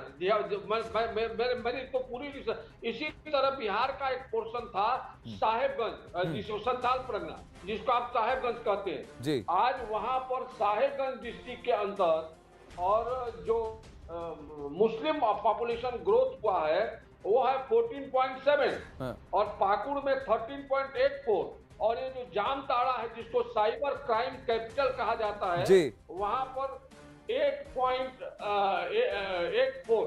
यानी पूरे इलाके को भारत से काटने की योजना बन गई है. पीएफआई का हेडक्वार्टर फुलवारी कांड के बाद पता चल गया था कि पूर्णिया में बना हुआ है, और उस क्षेत्र के अंदर जो खुद दिल्ली में एक व्यक्ति पकड़ा गया, व्यक्ति, उसको वहां पासपोर्ट बनाने का काम और किशनगंज से हुआ है, ये सब पेपर में आ रहा है। तो ये सारे इलाके, और आप जमीन नेपाल के नो मैन लैंड की बात मत करिए, मैं आपको बता रहा हूं, अभी 15 जुलाई को पटना हाई कोर्ट ने निर्देश दिया है बिहार सरकार को, वहां के ट्राइबलों की जमीन को 2015 से, और ये जो बांग्लादेशी घुसपैठिए हैं ये आके उनकी जमीन कब्जा किए हैं, वो उनके तरफ से एक पीआईएल दाखिल हुआ, और अभी 15 जुलाई 2022 को आदेश दिया है कि आप इनकी जमीन खाली कराइए। तो देश का ये बहुत बड़ा षड्यंत्र, देश को फिर से तोड़ने का और ये इस्लामिक आतंकवाद को बढ़ाने का ये सारा खेल चल रहा है नॉर्थ ईस्ट में। ये बिहार में ही नहीं, मैं आपको एक एक जिला जोड़ करके दिखा दूंगा कैसे ये बांग्लादेश को और पाकिस्तान से जोड़ा जा रहा है। जी, ये इनका आइडियल था, ये इनका गोल था। लेकिन बात ये है कि देखिए, भारत तो भारतीय मूल के लोगों के लिए है, चाहे वो किसी भी धर्म के हों, किसी भी पंथ के हों, किसी भी पूजा पद्धति को फॉलो करते हों। यहाँ पर इलीगल्स को जगह क्यों दी जा रही है और कौन दे रहा है? खालिद अनवर जी नमस्ते, आप क्या कहेंगे, ये प्रॉब्लम है कि नहीं है? नमस्ते। देखिए, नहीं आनंद जी, बहुत अच्छा इशू आपने उठाया है और अच्छे इशू पे बात हो रही है, बहुत अच्छी बात है। हरेंद्र प्रताप जी ने जो फिक्शन सुनाया यहाँ पे, जो कहानी सुनाई उन्होंने, एक गुमराह करने वाली, जिसकी कोई हकीकत नहीं, कोई बेस नहीं, बेसलेस बातें, यानी जैसे समाज में आग लगाने के लिए कोई आदमी कोई कहानी गढ़ता हो, कोई आग का दरिया बनाने की कोशिश कर रहा हो, इस तरह की कोशिश कर रहे हैं। इनको पता ही नहीं है कि बिहार में इलीगल माइग्रेंट है ही नहीं, जीरो है। बिहार एक ऐसा प्रदेश है जहां कोई माइग्रेंट आता नहीं है, चाहे बांग्लादेशी हो, चाहे नेपाली हो, चाहे कोई हो, सब बिहार के लोग हैं। 14 करोड़ बिहार के लोग हैं। अब इनको सीमांचल से बहुत परेशानी है, चूंकि वहां कहीं कहीं मुस्लिम आबादी ज्यादा है, इसलिए इनको बहुत परेशानी होती है। इनको लगता है डेमोग्राफिक चेंज हो रहा है। भाई, भारत के लोग, दिल्ली आजादी के वक्त दिल्ली में की डेमोग्राफी क्या थी? बहुत सारे, यानी किशनगंज का नाम ले रहे हैं आप, किशनगंज एक सेंटर हेडक्वार्टर है किशनगंज जिला का, और फला ब्लॉक में ये हो गया, चिना ब्लॉक, आप जाके पूछिए ना कहाँ के लोग हैं, कौन लोग हैं। आप ऐसे बैठे बैठे जो चाहे, जिसको चाहे, जिन बिहारियों को चाहे आप विदेशी बता देंगे और हम लोग सुनते रहेंगे। ये सब ड्रामेबाजी बंद कीजिए। इस तरह की गुमराहकुन प्रोपेगेंडा बिहार और बिहारियों के खिलाफ बर्दाश्त नहीं होगा साहब। हम लोग ऐसी किसी चीज को बर्दाश्त नहीं करेंगे। आप जो बातें बता रहे हैं ना कि रविवार की जगह जुमे की छुट्टी होती है, आप जाके देख लीजिए। बिहार एजुकेशन पॉलिसी 1962 के अंदर बिहार की असेंबली ने पास किया था, बिहार एजुकेशन पॉलिसी, जिसके तहत छुट्टियां होती है बिहार में जुमे को, और सिर्फ कटिहार और किशनगंज की स्कूलों में नहीं होती है। माफ कीजिएगा, आप बिहार के 4000 स्कूलों के अंदर छुट्टियां होती है। 1962 में बिहार एजुकेशन पॉलिसी नहीं, 2012 में कोई बॉर्डर से क्रॉस बॉर्डर नहीं आ रहा है। हाँ, तो सब कुछ ठीक है, ऑल इज वेल। जो कुछ भी आप कह रहे हैं गलत कह रहे हैं, आप ये कह रहे हैं खालिद जी, लेकिन मैं आपको कहूं कि 2012 में राज्यपाल ने, बिहार के राज्यपाल में तब नीतीश बाबू की ही सरकार थी, तब उन्होंने एक ऑर्डर पास किया था जहां पे उन्होंने कहा था कि जुम्मे के दिन छुट्टी नहीं होगी, सिर्फ लंबा अवकाश दिया जाएगा भोजन का, 12:30 बजे से 2:30 बजे तक, पर आपको वापस आना है, कोई छुट्टी नहीं होगी। ये राज्यपाल का नोटिफिकेशन 2012 का है। और ये सब, ये सुनिए, अभी मैं आपकी बात सुन रहा था, अब फैक्ट की बात सुनिए। अब ये उन स्कूलों के लिए है जो राज्य सरकार द्वारा चिन्हित या इंगित किए गए हैं कि ये उर्दू स्कूल है। यहाँ पर स्टोरी ये है कि पूरे इलाके में, चाहे वो कोई भी गवर्नमेंट स्कूल हो, हर स्कूल को बंद करा दिया जा रहा है। तो ये सबसे बड़ी समस्या है। लेकिन आपने कहा कि आंकड़े झूठे हैं। सुनिए जी, बिल्कुल बिल्कुल, मैं कह रहा हूं कि बिहार में 4100 स्कूल हैं जहां जुमे की छुट्टी होती है, और बिहार की जो एजुकेशन पॉलिसी है, जिसको बिहार की विधानसभा ने 1965 में पास किया है, उसमें लिखा है कि उर्दू मीडियम स्कूलों में या ऐसे इलाके में जहां मुस्लिम आबादी वहां के स्कूलों में जुमे के दिन छुट्टी होगी। नहीं, देखिए ऐसा नहीं है, उसमें 2012 की पॉलिसी में साफ लिखा है, 2012 में राज्यपाल का नोटिफिकेशन है। आप 62 की बात कर रहे हैं, 2012 की मैं बात कर रहा हूं, नीतीश बाबू की सरकार। अगर आपको नहीं पता तो फिर मैं क्या करूं? दूसरी, जैसे मैं कह रहा हूं ना कि फैक्ट पर गड़बड़ मत कीजिए। दूसरी बात, आपने किशनगंज की बात की, किशनगंज के आंकड़े ये बताते हैं कि ये हिंदू बहुल डिस्ट्रिक्ट हुआ करता था, अब वो मुस्लिम बहुल हुआ है। वो ये कह रहे हैं कि अगर ये भारतीय मूल के लोग हैं तो फिर जो नेशनल आंकड़ा है टोटल फर्टिलिटी रेट का, जो कहता है कि भारतीय मुसलमानों का जो फर्टिलिटी रेट है, ग्रोथ रेट है, वो हिंदू या किसी भी और समाज के बराबर ही है, उससे ज्यादा नहीं है। तो फिर ये कहां से आए? मुसलमान अपने आप से तो नहीं पैदा हुए। आप कह रहे हैं सब बिहारी हैं। हरेंद्र नाथ जी जवाब, अच्छा रुकिए, हरेंद्र नाथ जी और अविनाश कनौजिया दोनों जवाब देना चाहते हैं। नहीं, हरेंद्र प्रताप जी, जो धर्मेंद्र आपके आंकड़े झूठ हैं, आप मिथ्या फैला रहे हैं। हरेंद्र जी रुकिए, खालिद जी उनको बोलने दीजिए। हाँ हरेंद्र जी, आपके सारे आंकड़े झूठे हैं। चैलेंज करता हूं, जिसमें भी हिम्मत हो मेरे आंकड़े को काट दे। ये बिहार सरकार का आंकड़ा नहीं है, ये नेशनल सेंसस का आंकड़ा है। मेरे पास सारी पुस्तकें हैं और इसको चुनौती देने के पहले लोगों को अध्ययन करके आना चाहिए मेरे साथ। मैं कोई ऐसा आदमी नहीं हूं कि मैं गलत कोई धर्मेंद्र जी पूरा अध्ययन किया मैंने, और कुछ किताबें जो आप लोग लिखते हैं ना आग लगाने के लिए, उन्हीं किताबों का इन्होंने कोई किताब नहीं लिखी है, इन्होंने कोई किताब नहीं लिखी है। ये नेशनल ये सरकार का सेंट्रल सेंसस डेटा है। तरह के बहुत सारे लोग हैं। आपको खुद 2012 के नोटिफिकेशन के बारे में ज्ञान नहीं है खाली थे, आप किसी और को गलत क्या ठहराएंगे? आंकड़े भी तैयार करते हैं, फर्जी आंकड़े तैयार करते हैं। देखिए, सत्य को झुटलाने से वो सत्य जो झुटला नहीं जाता, सत्य रहता है, तथ्य रहता है, आंकड़े झूठ नहीं बोलते। प्रतिशत मुस्लिम आबादी कैसे बढ़ गई, इसका उत्तर दीजिए ना। कि देश में 3.5% मुस्लिम बढ़ते हैं, अब मैं जरा बढ़ता है, बारसोई में 16% बढ़ता है। ये कौन लोग हैं? ये भारतीय नहीं, अभी खालिद अनवर का कहना है कि ये सब बिहारी, क्या ये सब बिहारी? अविनाश कनौजिया, देन तुहिन सिन्हा और PK Mishra ji, I will come to you, thank you for your patience. Avinash Kanaujia, क्या ये सब बिहारी हैं या बाहरी हैं? मैं आप खालिद जी को एक बार अररिया भेज दीजिए, मैं उन्हें अररिया के बसमतिया में घुमा दूंगा, मैं उन्हें दिखा दूंगा कि वो साबित कर दे कि वो बिहारी हैं। तभी वे लोग बांग्लादेश से आए हुए हैं, रोहिंग्या बसे हुए हैं यहाँ के। उनकी बोलचाल की भाषा, उनके बात करने की जो खालिद जी, इन्होंने आपको सुना, आप इनको सुनिए। कटिहार के हर ब्लॉक खालिद जी, आप मेरी बात, खालिद जी मैंने आपको बहुत विनम्र तरीके से मैंने आपकी बात को सुना, आप मेरी बात को सुनिए। मैं आपको ओपेन बता रहा हूँ, कह रहा हूँ, आप एक बार अररिया आइए, मैं आपके साथ जाके बसमतिया में आपको घुमा दूंगा और मैं उन लोगों से ला दूंगा जो बांग्लादेश आए हुए हैं। ये कैसे वहां पर आ गए, ये तो बहुत बड़ा प्रश्न है। ये तो बहुत बड़ा प्रश्न है कि ये कैसे आ गए। तुहिन सिन्हा जी, ऐसा नहीं है। How are these people here? जी ऐसा कुछ भी नहीं है। 2000 स्क्वायर किलोमीटर के एरिया के अंदर ये आ गए हैं। अब ये वहां पर अपना दमखम दिखा रहे हैं। 694 मस्जिद मदरसे 2 साल में बन गए। पैसे कहां से आ रहे हैं? आनंद देखिए, Where the money coming from? एक बात और खालिद जी, आप हमको बताइए। एक मिनट आप शांत हो जाइए, मेरी बारी है, अब आप लोग थोड़ा शांत होइए। देखिए आनंद, सबसे पहले मैं आपको बधाई देना चाहता हूं इस बेहतरीन इन्वेस्टिगेशन के लिए। और जो आज भी इसको डिनाई कर रहे हैं, प्रत्यक्ष को प्रमाण की आवश्यकता नहीं होती। इस देश में डेमोग्राफिक डिस्टॉर्शन जो है वो सबसे बड़ा खतरा है। और हालांकि अब तक जो है हम फोकस थे बंगाल पे।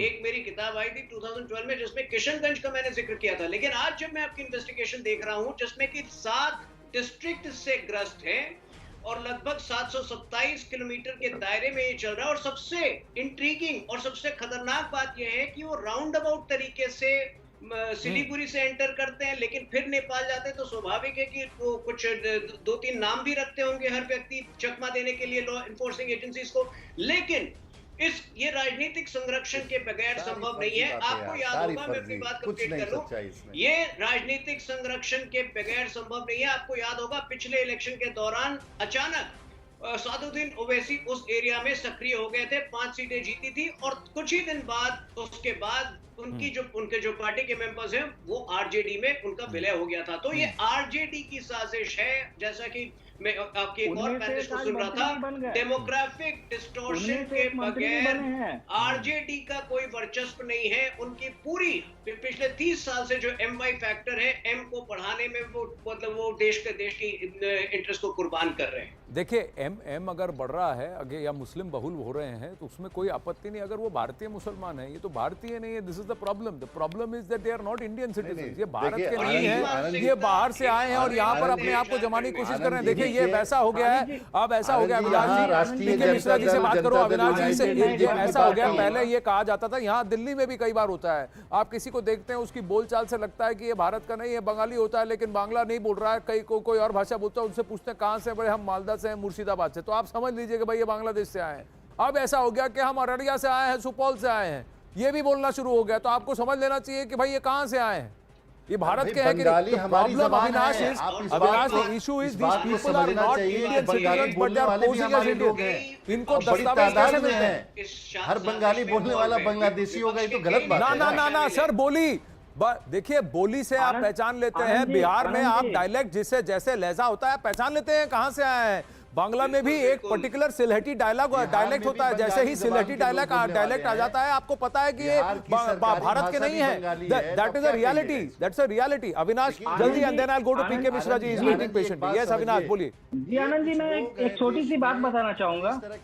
आप सीमांचल के अररिया में आप आके देख लीजिए, यहाँ दसमतिया साइड में बहुत सारे ऐसे नल लगे हुए हैं, बहुत सारे यहाँ चापाकल गाड़े गए हैं जो कि सऊदी अरब से फंडेड हुए हैं। आखिर क्यों वो बसमतिया या घोड़ना साइड या सीमांचल के साइड में क्यों लगे?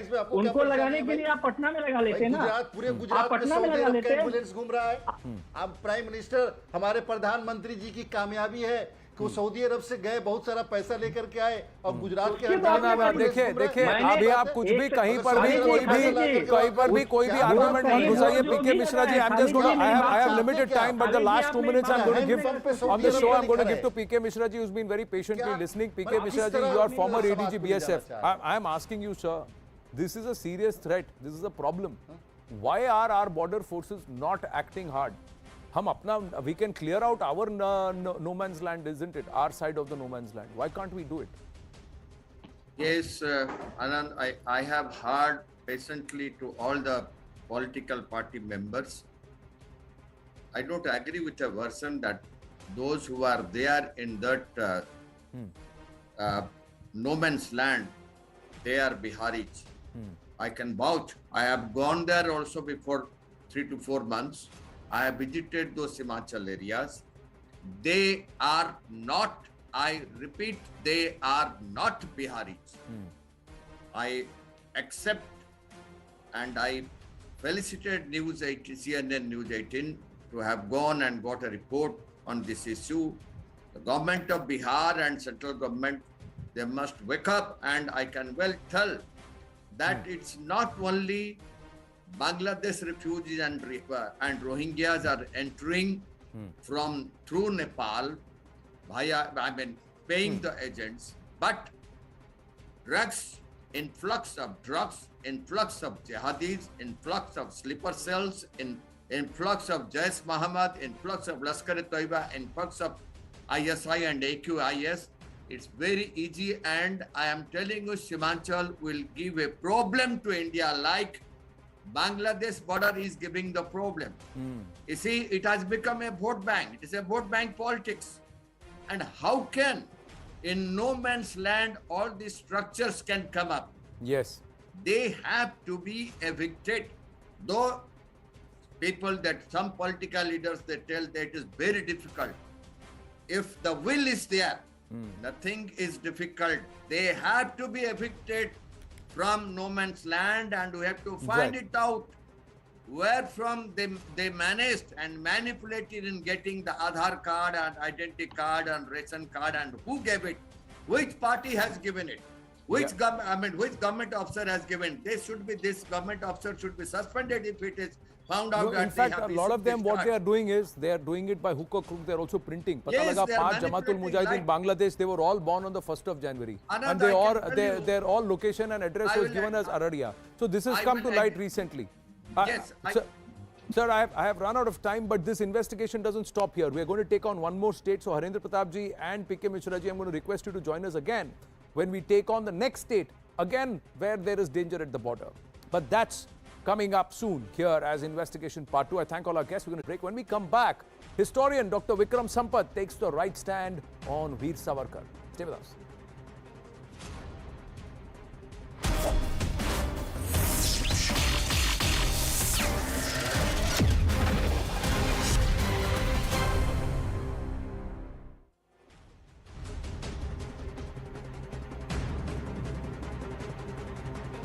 Scheduled to be held in India from the 11th of October till the 30th. If this ban is not lifted, then India has to forego the hosting rights. The national teams, both men and women, cannot play in FIFA recognized tournaments. Also, Indian clubs, remember there are a large number of clubs in the ISL as well as other football leagues, they cannot represent the country in any FIFA event. Bihar Chief Minister Nitish Kumar expanded his cabinet today, including 31 ministers. Nitish Kumar's alliance partner, the RJD, got the lion's share with 16 ministerial berths. The JDU got 11. Nitish Kumar kept the Home Ministry, while his deputy Tejashwi Yadav got key portfolios like health, urban development, housing and rural development. A blast at an ammunition depot in Crimea has left at least 2 people injured. This is the second incident in a week to rock the Russian-controlled peninsula. Kremlin has blamed the sabotage for explosions, but Ukraine has not claimed responsibility for it just yet. China has deployed its latest conventional attack submarine in military exercises off the coast of Taiwan. The SSK have been deployed with Chinese Navy's East Sea Fleet. The SSK will play a key role in any future blockade of Taiwan. A naval blockade could in fact entirely shut down Taiwan's economy. These SSK submarines could target ships that are going in and out of Taiwanese ports. Taiwan has only 11 days of natural gas supply left. China, meanwhile, has objected to the arrival of an American congressional delegation to Taipei by conducting fresh military drills. As many as 30 Chinese warplanes and 5 vessels were detected in the Taiwan Strait. China claimed the new exercises are intended to be a resolute response and solemn deterrent against collusion and provocation between the US and Taiwan. The announced trip by a 5-member congressional delegation has prompted China to renew its rhetoric that it's readying for a war over Taiwan. When US House Speaker Nancy Pelosi made a stopover in Taiwan earlier this month, China launched a week-long military drill which saw Beijing send warplanes, missiles and jets into the waters and skies near Taiwan.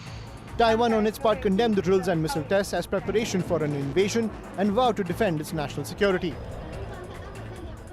Meanwhile, chaotic scenes were witnessed at an IKEA store in Shanghai, with shoppers trying to escape as the authorities attempted to quarantine them. Health authorities moved to lock down the store after a close contact of a COVID-infected person was traced to the store. The guards tried to close out the doors, but the crowd forced them open.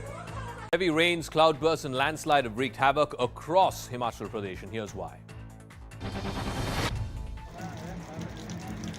This bridge in Manali got washed away even as people were desperately trying to cross over to the other side. The temporary bridge was built over a drain, but flash floods caused due to heavy rain led to the river water rising. 2 children drowned while crossing the bridge. Their bodies were later retrieved from the drain. More than 100 pilgrims who were part of the Kailash Mansarovar Yatra were left stranded after a sudden rise in the water level of the Kailash Nala. A rescue team was deployed along the Yatra route, which brought them to safety. Several rivers are in spate due to incessant rains in Himachal Pradesh. And to make matters worse, the Met Department has issued a heavy rain alert for the next 3 days. In Bhagalpur in Bihar, this house next to a river crumbled within seconds. It happened after the water level in the Ganga reduced, leading to erosion of soil. In fact, due to land degradation, soil is getting increasingly eroded, leading to collapse of houses across the board. At least 7 Indo-Tibetan border police died in a bus accident in Jammu and Kashmir's Pahalgam. The bus that they were traveling in skidded down a road and fell into a riverbed. The accident occurred after the brakes of the bus failed. The impact was so strong that the vehicle was flattened upon hitting the ground. The bus was carrying as many as 41 security personnel, 39 from the ITBP and 2 from Jammu and Kashmir Police. They were part of a de-induction process of special forces from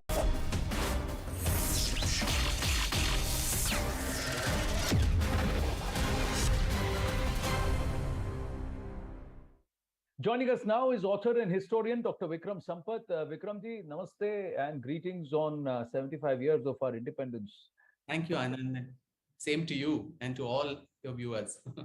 From the ramparts of the Red Fort, Prime Minister Narendra Modi counts Veer Savarkar as one of those who laid down and fought relentlessly for the freedom of our country. But what we see in Karnataka, in Shivamogga, is an intolerance to Savarkar. Posters, banners brought down, and then 2 separate instances, one inside a mall and the other in a chalk, and people coming out and saying, no, you can't put these posters, and another person is wearing a tilak and he's stabbed. All of this is happening. It's all around Savarkar, saying if you can put Savarkar poster, we'll put Tipu Sultan poster. So let's start with all of this around. Why is this entire resistance and where does this come from to Veer Savarkar? Yeah, I think it's very, very unfortunate, Anand, and that too at a time when we are celebrating Azadi Ka Amrit Mahotsav, that somebody who sacrificed so much for the cause of India's freedom, someone who started India's first organized secret society, the Abhinav Bharat, who organized the first ever bonfire of foreign clothes in 1905 in Pune.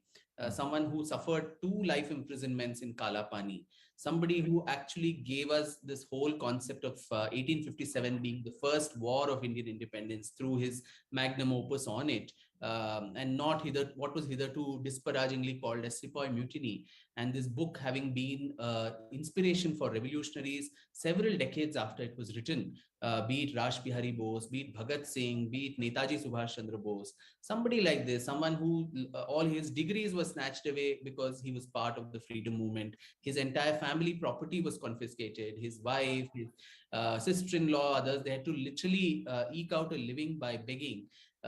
People like this who have suffered so much and sacrificed so much for the cause of this nation, today for petty political gains and electoral gains and politics, we are dragging their names in this very unfortunate manner, which is very, very disgraceful. And what's happening in my home state in Karnataka is I think very saddening, and probably it's just the indication of the times to come, considering the state is going to polls in a couple of months. So it's very unfortunate that political parties start associating themselves with these historical icons. BJP associates itself with Savarkar. So to counter that, you have the Congress, which has traditionally been associated, with Tipu Sultan. It started the Tipu Jayanti and so on in Karnataka, much to the ire of common citizens in the state.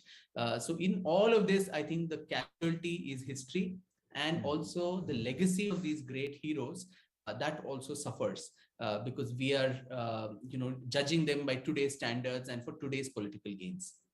But a lot of what Savarkar said back in the 1920s and the 1930s stands true, holds true today. We see it manifest.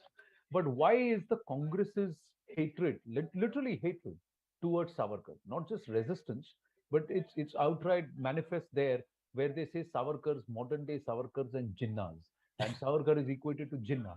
And then they say, if you can put Savarkar, we'll put Tipu Sultan. Why? Where does this stem from? In your commentary and very exhaustive one, can you put a finger on why this is happening or who started this?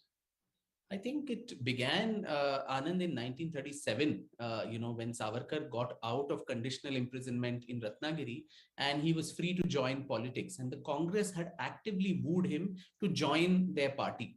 Including the then president of the Congress, Subhash Chandra Bose, even Nehru and others. They had expected that Savarkar would join the Congress, which was like a foregone conclusion. But he had, quite famously commented that I would rather be in the last line of the patriots than in the first line of the traitors. And he felt that the Congress had gone so far ahead in its policy of Muslim appeasement that it was akin to treachery, and it had sown the seeds of partition of the country. And so he didn't want to be associated with that party. Also, he was all the time an ideological opponent to Mahatma Gandhi. Right from the time they were young men and they had met in London in 1906 till the very end, whatever Gandhi wrote, Savarkar would counter it in his Shraddhanand and so on. And they had differences of opinion on just about anything under the sun. So this antipathy to Savarkar was always there when he did not join the Congress, and he made these statements. Even in 1937-38, when he joined the Hindu Mahasabha, went on his rallies across the country, there were several attempts to kill him.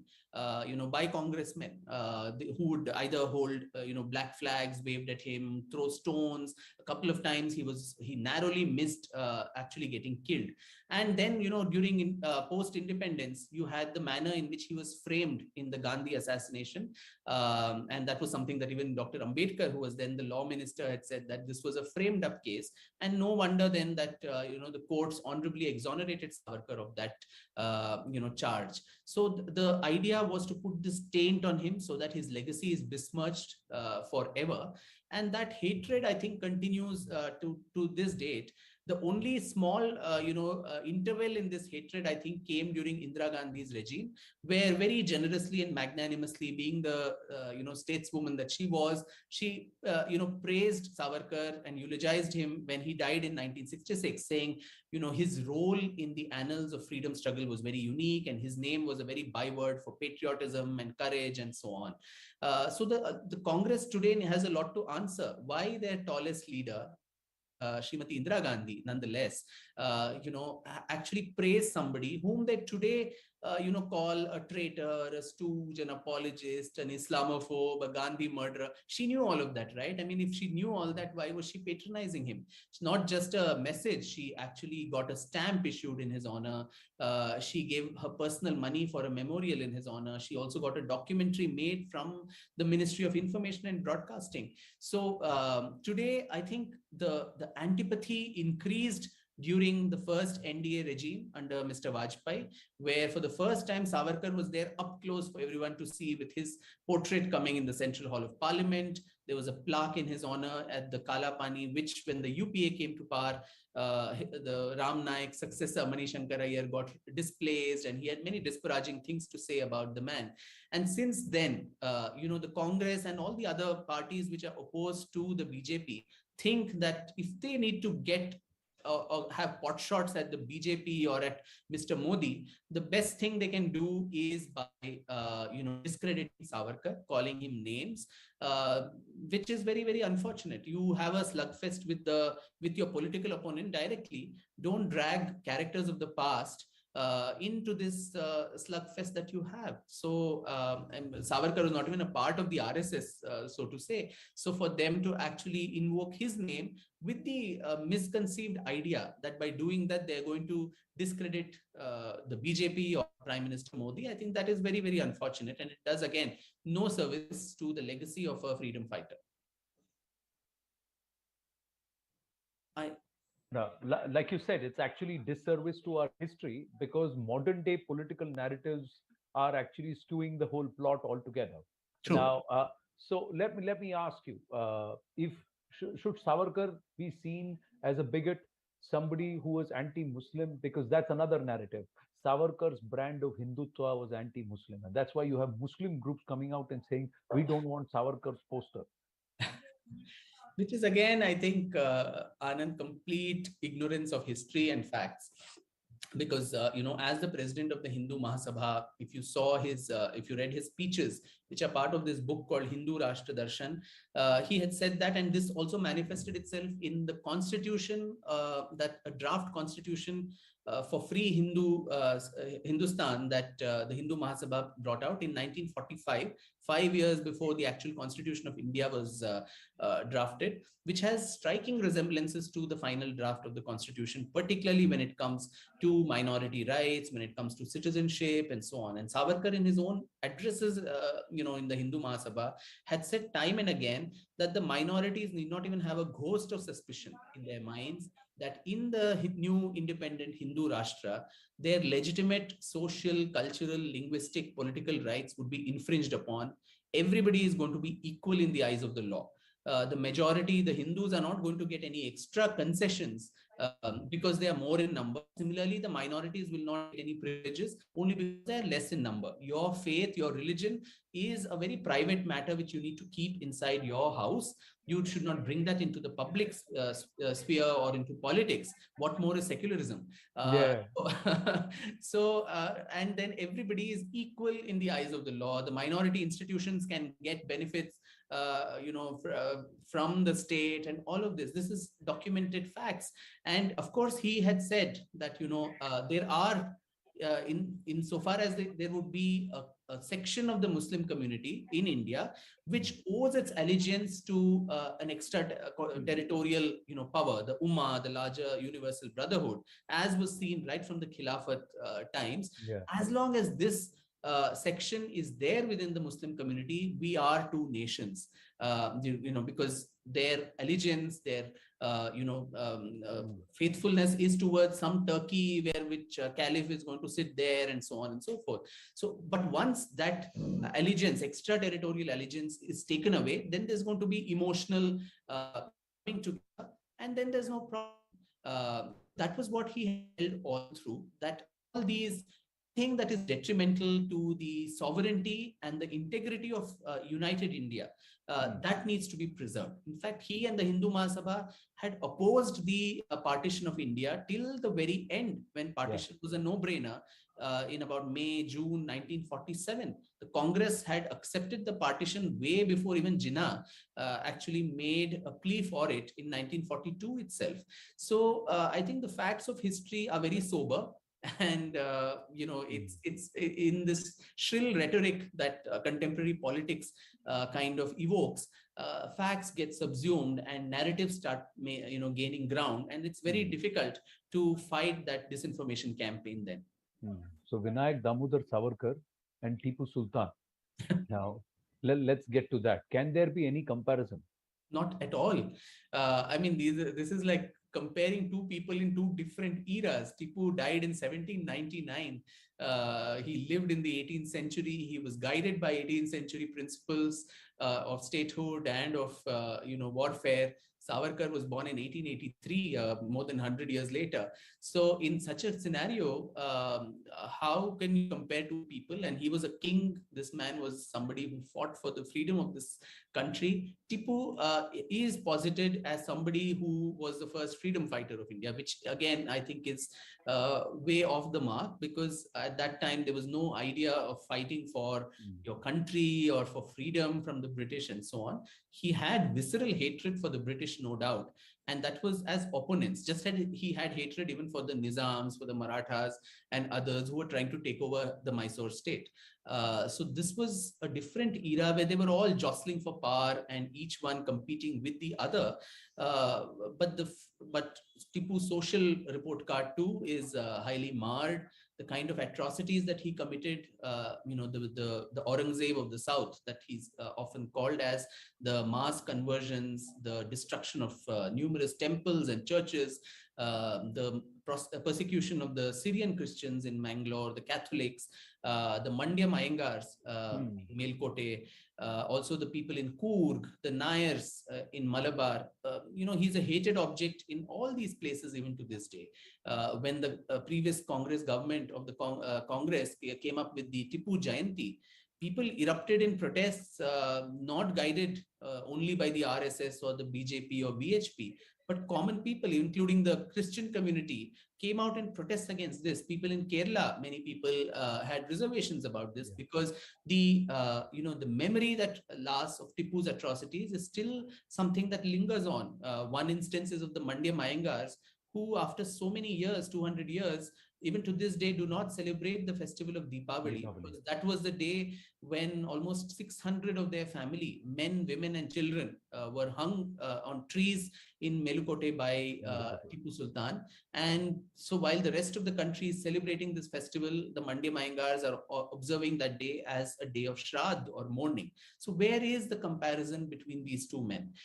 It's a false equivalence. And this whole idea, Anand, that, to ingratiate yourself to a particular community, you need to pick up an icon from that community, even if that person is a bigot, and actually whitewash him or her and make him or her, palatable to modern standards. I think that is very unfair.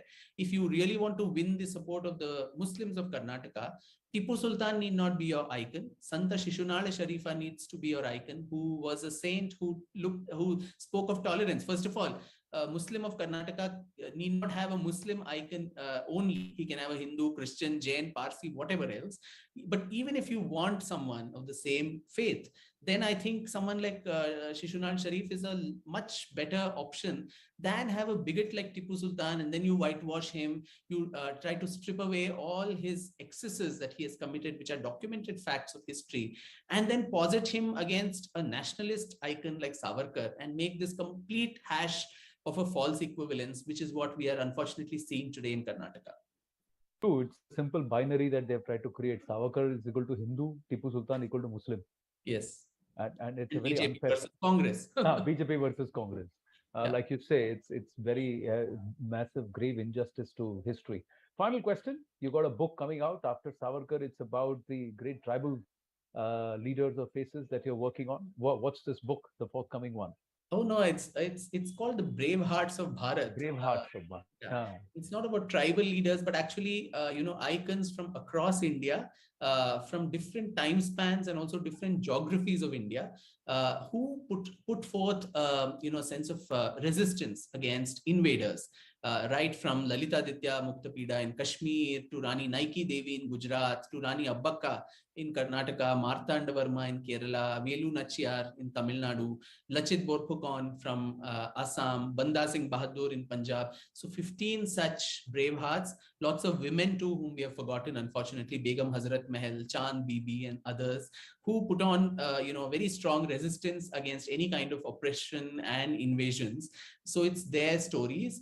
And also to kind of somewhere, balance the historiography of India, which is so very Delhi-centric. Everything in the history of India does not start and end with Delhi. There are vast swathes of the land which don't find a representation, the Northeast and so on, for example, the South of India.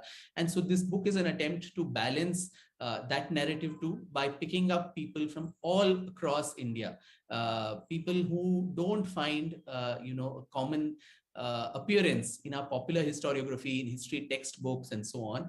And I thought that was most appropriate when we are celebrating the 75th year of independence. It's not just 200 years of independence that we've struggled. We've right from the first invasion of Sindh, there's been resistance right from Raja Dahir and Nagabhatta and Pulakeshin and all of them, Bappa Rawal, Rana Kumbha, all of them who in this long and uninterrupted kind of resistance against invaders who came from outside, the Turks, the Mongols, the Arabs and everyone else, the Portuguese, the Dutch, and finally the English East India Company, whom we only concentrate on. We don't look at all the others. So I think it's that attempt to paint a larger portrait of what freedom means and who were the warriors who have been sadly unsung and forgotten. Brave Hearts of Bharat, and the narrative, the title and the description itself has piqued my interest. I look forward to that book and for another longer conversation on the Brave Hearts when that book is released. But Vikram Sampath, always a pleasure speaking with you. Thank you very much. Thank you, Anand. Thank you so much. Namaste.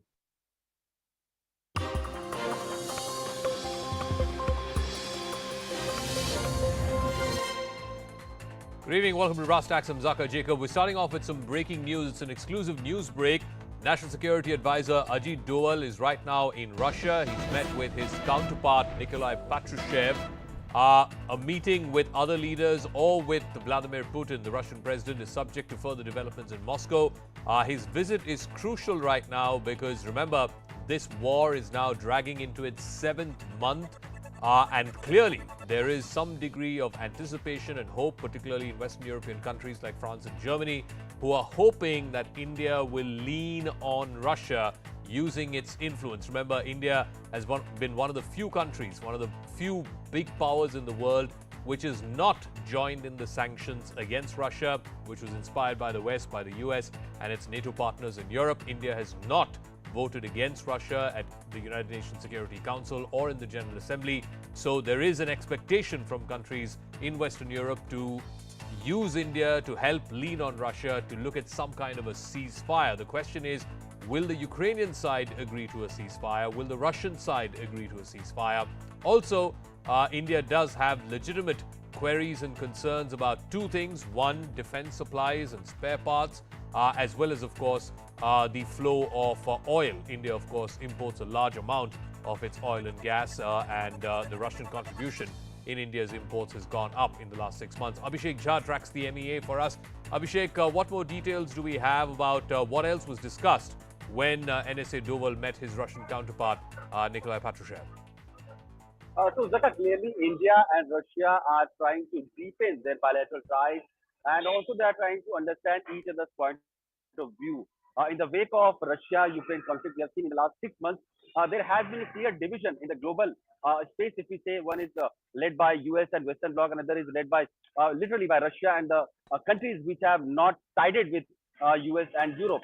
Indian External Affairs Minister has recently made remarks quite a few times that India will have to also look for its own interests while maintaining that the war should cease happening in Ukraine, and there should be all sort of humanitarian aid and assistance to the people who are being affected with this conflict.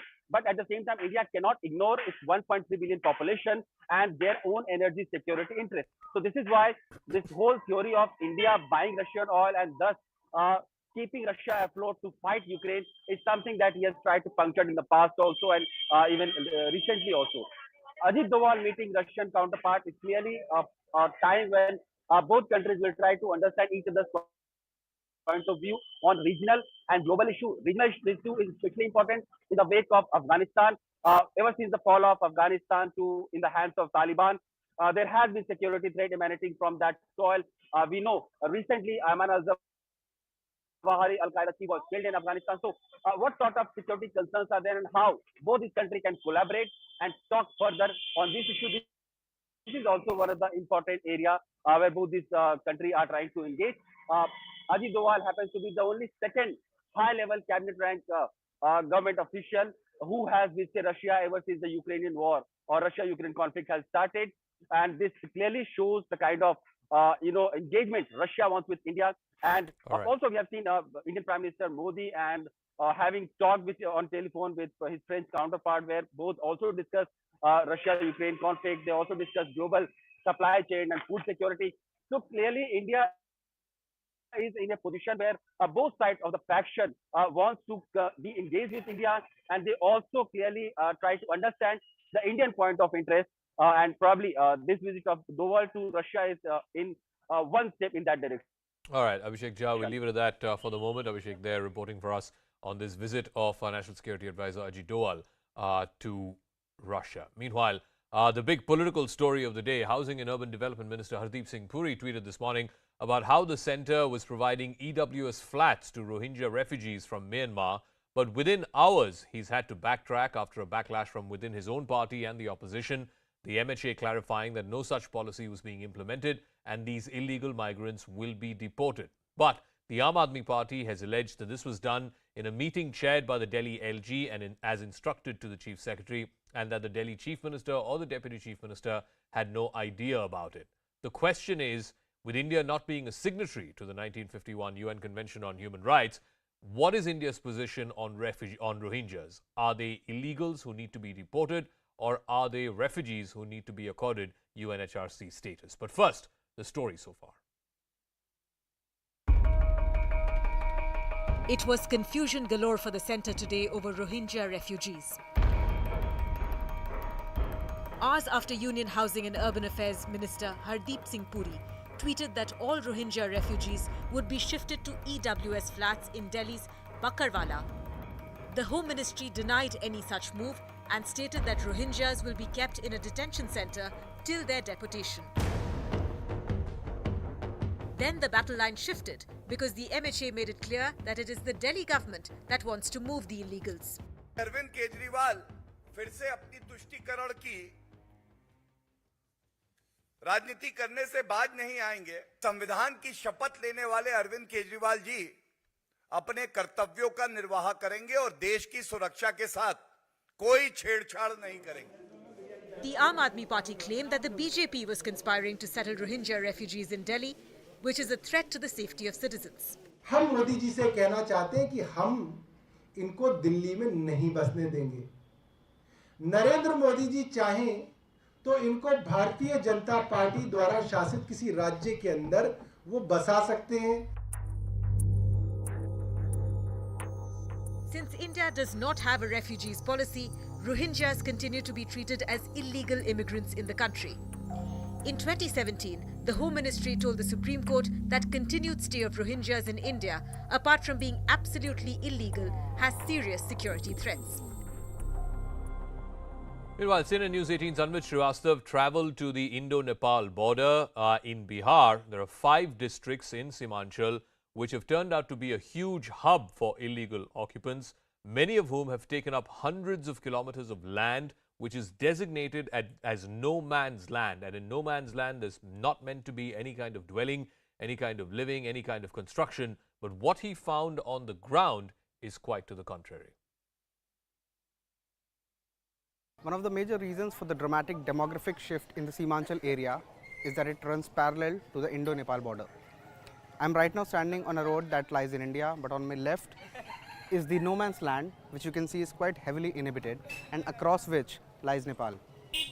After talking to officials in several agencies, be it the IB or paramilitary forces deployed in the area, local police or officers from the anti-human trafficking units or anti-terror units, we have managed to crack the basic modus operandi.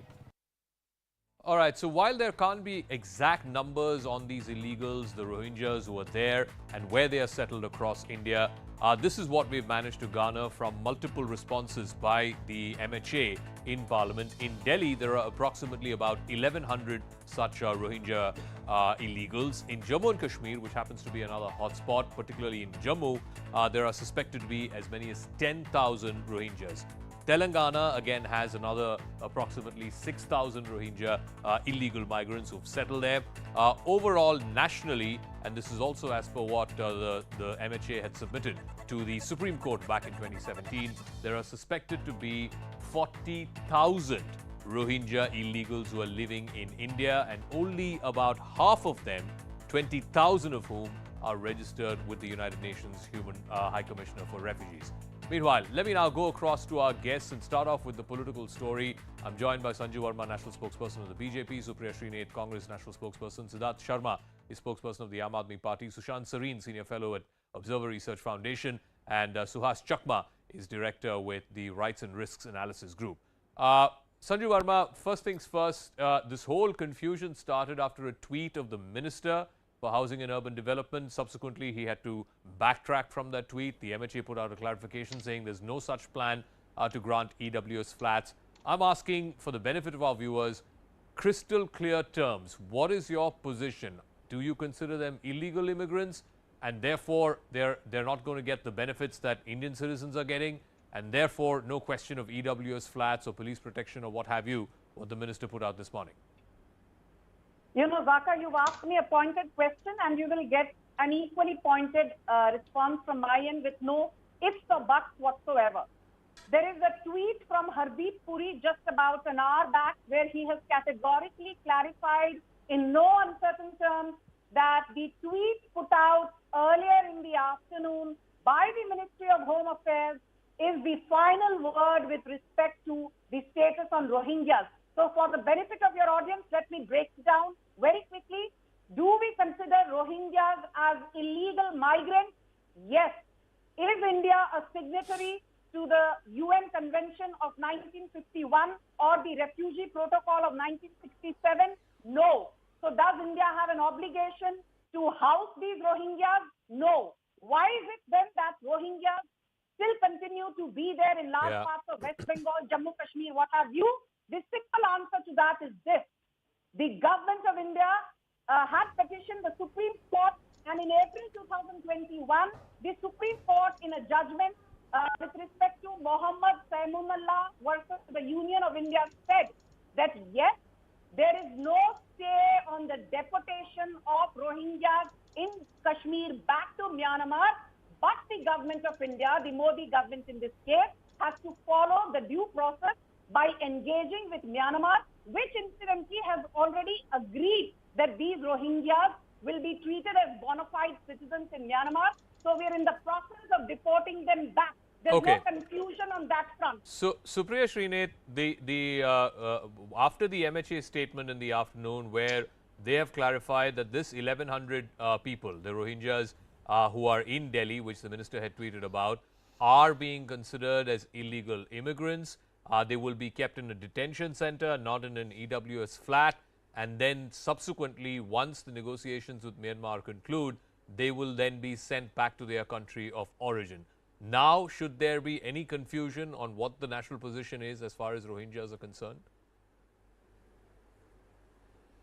You know, quite frankly, before I get into the details of what our national position or should or should not be, there are two things that this incident, this whole controversy at 7:28 this morning, Hardeep Singh Puri, who is the Union Minister for Housing and Urban Development, besides being the Union Cabinet Minister for Petroleum and Natural Gas, he put out a tweet and he went on to talk about how there will be EVS homes, how they will be shifted to this area in Delhi, there will be basic amenities, there will be UNHCR IDs, Delhi police protection. He is not some sidey character in the government. He is the man who is responsible for urban housing and development. He puts out a tweet, it's a thread tweet. He also takes pot shots at canards of anti-CA and all of that. That is a separate debate. Now, here is a cabinet minister directly whose portfolio affects what he is writing. EWS, Delhi protection, UNHCR cards, basic amenities, all of that. At 2:50, we get an MHA statement that completely contradicts it. It's a three-thread tweet which essentially says news reports about these are misleading, they are incorrect. But the news report did not start on its own. It started when the Union Minister for Urban Development tweeted this. Now he may change his position. My bigger concern is that on issues as sensitive and as important as this, the right arm of the government doesn't know what the left is doing.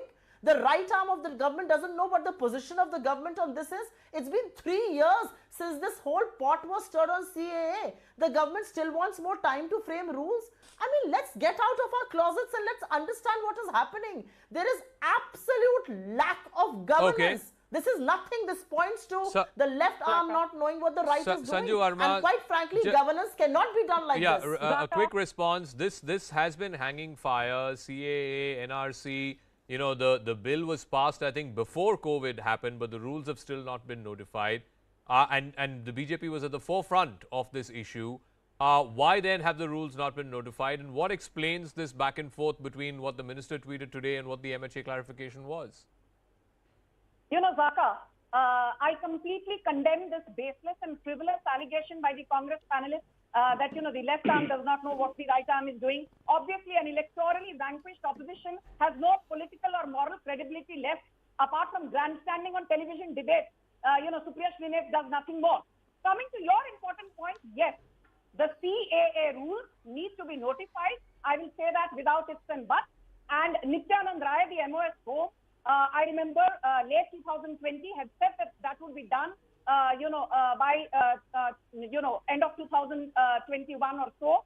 That has been hanging fire, but I'm sure we had assembly elections coming in, though of course that's not an excuse, but I'm sure it will be brought to fruition very soon. And it is because the government works in a coordinated manner that within a couple of hours of Hardeep Puri's tweet, the final word by the MHA came out. Let me now go to the other guests who are also there on the broadcast. Siddharth Sharma of the Aam Aadmi Party. Siddharth Sharma, while your leaders and spokespersons have come out and said that this whole thing was done in a meeting convened by the LG on the 29th of July, the question that's been, and that the Chief Minister or the Deputy Chief Minister did not have a clue about it, question that's being asked is, number one, how are many of these people, including many of these people who are illegal Rohingya migrants who are accused in the Jahangir Puri riots, how do they have Aadhaar cards? How do they have Aam Aadmi Party government given, free electricity and water supply and so on, and connections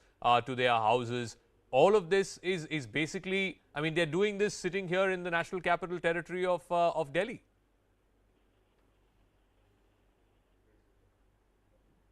Yeah, Zaka, your question has a context here, that this whole debate has started because of a tweet storm by a very respectable cabinet minister. To your pointed question, first I'll answer to your pointed question. How did the Rohingyas come from Myanmar or Burma to Delhi? Did they come through a tunnel or something? Isn't it the government of India's job to stop them at the border? That question has to be asked by Mr. Zaka Jacob to Ms. Sanju Verma. She would have to answer to that. As far as Aam Aadmi Party is concerned, we have been very unequivocal for many years that Rohingyas are illegal migrants and they have no place in India, especially in Delhi, because we have a government in Delhi. Delhi is breaking at its seams. Delhi has enough population to handle itself. Now, as far as this today's tweet is concerned, today's debate is concerned, today's dichotomy is concerned, one very, very important minister of Modi ji's cabinet says that Rohingyas are refugees in India. Within hours, another very senior minister says that the Rohingyas are illegal migrants. Now the BJP has to come clear, although Ms.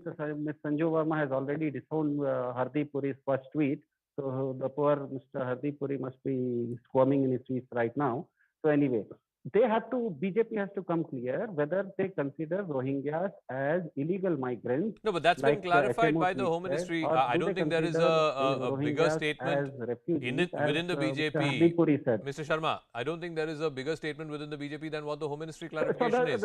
They have clarified that they, as far as Home Ministry is concerned, they are illegal migrants to be deported. That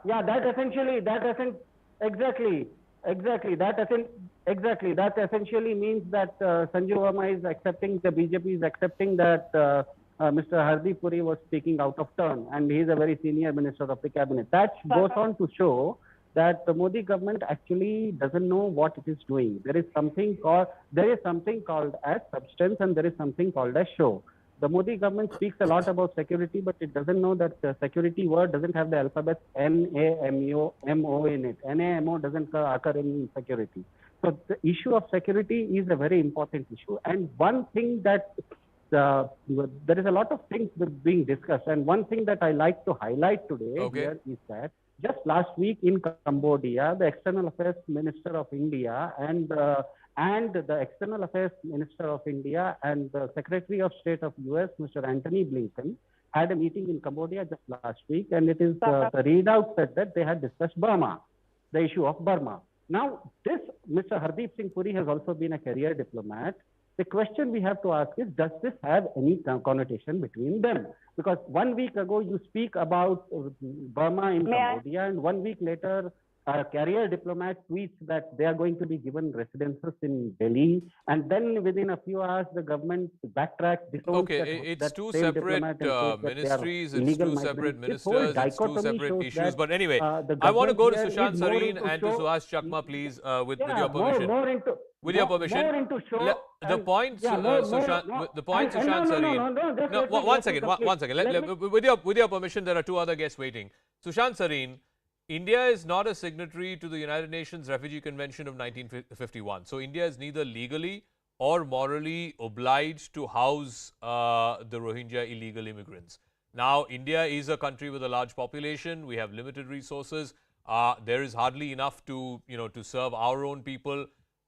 Are we in a position to take on this extra burden of 20 or 30 or 40,000 people?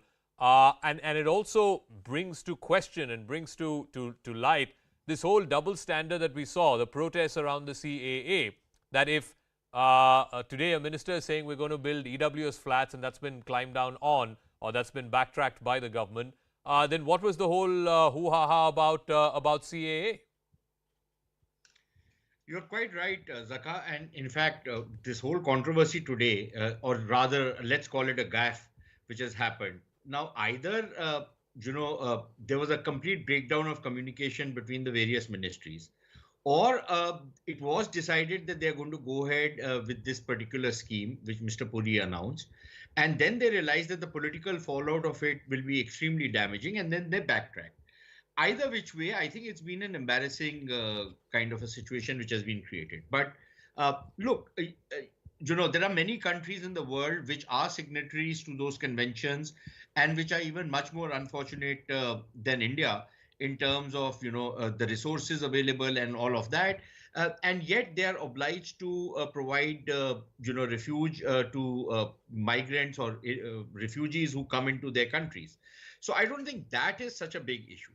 For me, the bigger issue is that, one, how do you allow 40,000 people to come into your country over the years? It's not happened overnight. It's happened over the years, number one. Number two, why do we even bother about 40,000? As your own report is telling us about, the number of migrants, the complete demographic transition which has taken place in the northeast along the borders of West Bengal with Bangladesh, the Simanchal area. There's a complete demographic transition which has taken place, and it has taken place under the eyes of the political leadership. It has taken place under the eyes of the security agencies, and again, over the years, over at least a couple of decades now. And we've been sleepwalking through this disaster which is there in the making. Then this whole virtue signaling that people who are pointing fingers at us on CAA, I don't know why the government of India needs to be embarrassed over a law like the CAA, which was an extremely good law and extremely progressive law, giving, legal status to people who are religiously persecuted in the neighboring countries. I don't know why this virtue signaling was being done. What was the purpose of it? Is the BJP not convinced that the CAA was a right law and that they needed to stand their ground no matter what anybody said? And 99.9% of the people in the world have never even read that damn law. Then, of course, I think one of your panelists made the correct point that it's been 3 years. You have still not notified the rules. Why? What is the excuse for not doing that? Okay. I think the government has to be answerable for those questions. Suhas Chakma, the question that's being asked is, even a country like Bangladesh has asked Myanmar to take back the Rohingya illegal migrants. They are not showing any kind of, visible brotherhood sign or anything of that sort with the Rohingyas, and they're saying that, these are not our people. We have too many people of our own and we don't have the resources to cater to yours, so take them back. In fact, this has become a long-standing issue between Myanmar and Bangladesh. The question is, why should India adopt these illegal migrants? And number two, the question also which Sushant asked, how were 40 or 50,000 people allowed to come into India over a period of time, settle in places like Jammu in the north, Telangana in the south, and somehow, they are able to get all kinds of documentation, all kinds of Indian government documentation, whether it's Aadhaar card or electricity bills and so on and so forth. Those questions need to be asked as well. And for a country that's not a signatory to the UN Convention on Refugees, why is India obliged to do any of this in the first place? No, I think in the first place, whether India ratifies a particular convention or not, it is not necessary for the government of India to accept, legally implement it. There are many conventions ratified by India, and the government of India doesn't give a hoot when it comes to implementation. The second issue is, when it comes to repatriation of the Rohingyas, I think the government of India and the government of Bangladesh, they live in some kind of illusion. I mean, delusional mentality that the government of Myanmar will accept the Rohingya refugees. There will be processes between New Delhi and Yangon, or then the people will be taken back. Never forget that in 1963, 300,000 Indians were thrown out by the Myanmar government. These were the people who were actually taken or who had settled down during the British period. We didn't stand up at that point of time.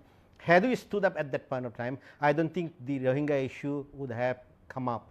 You would see that every decade Myanmar commits atrocities and expels about 1 million Rohingyas, and they never go back.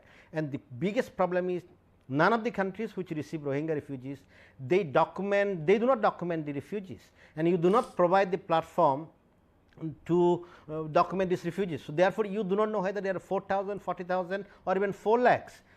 if you do not create the legal framework where people could come and apply for refugee or asylum, then you are not going to determine. So you say they are not refugees, they are illegal immigrants. Tell me under which law in this country a refugee is defined? There is no law. Anybody who is a foreigner and comes into this country without visa is an illegal immigrant.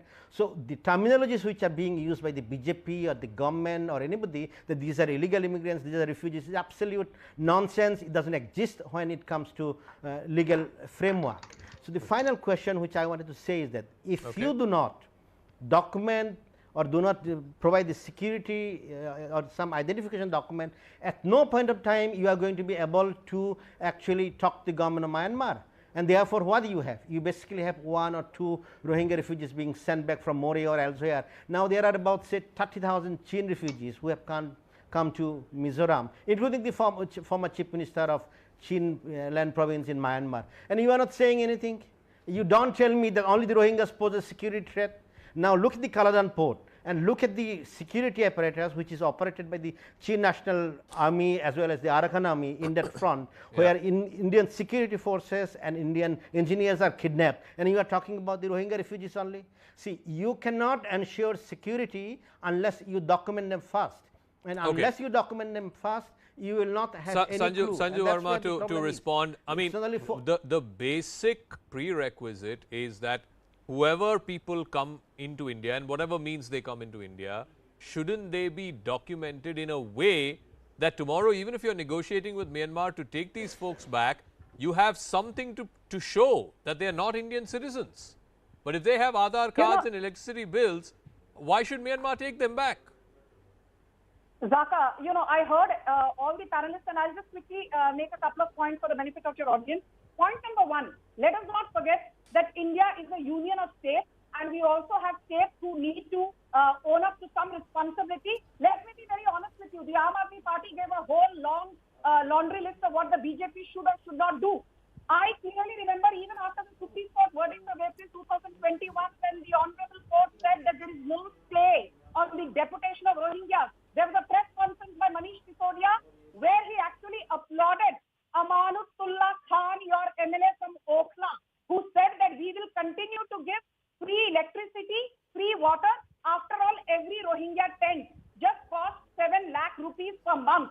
So I want to ask a question to the Aam Aadmi Party. Why is it that you're running foul of the diktat of the apex court of the land and harboring the Rohingyas, and then you come on national television and sing a completely different tune? Point number 2, Sushant Sareen made a very important point that the number of illegal migrants which we have, particularly Rohingyas, it's happened in the last 8 years, Zaka. It's not happened under Narendra Modi alone. It has happened over the last 20, 30 odd years. And I remember clearly prior to the Assam election, Amit Shah made a very important statement when he was asked if this government is serious about sending not just Rohingyas, but illegal Bangladeshis back. He said, we are doing it. And that is precisely the reason, because we are achieving success on that front, that 30% of Assam, which was under AFPA, now AFPA has been taken off. And he also said that 10,000 bighas of illegally encroached land are now free of illegal migrants. So the government is not twiddling its thumbs, it is doing the needful. Siddharth Sharma respond, Sanju Verma saying the government is not twiddling its thumb. Can I please come in for a minute? One second, Supriya, one second. Siddharth Sharma, also, what about the responsibility of state governments? She did not name West Bengal, but I presume that she's talking about West Bengal, where there is absolutely no distinction between who is an Indian citizen and who is not, because everybody, like I said, has documentation to prove one way or the other that they have Government of India given documents. Siddharth Sharma. Yeah, Zaka, Sanju has to understand that, Zaka, Sanju has to understand that as far as Delhi is concerned, the law and order, the police, etc., everything falls under BJP, and they are answerable to all those questions. The question still stands, like Mr. Suhas asked or Sushant asked, that how do so many thousands and lakhs, maybe lakhs of Rohingyas. Come on, Sanju, chill out. You are giving them free electricity. Let me speak. When you are speaking, I was keeping quiet. Let's have a very decent kind of a debate. On national television. Don't be a hypocrite. Like our experts in the panel said, the moot question here is that how come thousands and lakhs of Rohingyas have entered India through porous borders? That has to be answered by the central government. Now, as far as the Union of States argument is concerned, Union of States arguments would hold good on other states, but not Delhi, because in Delhi, the law and order situation, the police, etc., fall under the central government. As far as Aam Aadmi Party is concerned, we have been very clear that Delhi taxpayers' money cannot be spent on Rohingyas, even 1 penny, and they have to be deported back as per the Supreme Court's order. Okay. Now, how many? The simple question here, Zaka, I am asking through you to the BJP spokesperson, is that in light of the Supreme Court standing order that Rohingyas have to be deported, that Supreme Court order was passed in April 2021. Now, today is August 2022, nearly 1.5 years later.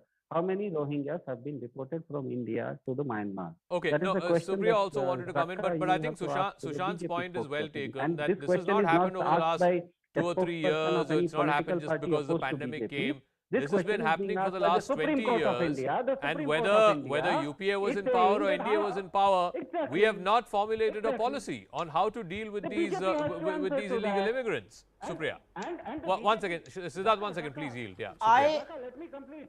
Supriya, yeah. I have a very simple question to ask of the ruling BJP this evening.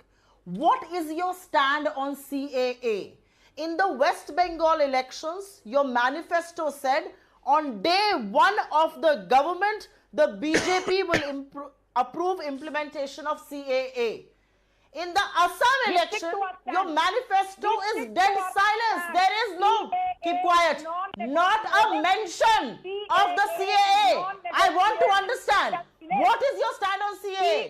Zaka, you know, I kept quiet. This is no way to debate. Ma'am, one second. Sanju, please. Yeah, the question was to Supriya. Let her finish. I'll come back to you and give you an adequate time. Supriya, yes, go on. You can call me names, you can call me whatever. This country wants to know. You want to implement CAA in West Bengal on day 1 if you are elected. In Assam, your manifesto doesn't mention the word CAA. What is your stand on it? No, what for the 3 years are you doing? The Congress party voted against CAA in both houses. The Congress party voted against CAA in both the houses. I don't think you understand my question. Zaka, I don't think you followed my question. No, I'm asking the BJP what is their stand. I have followed your question. West Bengal manifesto में CAA लगाएंगे, असम में CAA नहीं लगाएंगे. Stand क्या है BJP का? वो कब बताएंगे? 3 साल से CAA का कानून क्यों नहीं बनाया? वो कब बताएंगे? No, I asked that question to Sanju Verma. I'll ask her that again. But Supriya, let's remind our viewers. As a television anchor, Congress party had voted against CAA in both houses of Parliament, and said that you are unequivocally standing with the protesters in Shaheen Bagh. This was your party's position. Correct me if I'm wrong. I am saying so. Absolutely. Absolutely. And I put my hand on my heart. My stand on an issue does not change about which state is going to election. We are anti-CAA. We are anti what this government is trying to do, instill fear in the minds of a section of our population. So do you have a stand? And I'm asking this. I'll circle back to Sanju Verma. But do you have a stand on how these illegal immigrants who are not Indian citizens have come into this country over the last 10, 15, 20 years and have managed to get all kinds of government documentation? Do you have a stand on what needs to be done with them? Do they need to be sent back to their country of origin? Do they need to be given UNHCR tag and taken in as refugees? What is the Congress party and Supriya Srinath's stand as far as these 40,000-50,000 people are concerned? May I come in, Zaka? Yeah. I find it absolutely ridiculous for you to ask my stand when I have said it in no uncertain terms. We are anti-CAA. But what is their stand? Ruling party का क्या stand है? वो लोगों को कब पता चलेगा? I asked you a different question. You are evading that question. Fair enough. Fair enough. Okay, Sanju Verma, respond. Supriya has asked a pertinent question. You said one thing in Assam, one thing in Bengal, and now 3 years later you still haven't notified CAA. Sanju Verma. Zaka, let me be very clear. let me be very clear, and I'm happy that I'm not being heckled. We are going to notify the rules pertaining to CAA. Has there been a delay? Yes. But are we going to go back on a commitment? No. And I also want to say one more thing, that the Modi government has asked Aam Aadmi Party to declare the current residence area at Kanchan Kunj, where the Rohingyas are staying, as a detention center, which the Aam Aadmi Party refuses to do. But the Modi government is not going to brook any intolerance. I think the fact that there will be 24/7 police patrolling and they will be given UNHRC cards means that the police is going to completely ensure that there is no security theft, because their movement is going to be controlled by the police. And I think this is a positive sign, because they will not have Aadhaar cards, they will not have ration cards, they will only have access to alien cards, which is the first step towards deportation. But okay, I got to wrap up. I'm completely out of time, but I'll leave it at that. I'll see how this story plays out in all the mired politics between AAP and BJP and Congress.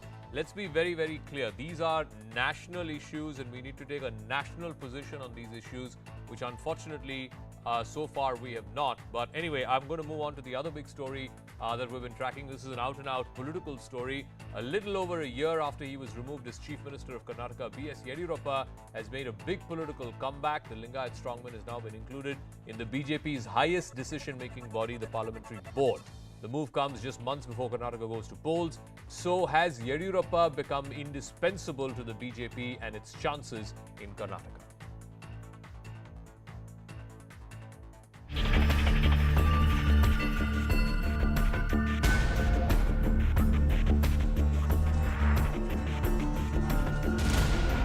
Our Prime Minister's expectation is I must build up the party in South India and also must come back power in the Karnataka. It has given a very big boost for BJP in Karnataka. All the workers are very happy. The people of Karnataka are also very happy. But if you are strong, if you had repeated a government, why would they have removed it?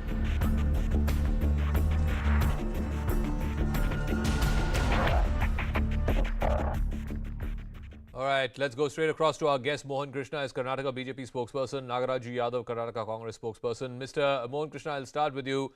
When he was removed last year, Mr. Yediyurappa, what we were given to understand is that he's over 75 years of age. He needs to make way for a new leadership, a younger leadership in your party and in the government in Karnataka, only for it to change 1 year on. Today, Mr. Yediyurappa is back in the highest decision-making body of your party. What's changed, sir, in the last 1 year?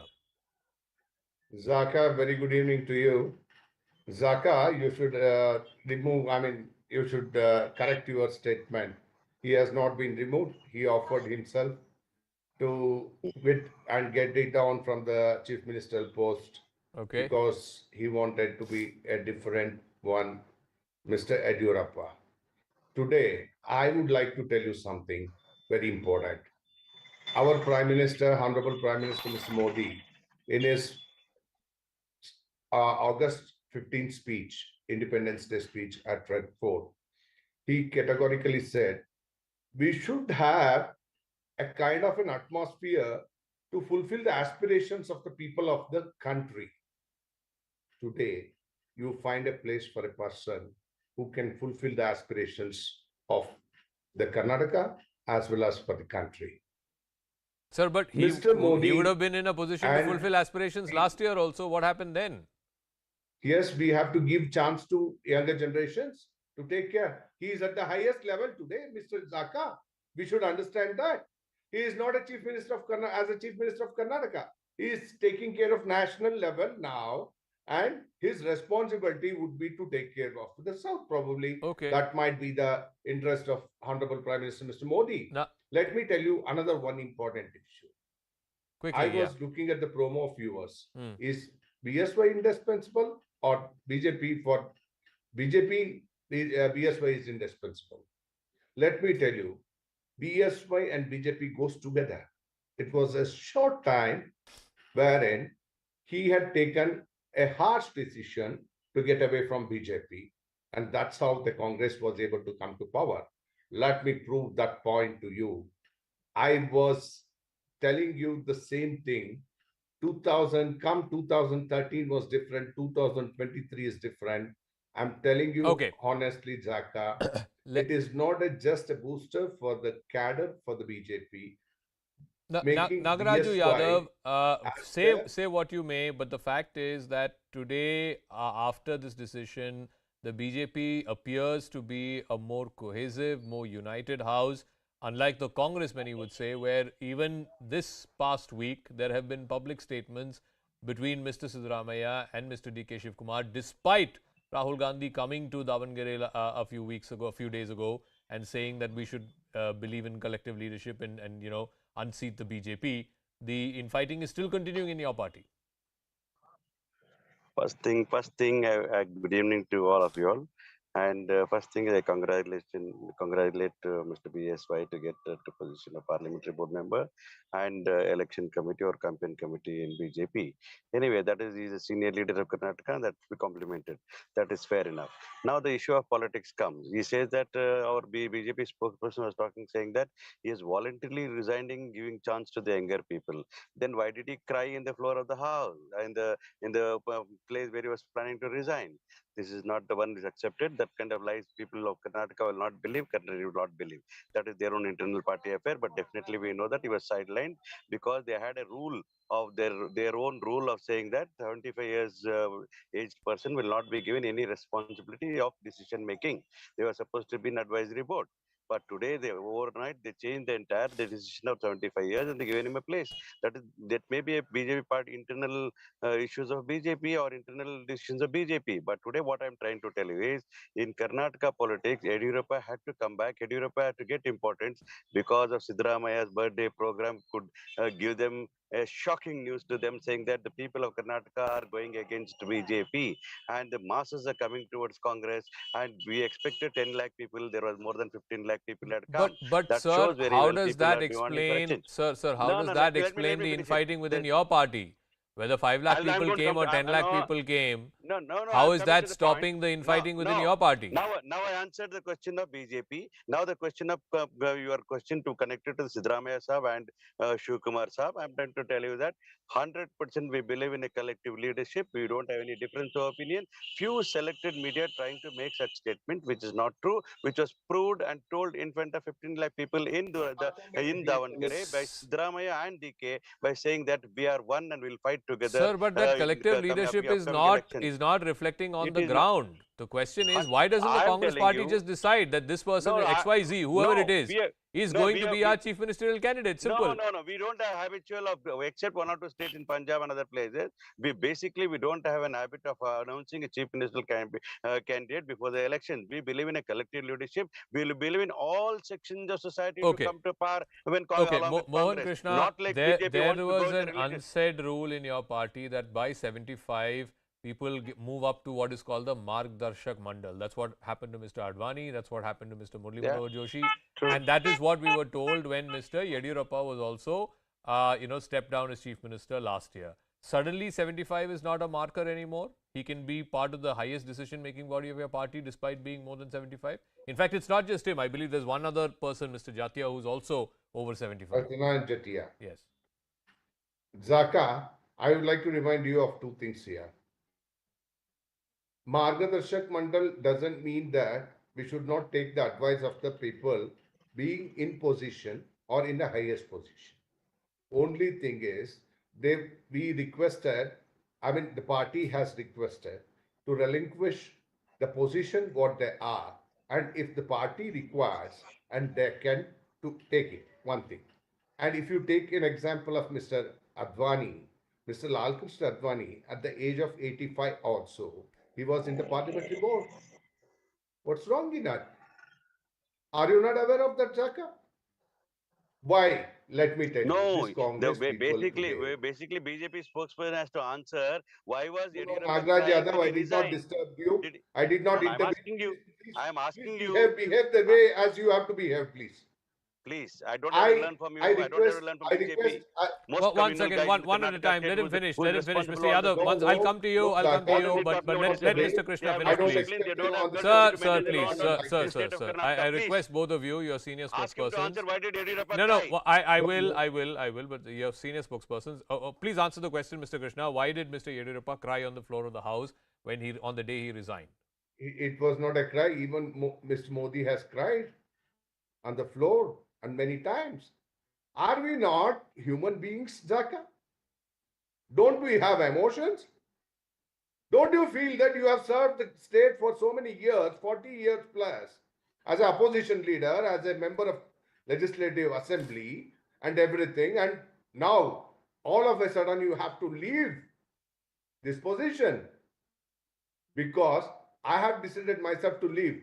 But the connection with the people, the emotions have Still come remains. out, busted as tears. Okay. What's wrong with that? Last word, Mr. The Yadav. tears I have to wrap cannot up be in 1 taken minute. as a token by the Quickly, please. Congress Final word. to counter Yediyurappa. Mr. Yadav, yeah, final word. My final word is that Congress is united. We'll work collectively, and people of Karnataka are expecting a change in Karnataka state administration because law and order is not in place. People are upset with BJP, and also I'm telling you, this is a game, and they are really frightened of Congress getting united, and they bought Yediyurappa thinking that Lingaites will stay back with them. It is not true. The Lingaites have realized. I got to wrap up. Whether this is to unite the party, whether this is to try and stop the Congress in its tracks, whether this will consolidate the Lingayat vote in favor of the BJP, we don't know. These are all fascinating questions, the answers to which we will know over the next 1 year, or let's say in the next 6 months actually, as Karnataka prepares to and eventually goes to polls. I'm going to take a break. When we come back, it's going to be Brass Tack Superfast, including one person who was brutally assaulted in Haryana. We'll tell you why right on the other side.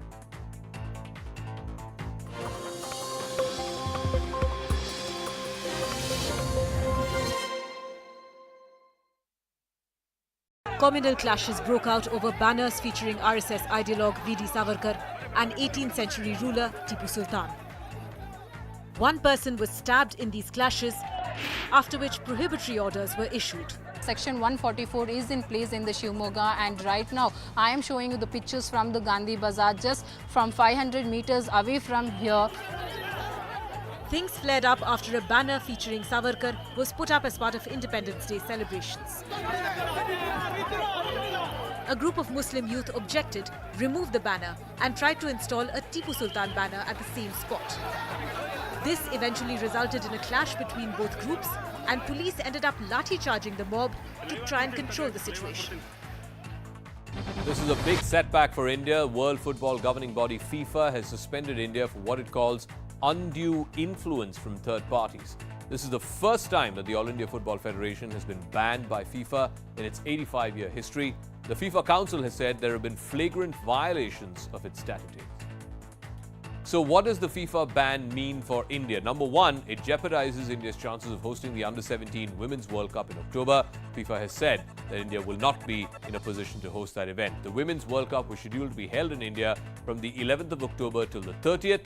If this ban is not lifted, then India has to forego the hosting rights. The national teams, both men and women, cannot play in FIFA-recognized tournaments. Also, Indian clubs, remember there are a large number of clubs in the ISL as well as other football leagues, they cannot represent the country in any FIFA event. Bihar Chief Minister Nitish Kumar expanded his cabinet today, including 31 ministers. Nitish Kumar's alliance partner, the RJD, got the lion's share with 16 ministerial berths. The JDU got 11. Nitish Kumar kept the Home Ministry, while his deputy Tejashwi Yadav got key portfolios like health, urban development, housing and rural development. A blast at an ammunition depot in Crimea has left at least 2 people injured. This is the second incident in a week to rock the Russian-controlled peninsula. Kremlin has blamed the sabotage for explosions, but Ukraine has not claimed responsibility for it just yet. China has deployed its latest conventional attack submarine in military exercises off the coast of Taiwan. The SSK have been deployed with Chinese Navy's East Sea Fleet. The SSK will play a key role in any future blockade of Taiwan. A naval blockade could in fact entirely shut down Taiwan's economy. These SSK submarines could target ships that are going in and out of Taiwanese ports. Taiwan has only 11 days of natural gas supply left. China, meanwhile, has objected to the arrival of an American congressional delegation to Taipei by conducting fresh military drills. As many as 30 Chinese warplanes and 5 vessels were detected in the Taiwan Strait. China claimed the new exercises are intended to be a resolute response and solemn deterrent against collusion and provocation between the US and Taiwan. The announced trip by a 5-member congressional delegation has prompted China to renew its rhetoric that it's readying for a war over Taiwan. When US House Speaker Nancy Pelosi made a stopover in Taiwan earlier this month, China launched a week-long military drill.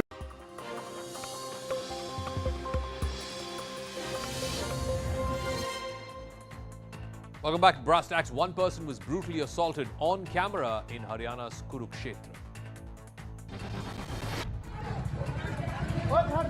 The man was pulled out of a car and beaten black and blue. He was slapped, punched and beaten with sticks. The attackers even sat on the victim's chest and continued to assault him. He was thrashed so badly that he fell unconscious. Bystanders rushed to his rescue and appealed the attackers to stop. The victim was badly injured and rushed to the hospital. After the assault video went viral, police managed to nab the accused. The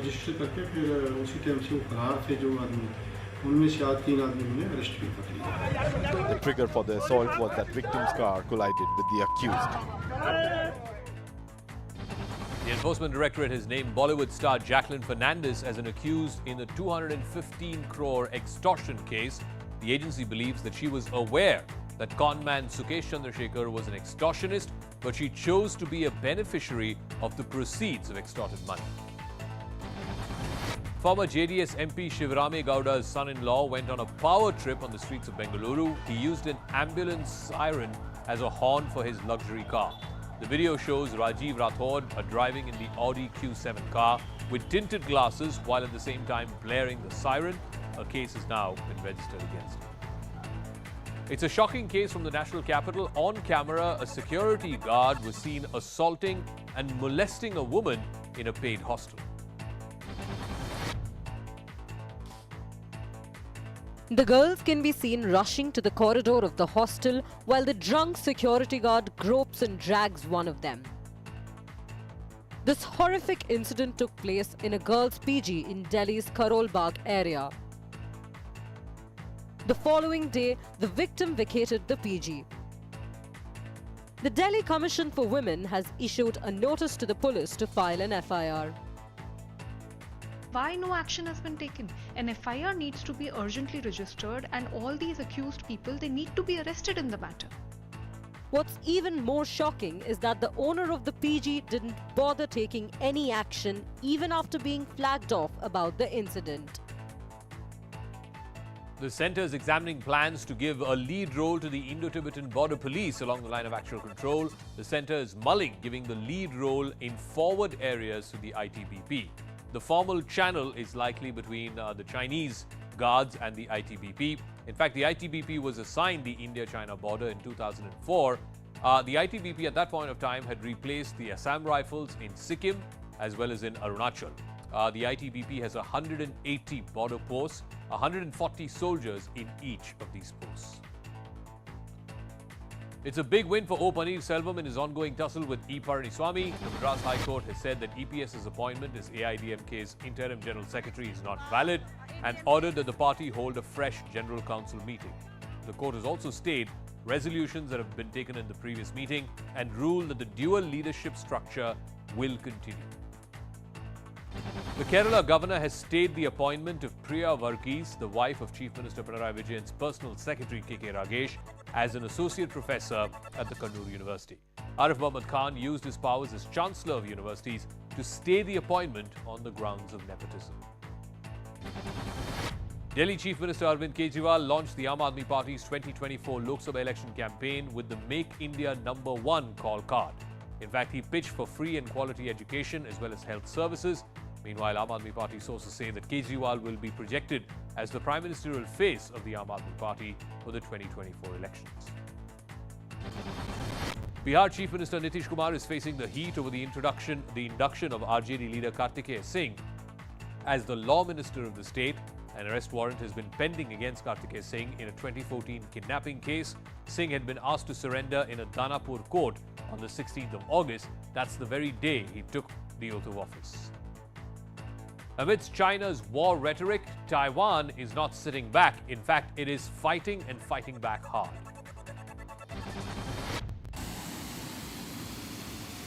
Taiwan displayed its most advanced fighter jet, the missile-equipped F-16V. 6 F-16Vs took off for night reconnaissance and training missions. Air Force personnel loaded an F-16V fighter with a US-made anti-ship missile and carried out combat readiness exercises to simulate defense against a possible invasion by China.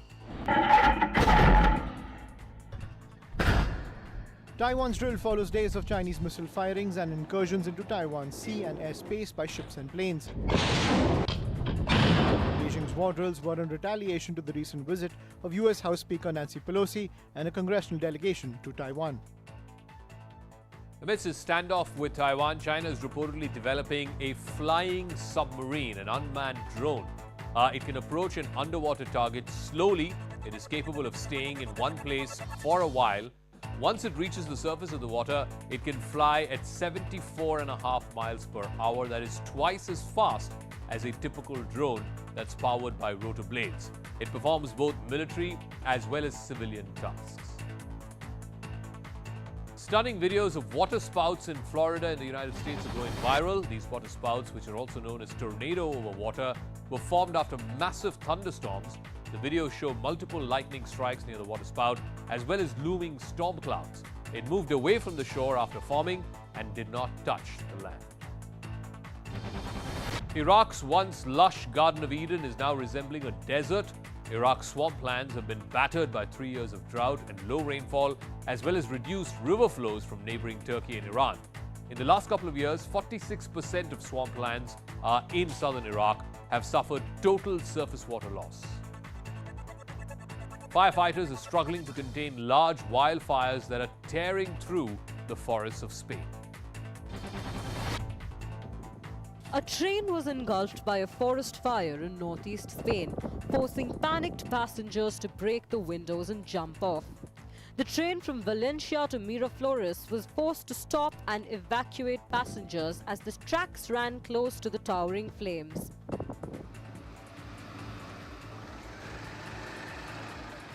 Firefighters are struggling to contain large wildfires tearing through the forests in Valencia. Powerful winds have made the fires difficult to put out, and they have swept through 6,500 hectares of forest area. More than 1,000 people have been evacuated from nearby villages. Spain has faced more than 300 wildfires since the start of the year, fueled by scorching temperatures and drought conditions.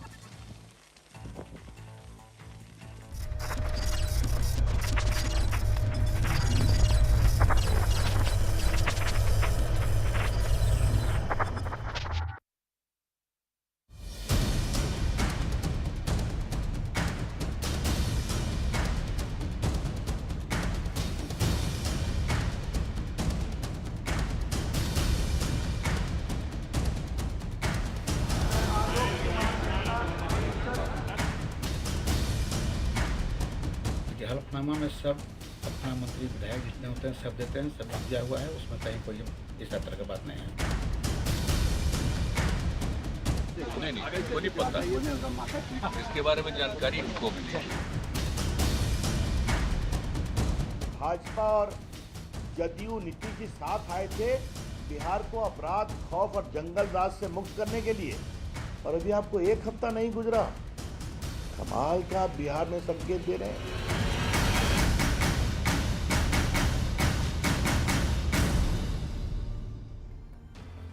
Hello everyone, you're watching News Epicenter with me, Maria Shakil. There has been a major embarrassment for the newly sworn in Bihar government. The law minister of the state, Kartikeya Singh, finds himself at the center of a scandal in connection to a kidnapping case that dates back to 2014. A warrant against Kartikeya Singh was issued before he became a minister. In fact, a court ordered him to surrender the day he took the oath of office. Kartikeya Singh is accused, along with 17 others, of planning the kidnapping of a builder named Raju Singh over a dispute regarding financial transactions with an intent to murder. What's more embarrassing for the state government is that Chief Minister Nitish Kumar has said that he was completely unaware of the charges against Kartikeya Singh. However, he has not announced any corrective action against the RJD MLC in his government. The BJP has come out all guns blazing against the state government, claiming that Jungle Raj has returned to the state. Now remember, the RJD is the big brother in this alliance. But out of 17 ministers from the party, 15 have criminal cases, while 11 have serious criminal cases against them. As Kartikeya Singh continues to duck the law, it begs the question, why has Nitish Kumar not taken any corrective action? Is he now willing to sacrifice his image as Bihar's Sushashan Babu just to hold on to power? Let's listen into some of the reactions that came in on this story through the day. देखिए, हलफनामा में सब अपना मंत्री विधायक जितने होते हैं सब देते हैं, सब दिया हुआ है, उसमें कहीं कोई इस तरह की बात नहीं है। उनको वारंट जारी हुआ है सर कार्तिकेय पे? नहीं, को नहीं पता। इसके बारे में जानकारी हमको मिली है। भाजपा और जदयू नीतीश जी साथ आए थे बिहार को अपराध, खौफ और जंगल राज से मुक्त करने के लिए, और अभी आपको एक हफ्ता नहीं गुजरा, कमाल का बिहार में संकेत दे रहे हैं। ये बहुत दुर्भाग्यपूर्ण है, पीड़ादायक है, और भाजपा इसके खिलाफ जबरदस्त संघर्ष करेगी। हम पूरी विनम्रता से कहना चाहते हैं, नीतीश कुमार जी आरजेडी के सामने झुक गए।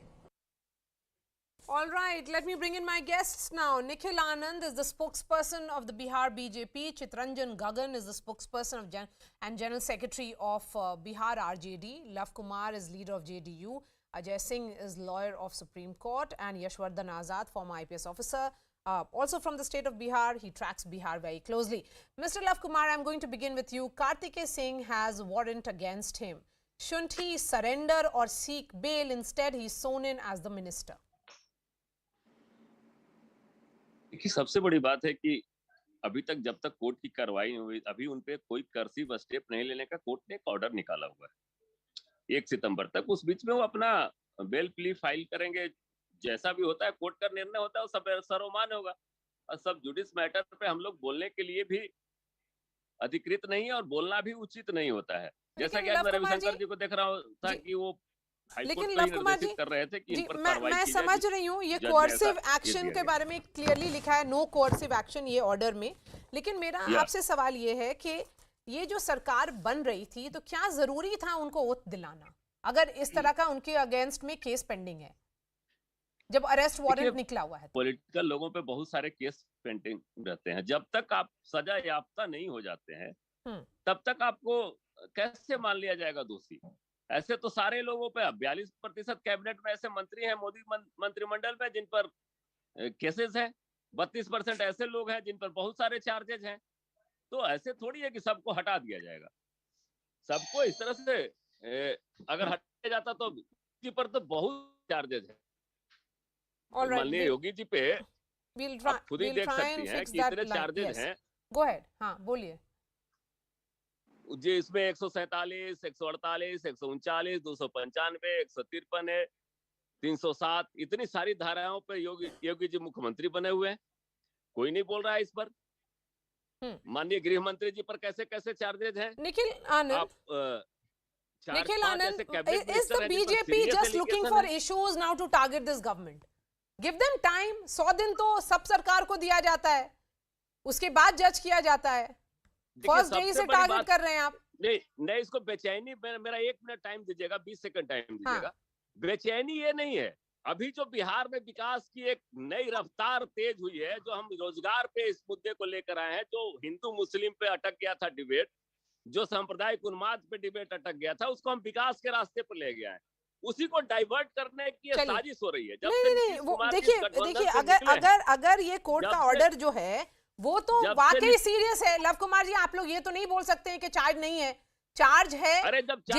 जिस दिन उनको ओथ दिलाया जा रहा था उसी दिन उनको सरेंडर करना था।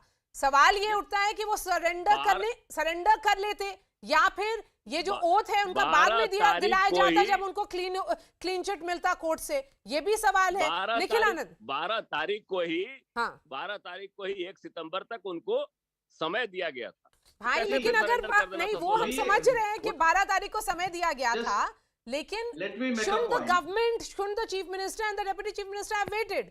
Let him be cleared by the court. There are enough and more MLAs who could have been sworn in. What was the need for having Kartikeya Singh in the cabinet, given the kind of charges that are there against him? Yes, please go ahead, Nikhil Anand. See, we are not at all desperate to unnecessarily raise question on the government. Let the government function. But the point is that somebody who is forgetting and somebody who has been denied bail by the High Court and is still taking oath on the day he was about to be present in the court. So the hidden fact, and it is a matter of surprise, that the chief minister, it is the prerogative of the chief minister to know whom he is inducting into the ministry. So he should have checked the background. My point is that, another point is that, Tejasvi Yadav, in the second inning, I thought that he must have matured a lot. The kind of people he has inducted into the ministry as a colleague, that is going to harm his image. So we are not strictly, deliberately behind the government and we want to abuse this and that. Okay, Mr. Gagan, respond to this. Clear. Respond to this. The point being made by Nikhil Anand largely of Tejasvi trying to rebuild his image, and is this induction of a tainted minister such as Kartikeya Singh denting his image? गगन जी देखिए बोलिए। जहाँ तक इस तरह के सवाल उठाने का सवाल है, मैं तो पहले ही बता रहा हूँ कि इस मामले को डाइवर्ट किया जा रहा है। जो मामला विकास पे हो, एक नीतीश कुमार के निकलने के बाद एक पूरे देश में माहौल बना है। जो नीतीश कुमार जी, आप मोदी को कोई चैलेंज देने वाला आ गया है और मोदी को 24 में गद्दी से हटाएगा, इसलिए ज्यादा बेचैनी और सत्ता जाने की ज्यादा बेचैनी है। जो अभी 4 से 5 दिन भी नहीं हुआ और भाजपा के तमाम लोगों में। Okay, my question was for Chitranjan Gagan. The way the RJD has spokesperson succumbed to the pressure. Yes, let me horrible. That is presenting Chitranjan Gagan, respond to this. That this is also about the image of Tejasvi Yadav. He is trying to really rejig his image, present a clean government. Then why have somebody who has multiple charges? In fact, the Beta police had booked Kartikeya Singh under several sections of IPC, which includes kidnapping 363, 364 kidnapping with intent to murder, 365 secret unjustified kidnapping with intent to imprison. These are serious charges against his minister. देखिए यही तो सवाल है कि चूंकि यह सब लोग जानते हैं कि एक अनुभवी लीडर नीतीश जी के साथ एक युवा नेतृत्व तेजस्वी यादव का जो एक दृढ़ संकल्प है बिहार को एक विकास के नई ऊंचाई पर ले जाने का, और यही परेशानी का कारण है कि शपथ ग्रहण करने के साथ ही माननीय मुख्यमंत्री और माननीय उप मुख्यमंत्री के शपथ ग्रहण करने के साथ ही इन लोगों ने इस ढंग से इनके राष्ट्रीय अंतर्राष्ट्रीय से लेकर और मैंने चौक चौराहा पर बैठने वाले नेता एक तरफ इतना सिंपल ओनर शिफ्ट करने से नहीं होगा। हम तो बहुत ओपन हमने अपनी बात रखी। पहले बात तो हमारी बात तो सुनने, अरे बात तो सुनिए, अरे बात सुनिए ना। आप नीतीश जी को के नेतृत्व में क्या करना चाहते हैं बिहार के? निखिल आनंद जी, आप कंसर्न नीतीश कुमार के लिए हैं या बिहार के लिए हैं? क्योंकि आप मत भूलिए, three ministers who worked under Nitish Kumar had to step down over allegations of corruption. This is not for the first time it has happened. It has happened in the past as well. Okay, let me finish. Ramadhar Singh had to resign after he was found absconding in an old case in 2011. कौन था उनके साथ? आप थे उनके साथ. 2020 में क्या हुआ? JDU leader and education minister Mewalal Chaudhary had to resign following allegations of corruption. So are you worried about Nitish Kumar's image or are you worried about Bihar? फिर से नहीं बने थे और हमने तो खुद बनाया ही नहीं. जिन लोगों पर आरोप थे, कम से कम फरारी वारंट किसी पर अगर जारी हो, कोई फरार, देखिए बिल्कुल झूठ बोल रहे हैं आप. नहीं गलत बयानी नहीं कीजिए. यह झंडा आप लोगों का है. झूठ बोलना, लोगों को गुमराह करना, दुष्प्रचार करना. कहां से फरारी की बात करते हैं? जिसको कोर्ट से नहीं जिसको कोर्ट से आदेश मिल गया 2 सितंबर तक गिरफ्तारी नहीं करना है, आप कहते हैं कि फरारी. झूठ बोलना, केवल झूठ बोलने का आप लोगों का पैसा है.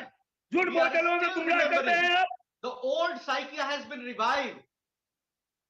नहीं कोर्ट आप जो कहे हुआ नहीं, कोर्ट जो आपके अनुकूल लगे हुआ आप उसको आप एक्सप्लेन कीजिए. और कोर्ट जो आपके खिलाफ है उसको आप नहीं मानिए. नहीं बिहार पॉलिटिक्स क्या, इंडिया के पॉलिटिक्स की बात कीजिए ना. सबसे बड़ा भ्रष्ट party. Yashwardhan Azad, help me understand how can the chief minister get away by saying that he did not know the background? Because if you look at the entire sequence of events, on February 19th, in fact, the first class judicial magistrate had declared him an absconder and issued an arrest warrant. The Patna High Court had dismissed his anticipatory bail in 2017. There is the entire timeline of the case. Whenever a MLA finds a place in cabinet, there is a background check that is done. Can the chief minister then? Can the chief minister one say?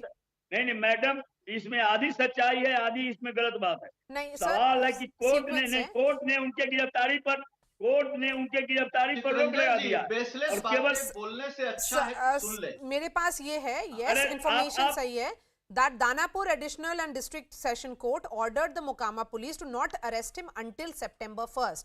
But the moral question is also there before the RJD and the JDU. Yashwardhan Azad, help me understand what is the nature of the background check that is done.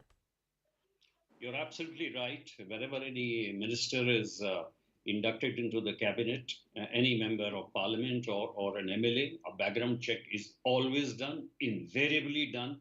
And therefore, for the chief minister to say that he has no knowledge looks to me a little strange. Number two, I think it's unfortunate that right in the beginning of the cabinet formation, this is marred into politics. Because, you know, we have different standards of probity in this country. Almost every state is having tainted ministers. Now, in the case of Mr. Kartikeya Singh, is very, very clear about his background. He's aide to that strong man who we know as Chote Sarkar. And the very fact that an arrest warrant was out against him, there was no business because the case was instituted in 2014. And therefore, if the High Court has also dismissed his bail application, it is fairly evident that a man as tainted than him should not be inducted into the cabinet at all. Now, I also personally feel that I had a lot of expectations from Tejaswi because he's a young man and has a long career in politics, that he certainly need not have inducted people like him. And especially so, the ironical part, Maria, is that he's a law minister. So a law minister reading the law is a little very strange. Yes, and given the nature of portfolio that he has got, can he continue in that place or can he continue in the ministry is the big question. Before I bring in Ajay Singh, Chitranjan Gagan, single largest party hai RJD. There are enough and more MLAs. Why should somebody with this kind of background find a place in the cabinet? And that, and then he becomes the law minister. नहीं madam, किसी पर आरोप लगा देने से ही आप उसको नहीं दीवार कर सकते. आरोप अगर ऐसा होने लगेगा तो कल हो सकता है किसी पर कोई आरोप लगा दे, उसके बाद कहे कि बैकग्राउंड का सर्टिफिकेट देने वाले कौन लोग हैं. अगर बैकग्राउंड के जो लोग आज बात कर रहे हैं उनसे यह पूछिए कि महाराष्ट्र में आप एक मिनट सुन लीजिए, आनंद जी एक मिनट सुनिए तो पहले उनसे यह सुनिएगा. नहीं सुनने की हिम्मत नहीं है आप में, नहीं आप सुनने की हिम्मत नहीं है. सच बर्दाश्त नहीं कर सकते हैं, सच बर्दाश्त नहीं कर सकते हैं. मैं कह रहा हूँ भाजपा के लोग जो बोल रहे हैं, नैतिकता की बात कर रहे हैं, भाजपा के लोग जो नैतिकता की बात कर रहे हैं, महाराष्ट्र में अभी क्या एक बेकार की सप्ताह बात भी है। नहीं हुआ। अरे एक दर्जन महाराष्ट्र में मंत्री अभी एक सप्ताह भी नहीं हुआ, आपने वहां पर Sanjay Rathore, kidnapping, murder, POCSO act, एक दर्जन मंत्री नीतीश कैबिनेट में इंडक्ट किए गए हैं।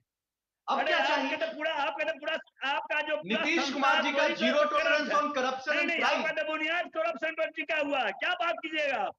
आपका तो पूरा बुनियाद, आपका बेस करप्शन पर जुड़ा हुआ है।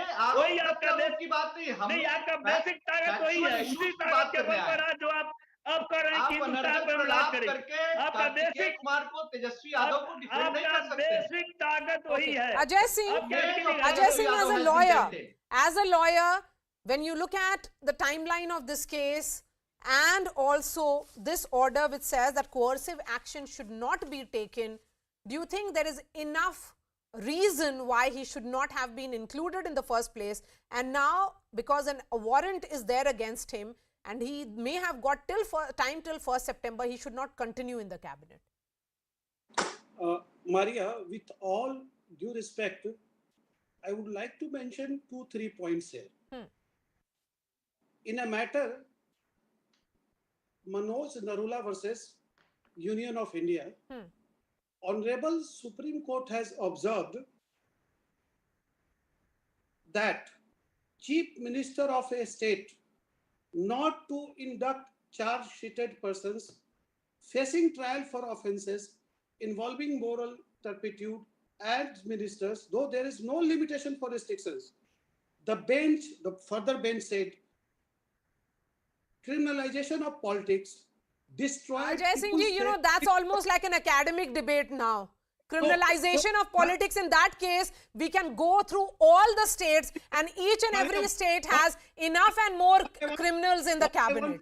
Let me complete. What I want to point out, yes, the nature of allegation. The nature of allegation is not in relation to the political rivalry. The allegations are of kidnapping, intent to murder. These are heinous crimes, and you are making that person as a law minister. What will happen to the other people? How people will have faith in you?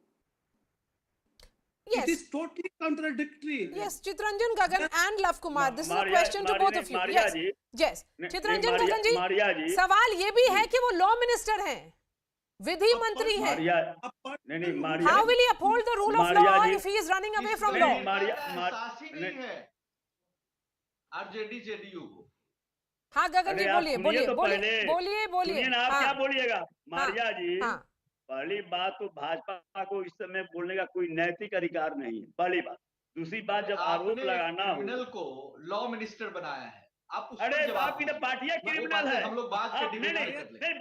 विधायक का अपहरण करने वाले Chitranjan Gagan, I remember very clearly. Mr. Chitranjan Gagan, yes, पूरा campaign RJD ने चलाया था मेवालाल चौधरी के against. You raised all the questions. One moment.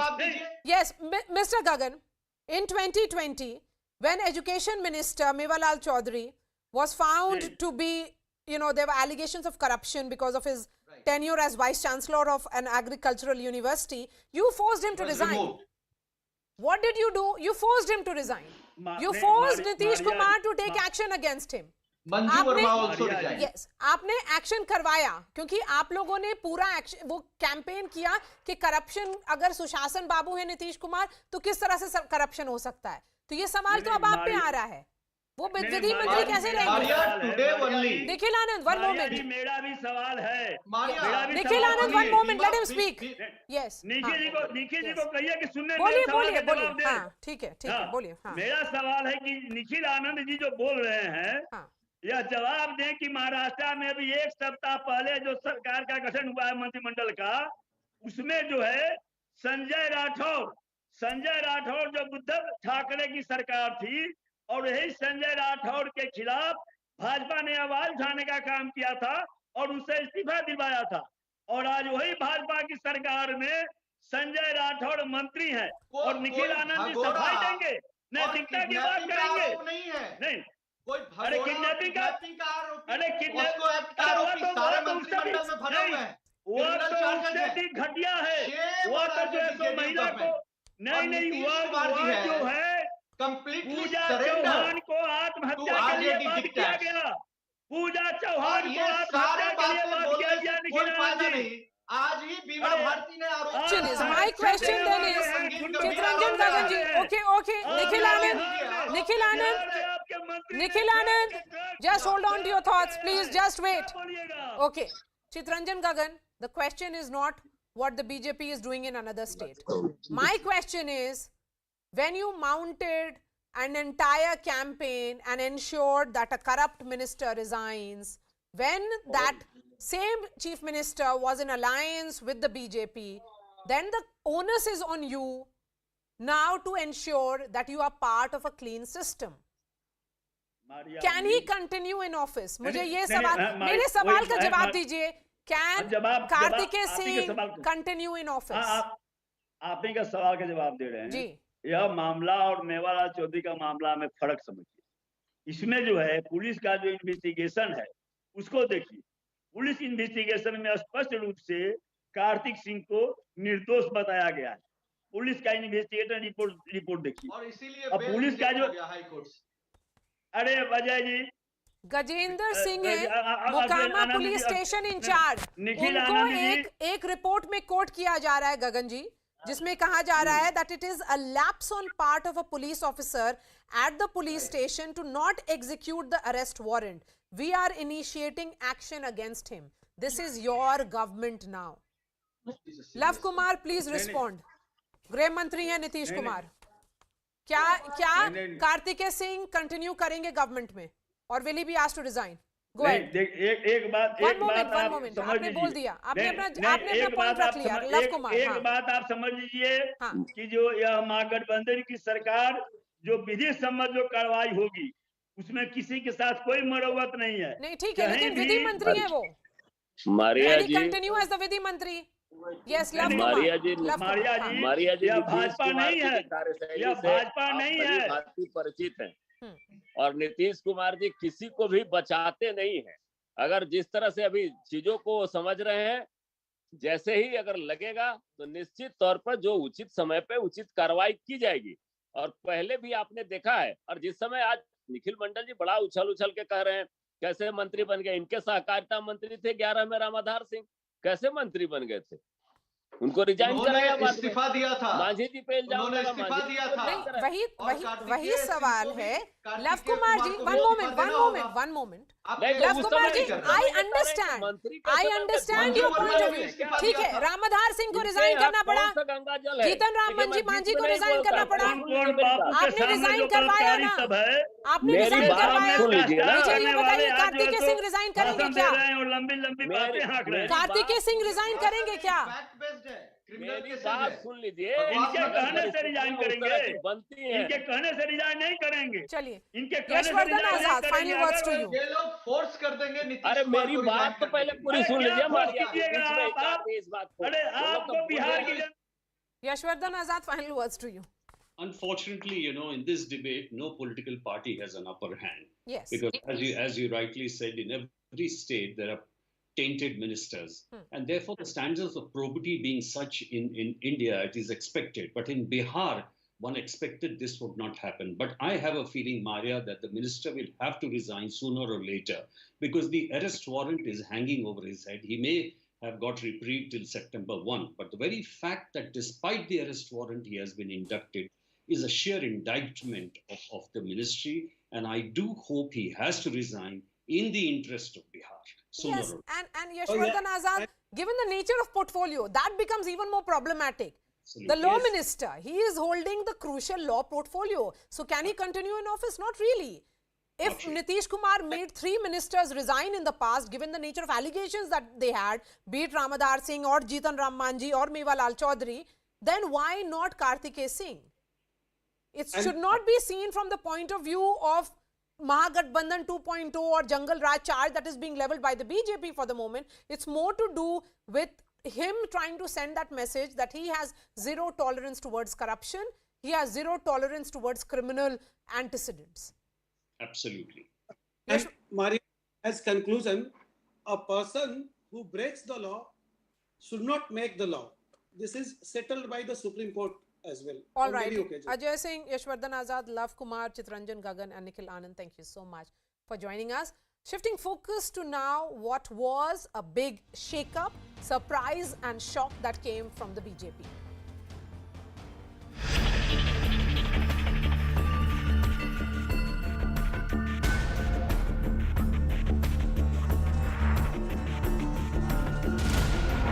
Our Prime Minister's expectation is I must build up the party in South India and also must come back power in the Karnataka. It has given a very big boost for BJP in Karnataka. All the workers are very happy. The people of Karnataka are also very happy. But if you are strong, if you had repeated a government, why would they have removed it?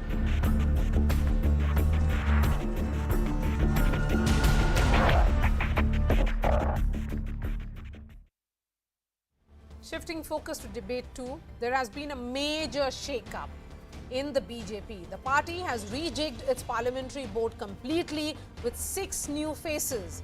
These include the BJP's Lingayat strongman B.S. Yediyurappa, who had to make way for a younger representation in Basavaraj Bommai in Karnataka only last year. BJP sending a message that even today, Yediyurappa remains the best bet for the party in the crucial state of Karnataka, and hence the 79-year-old is now a member of the highest decision-making body of the BJP. There are many surprises as well. Iqbal Singh Lalpura, for example, he's the first Sikh representative in the parliamentary board, signalling the seriousness with which the party will be approaching Punjab going forward.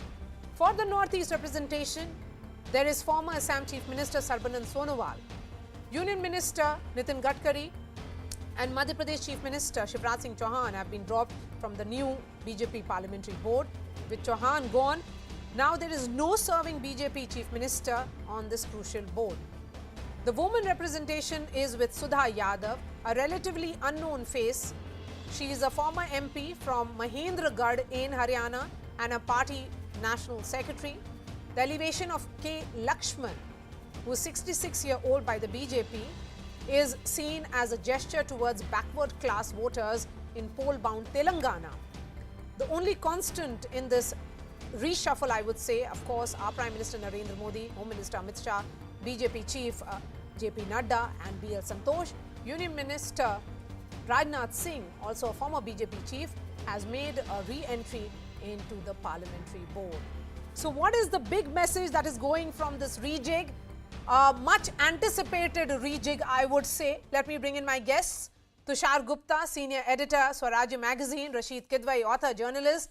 Radhika Ramaseshan, senior journalist, someone who has tracked the BJP very, very closely. Radhika, we were all waiting for this, list, I would say, because after the demise of Sushma Swaraj, Arun Jaitley, and also elevation of Venkaiah Naidu to the Vice President's chair, there are certain exits also that made to the Governor's house. There was a lot of anticipation as to who will be included in this board. Many surprises for you, but tell me, how many names did you actually Google to find out who they are and what is their background?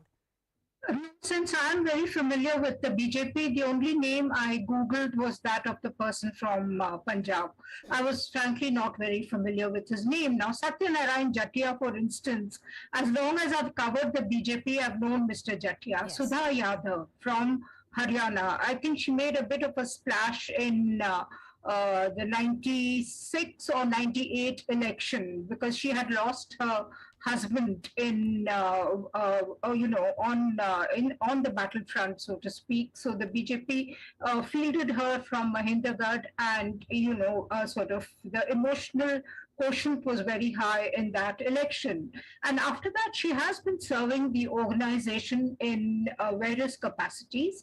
Of course, she seemed to have retreated, just like Mr. Jatia. What surprised me is when I checked on Mr. Jatia's bio, it said he's more or less retired. So to me, the big lesson from this whole shuffle is that A, it is a 100% Narendra Modi exercise.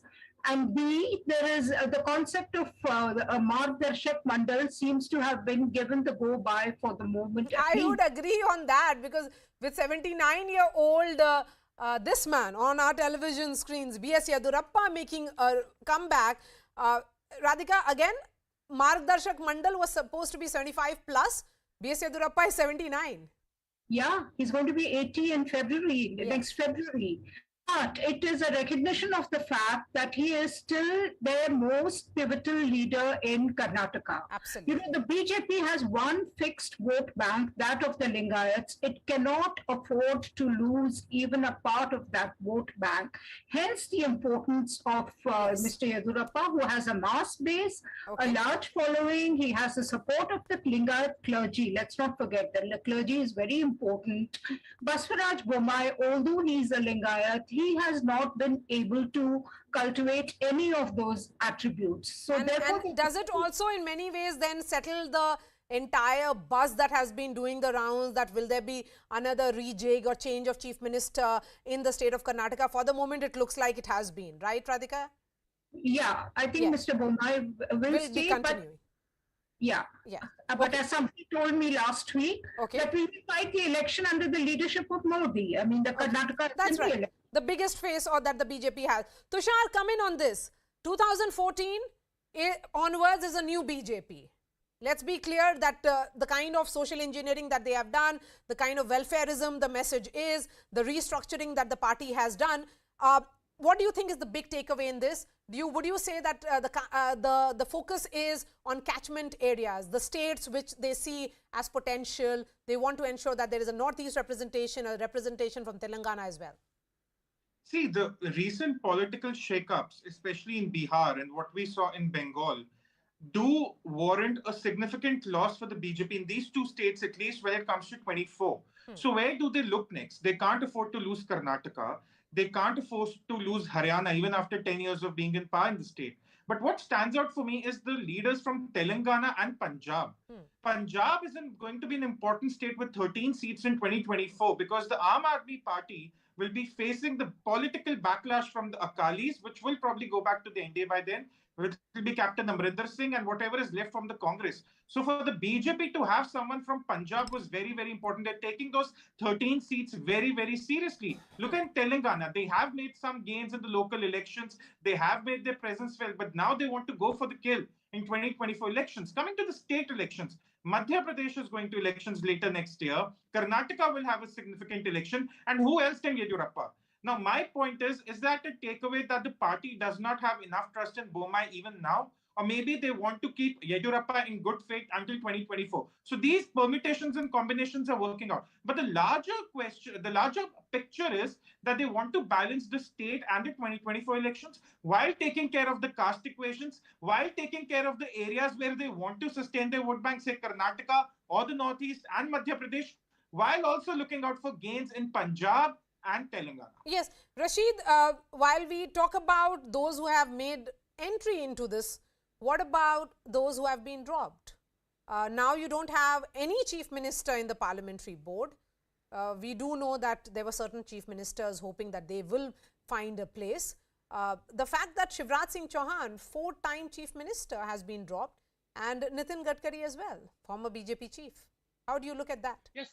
So, Maria, normally in political parties, a parliamentary board is seen as membership to parliamentary board is seen as some kind of recognition of their stature, etc. This happens in normally in political parties. But whenever you have a supreme leader kinds of concept, somebody who is a big vote catcher, somebody who draws crowd, then all these things become blurred. So, point is this. That the BJP wants to blur this line of succession that is being talked about, and not to give any indication of any recognition of weighty leaders, and Shivraj Singh and Nitin Gadkari come in that. So it's a vote catcher thing. Second thing is about that relationship with RSS.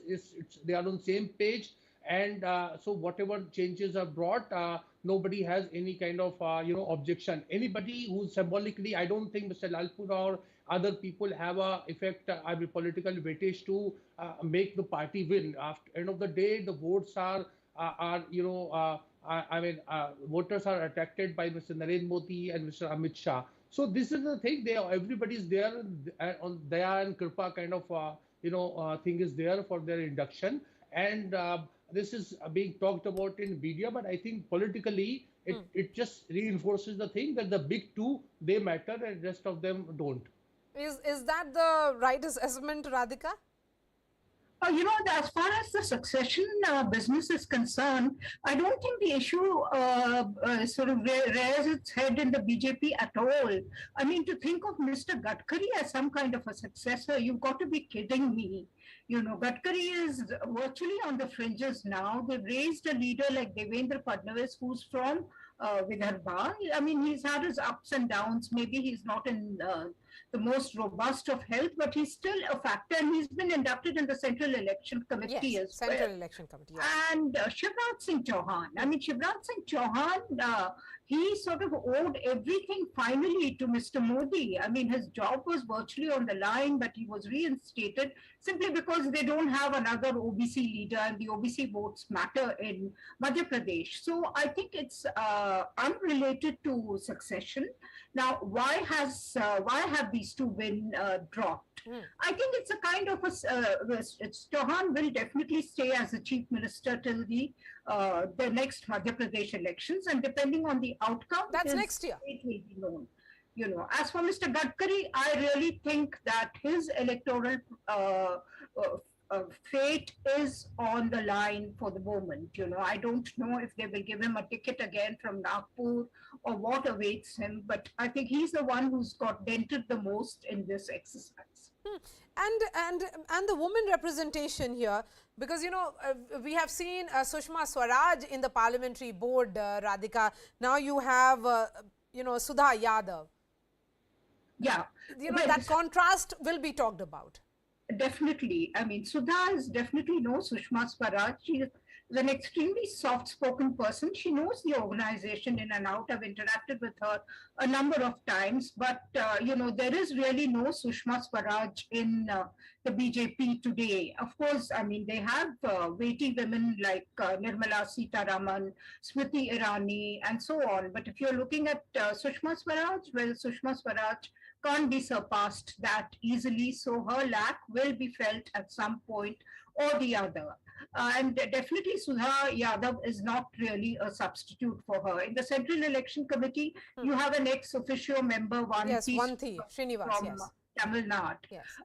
Again, I mean, she's not really known outside of Tamil Nadu. So, but I think, again, Radhika, I'll take that question to Tushar as well. The BJP is sending a message that this board is now looking at more states where they want to make inroads. For example, Telangana, they want to find place there. They have won 4 MPs in 2019. 2024, they want to better their performance. Again, Tamil Nadu, and that is the reason why this kind of representation, Tushar, would you say? The state representation? Absolutely. Maria, what really fascinates me is the focus on Punjab. Yes, For the longest period of time, BJP paid little attention to Punjab, playing a second fiddle to the Akalis within the SAD BJP coalition. Now they have a member in the parliamentary board, and that's a good sign, because where the state of Punjab is today, the kind of debt it is in, the kind of political situation it is in, it warrants the attention of the BJP. It's a good catchment area. And mind you, there will be some states where the BJP might not score as well as it did in 2019 and 2014, be it Bengal, it could be Bihar, we don't know, but it could be as of things stand today. So to have focus on the states where gains can be made, it's a very interesting move. And also, I wouldn't look too much into it when it comes to Gadkari or Chauhan being eliminated from the board. These are two leaders who are very secure in their stature, as both as the chief minister and a union minister. I wouldn't look too much into it. Rather, I would look into the names and inclusion. Sorry? Those who have been included. Fine enough. Rashid, the BJP is saying that they are getting battle ready for 2024, 2023 onwards, because there are several elections this year as well. The Gujarat, Himachal Pradesh go to polls. Then there is Karnataka, Madhya Pradesh, Rajasthan, several elections lined up. That's what they are saying. The question is, what about the opposition? When are the elections that are happening in Congress? Yeah, I mean, that perhaps explain why the Congress is in such a, because, this month there was supposed to be organizational elections. There is no sign of it. There is no formal announcement so far. But coming back to the, BJP, I think the BJP must, if it was really serious and sincere about all these things, then Yogi Adityanath should have found a place in the high table.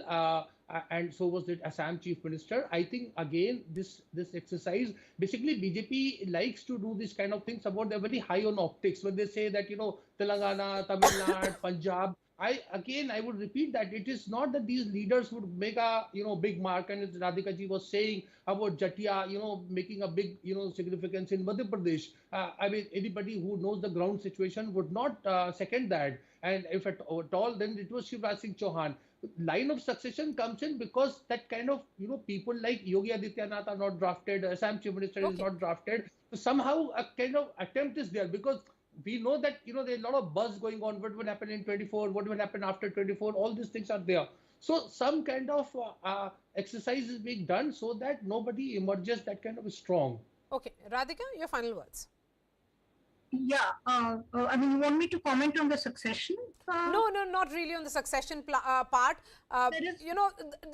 It does come as a huge surprise, this list. There are several names that are completely... Yogi? Yes, completely not expected. I would say all these 6 names do come as a surprise, but again, the BJP would have done some kind of calculation, understanding fully well what their idea is going ahead. This is based on electoral assessment, Radhika.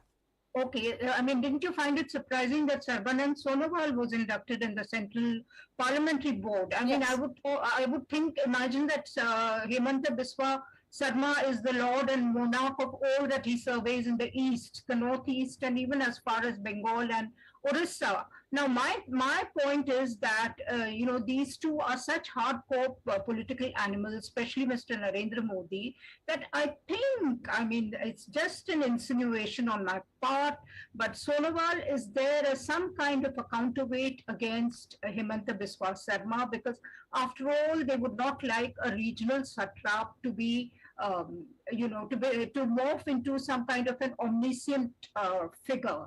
So I think Sonowal's induction is very deliberate.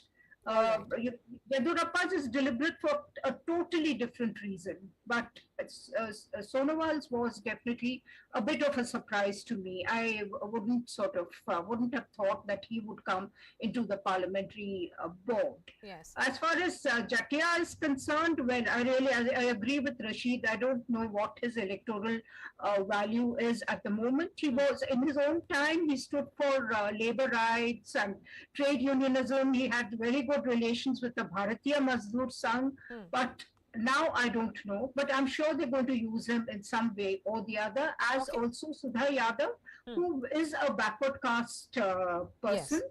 And Haryana's caste, small as Haryana is, the caste mosaic is extremely complex. You have the Bishnois, the Jats, and so on. So somewhere there are also OBCs. And Sudha Yadav, woman, OBC, she may be used in that capacity, I think. All right. Radhika Ramaseshan, Tushar, and Rashid Kidwai, really appreciate your time. Thank you so much. On that note, we are slipping into a short break. After that, we'll get you details on the ED charge sheet against Jacqueline Fernandez.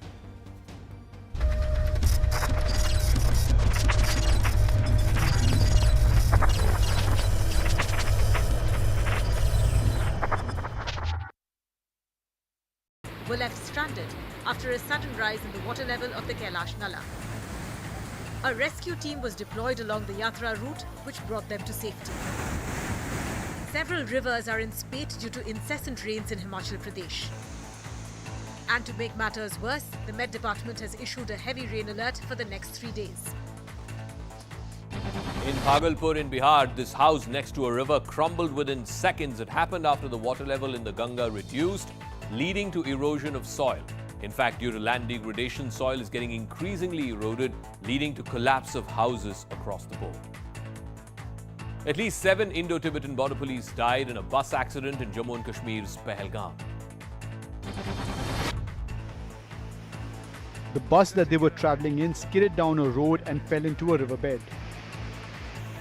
The accident occurred after the brakes of the bus failed. The impact was so strong that the vehicle was flattened upon hitting the ground. The bus was carrying as many as 41 security personnel, 39 from the ITBP and 2 from Jammu and Kashmir Police. They were part of a de-induction process of special forces from the Amarnath Yatra.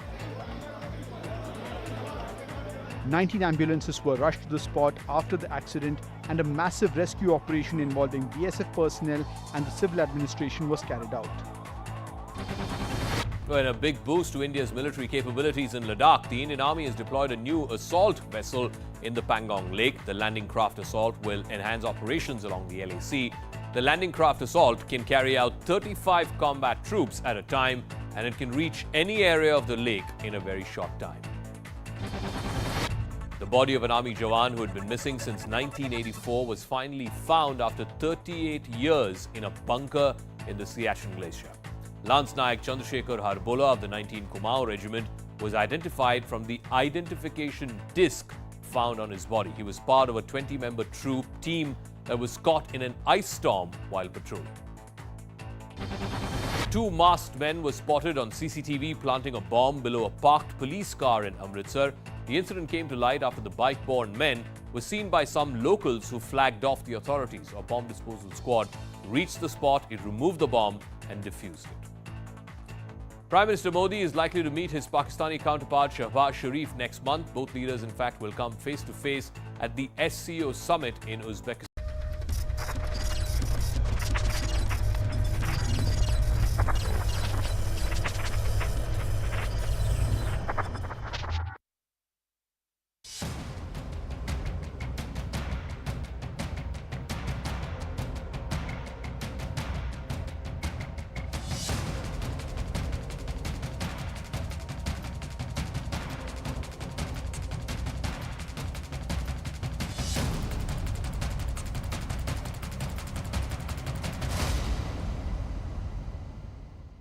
And trouble is continuing for actress Jacqueline Fernandez over her ties with conman Sukesh Chandrasekhar. The actor was earlier a witness, but now she has been named as an accused by the Enforcement Directorate in the multi-crore money laundering case against Chandrasekhar.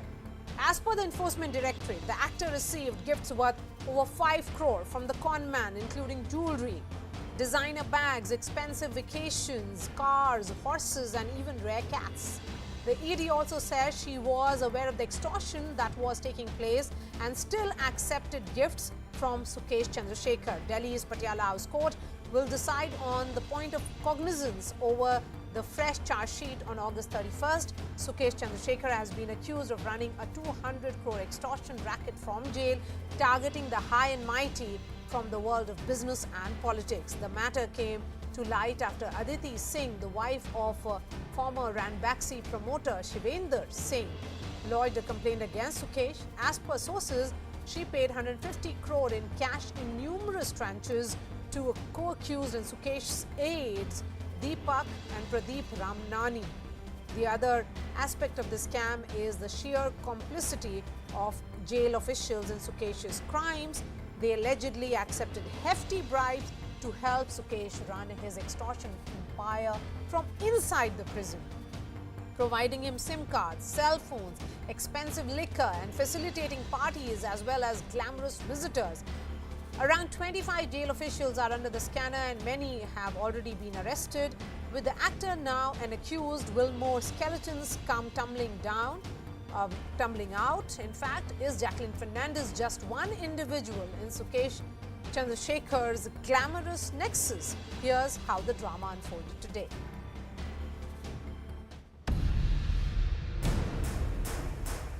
"32-year-old Sukesh Chandrasekhar is the protagonist of this real-life drama. A boy from a lower middle-class family in Bengaluru who conned the rich and famous and lived life king-size. A life filled with luxury cars, private jets and starlets. In and out of jail since the age of 17, he is currently a state guest in Tihar jail. This is where he pulled off his most audacious heist using just his brains, a cell phone and his extraordinary skills of impersonation. This was his prey, a desperate billionaire housewife trying every trick in the book to free her jailed husband. The husband in question, Shivendra Mohan Singh, once among the richest men in India with ownership of brands like Ranbaxy, Fortis and Religare. He and his brother are currently in jail for fraud. Singh's wife Aditi paid Chandrasekhar 215 crore rupees in all on the promise of getting them out. Another of Sukesh's victims was AIADMK leader TTV Dinakaran. After Jayalalitha's death, a tussle broke out over the two-leaf symbol of the party. Dinakaran was desperate to retain it. Enter Sukesh. He posed as a middleman who had connections in the Election Commission, someone who could sway the vote in Dinakaran's favour. Dinakaran paid a 50 crore bribe to get the job done. Also in the list of Sukesh's victims is former TDP MP Sambasiva Rao. Sukesh impersonated a senior CBI official and a Home Ministry official to extract 100 crore from Rao. 17 years, 27 FIRs, countless cons, VIP victims. Sukesh, obsessed with Bollywood, is a film waiting to be made. Ashish Medici, Tracks Enforcement Directorate for us, joins me live. Satyendra Singh is former Deputy Director of ED. Ashish, from witness to now an accused, as far as Jacqueline Fernandez is concerned, it's only getting tougher for her because of the nature of the charge sheet as well. What about other actors? Are they also being seen as beneficiaries of proceeds of crime? So there are many who have basically benefited out of the proceeds of crime, but the the amount is very less. I know there are many actors who have visited in the prison. Interestingly, it was basically the Tihar jail officials who were helping Bollywood actors. There were B-grade actors, C-grade actors who visited Sukesh Chandrasekhar inside the jail premises for a price. A lady who used to arrange all this is in prison as of now. But interestingly, since the Enforcement Directorate believed that Jacqueline Fernandez was basically the one who knew from where the money was coming, she very much knew that there is an extortion racket. She very much knew that she was in prison, and still she continued to take benefit out of it. That is why she has been named as an accused in the charge sheet. The charge sheet, though it has been submitted, the cognizance has not been taken by the court. We are expecting that the court to take cognizance on the 31st of this month, and then in case the court takes the cognizance and the court decides to summon, there is a chance that the court decides to arrest her. Even in the Enforcement Directorate, under Section 3 of the PMLA, the IO has the right to arrest in case there is substantial evidence to prove that the person who is named as an accused in the matter is basically not only the beneficiary but the part of laundered money, the part of or you can say connivance in the crime. So it's obviously going to be tougher for Jacqueline in days to come. Let's see when the court take cognizance what happens then. Okay, then come in on this and help us understand the ED representative here, Mr. Satyendra Singh. What the ED is telling Ashish, and based on the charge sheet that we have accessed, they are clearly saying that she was even aware that this was through extortion, that all the gifts that she was receiving was essentially extortion money.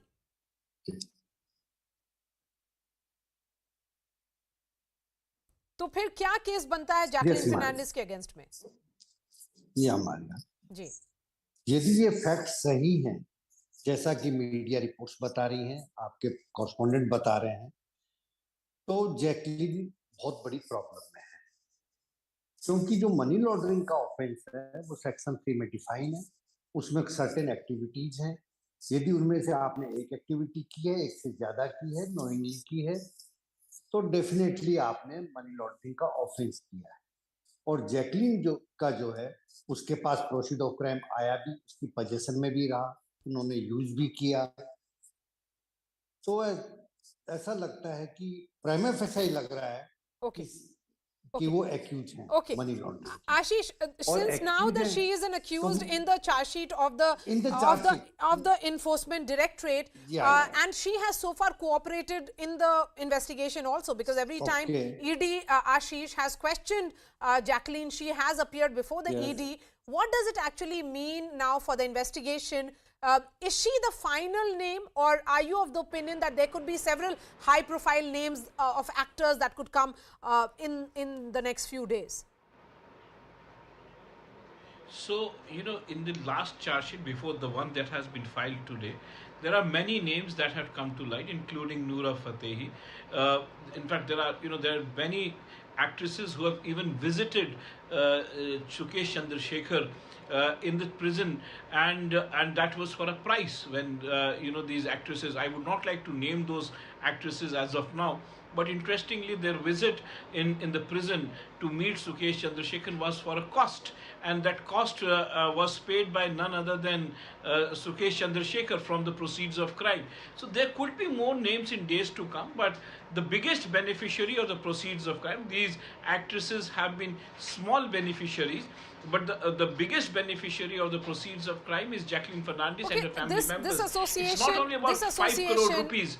This association, Ashish, quickly, between Jacqueline Fernandez and conman Sukesh Chandrasekhar, when did it actually begin, and that time duration that we are looking at, which is that period? So Sukesh Chandrasekhar had a fascination for Bollywood. Now, interestingly, because of the kind of lifestyle that he was maintaining, he basically, I would not like to again name a person who's inside the prison.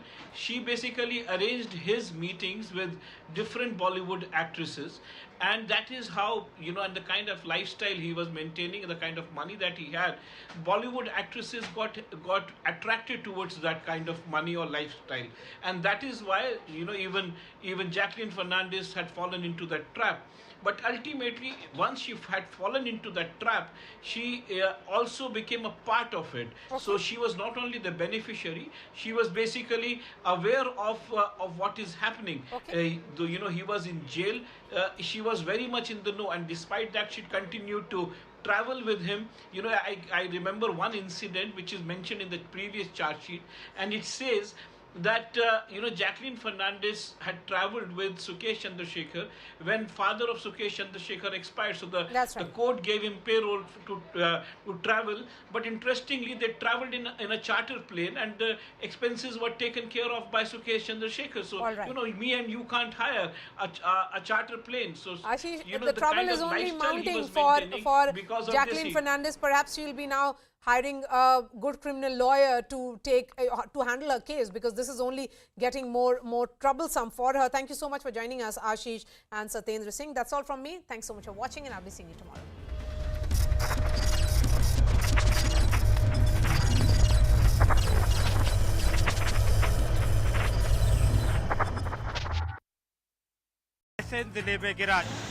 In Jabalpur, 13 out of the 21 gates of the Bargi Dam and 6 out of 8 gates of the Barna Dam have been opened to release excess water. Well, amid the heavy rains, a crocodile wandered into a residential colony in Shivpuri in Madhya Pradesh. This was despite the heavy rains that had happened there. It wandered into that colony. Fortunately, no one has been grievously hurt or injured. In fact, some people were seen taking selfies with the crocodile.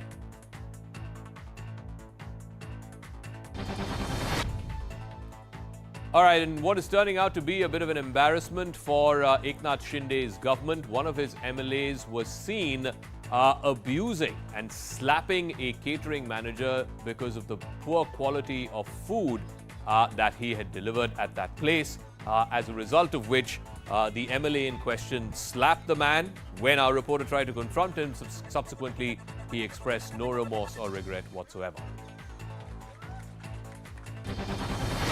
Meanwhile, 11 convicts in the Bilkis Bano gang rape case were greeted with sweets, and relatives who touched their feet when they walked out of the Godhra jail today. The Gujarat government allowed their release under its remission policy. They were sentenced to life imprisonment for raping Bilkis Bano and killing 7 of her family members in the 2002 Gujarat riots. 4 people have been arrested over communal clashes in Shivamogga in Karnataka over the poster of V.D. Savarkar.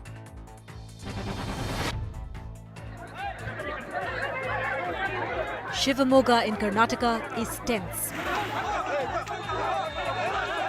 Communal clashes broke out over banners featuring RSS ideologue V.D. Savarkar and 18th century ruler Tipu Sultan.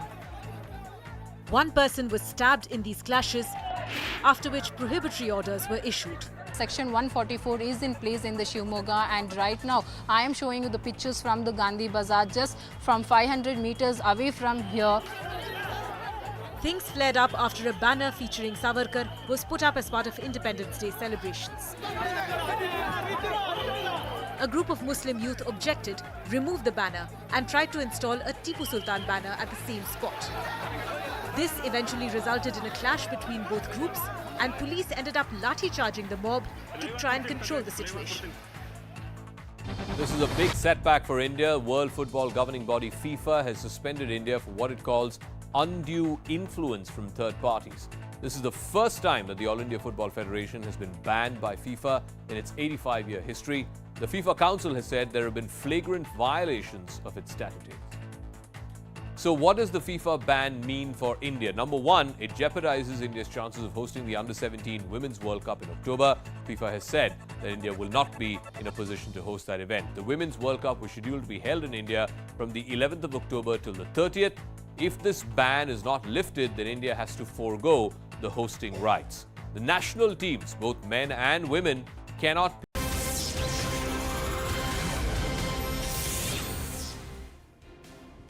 Hello and welcome to the late night edition with me, Ayushman Singh Jamwa. Ladies and gentlemen, there's been a major embarrassment for the newly sworn in Bihar government. The Law Minister of the state, Karnataka Singh, finds himself in the center of a scandal in connection to a kidnapping case that dates back to 2014. A warrant against Karnataka Singh was issued before he became a minister. In fact, a court ordered him to surrender the day he took the oath of office. Karnataka Singh is accused, along with 17 others, of planning the kidnapping of a builder named Raju Singh over a dispute regarding financial transactions with an intent to murder. Now, what's more embarrassing for the state government is that Chief Minister Nitish Kumar has said that he was unaware of the charges against Karnataka Singh. However, he has not announced any corrective action against the RJD MLC, who is currently in his government. The BJP has come out all guns blazing against the state government, claiming that Jungle Raj has now returned to Bihar. Now, remember, the RJD is the big brother in this alliance.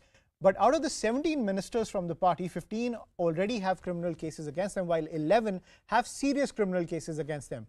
Now, as Karnataka Singh continues to duck the law, it begs the question, are Nitish Kumar's hands tied in this alliance where he cannot take any corrective action against the RJD ministers? Is he now willing to sacrifice his image as Bihar's Sushasan Babu just to hold on to power?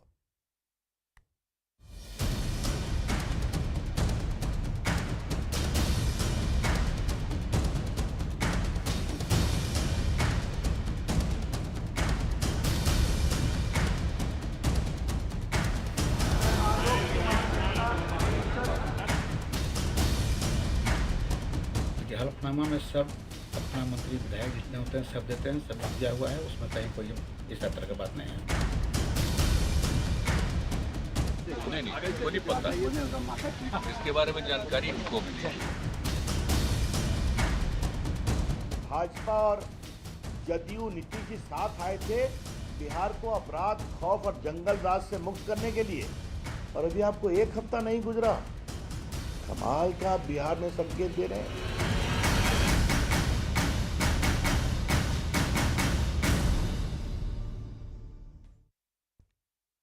Now, joining me on the broadcast is Bihar BJP General Secretary and member of the Bihar Legislative Council, Devesh Kumar. Mr. Kumar, thank you for joining us on the broadcast. My first question, amid this scandal that has rocked the Mahagathbandhan government, the Mahagathbandhan 2.0 government in Bihar, is that the court ordered the surrender of Karnataka Singh on the 16th of August. Now, on the same day, the law minister took the oath of office. Can the Chief Minister Nitish Kumar make the defense that he was not aware? Certainly not. Mr. Nitish Kumar cannot take the plea that he was not aware. Every chief minister, before the swearing in exercise, does some due diligence, does some groundwork on the ministers being sworn in. They ask the special branch and the CID to submit reports on the criminal antecedents of each and every minister in waiting. So Mr. Nitish Kumar cannot take the plea, and these, the criminal records of each and every person They are all available on the affidavits. They are all open to people. So Mr. Nitish Kumar cannot take the plea that he was not aware. He is making a mockery of governance. He is making a travesty of justice. Right. Now, Mr. Kumar, 11 of the 17 RJD ministers have serious criminal cases against them. Now, can Nitish Kumar's Sushasan Babu tag survive in Mahagathbandhan 2.0? Now, remember, the alliance of the BJP and the JDU was on good governance, but with the RJD, can that tag survive? Certainly not. I would say Mr. Nitish Kumar is Kusashan Babu because as many as 12, not 11, 12 of the newly appointed ministers have criminal background. They have criminal cases pending against them. And we are returning to the pre-2005 era when the RJD ruled the roost and, abductions, rapes, murders, dacoities, they had become the order of the day in Bihar. There was an abduction spree and which led to several movies being shot in Bihar on the theme of abduction, on the theme of, I remember a movie which by the name of Aparan, which was directed by Mr. Prakash Jha. So, an industry, kidnapping, abductions, they had become an industry. So, and Biharis had become the butt of so many jokes outside Bihar. So, we are seeing a return to the pre-2005 days when criminals ruled the roost and parents of daughters, they were worry of sending their children outside their houses, outside their homes after a certain point of time. So there is the fear of the rule of law is gone, and there's in fact, if you go through the newspapers every morning, they are full of reports of cases of murders, dacoities, abductions, banks being looted. So I am afraid we are seeing, and it's ironical because Mr. Nitish Kumar came to power on the promise of providing good governance, but he has made compromises in order to cling on to power with those very elements which lent Bihar a bad name in the pre-2005 era. Now, Mr. Kumar, Nitish Kumar has obviously switched sides multiple times between your party and the RJD. But after this latest switch where he's joined hands with Tejasvi Yadav, are the BJP's doors now completely shut to Nitish Kumar? This call has to be taken by the BJP central leadership. But as things stand today, I would say that the BJP has decided to go it alone in the upcoming elections to the Lok Sabha and the Bihar State Assembly. It would be better for us to go it alone rather than make compromises with a person whose only and a sole ambition is to cling on to power somehow, any which way you can. So we will have to struggle. It's a long haul ahead, but the BJP has taken a call that we will, strengthen our organizational base and plug all the organizational loopholes which there are, if any. Right.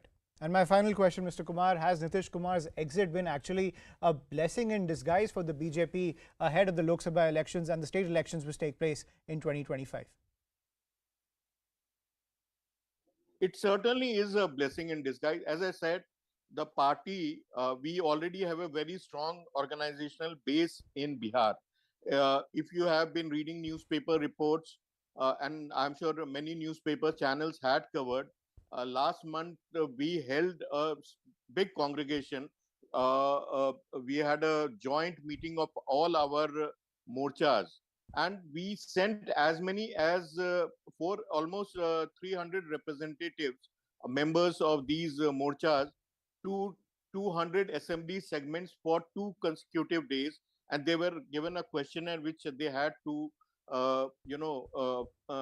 which they had to fulfill by meeting people, after meeting people. And this was a good exercise. We sent representatives to 200 assembly segments, and the results are very satisfying. So, and also you should also remember the fact that out of 72,000 booths, 72,000 odd booths in Bihar, we have our booth committees in as many as 63,000. So we have a very strong organizational base. Our aim is to become a Sarvasparshi, Samaveshi and Sarvavyapi organization which encompasses all sections of the society, all segments of the society, and so that we can, go ahead with the slogan raised by Honorable Prime Minister of Sabka Saath, Sabka Vikas, Sabka Vishwas, Sabka Prayas.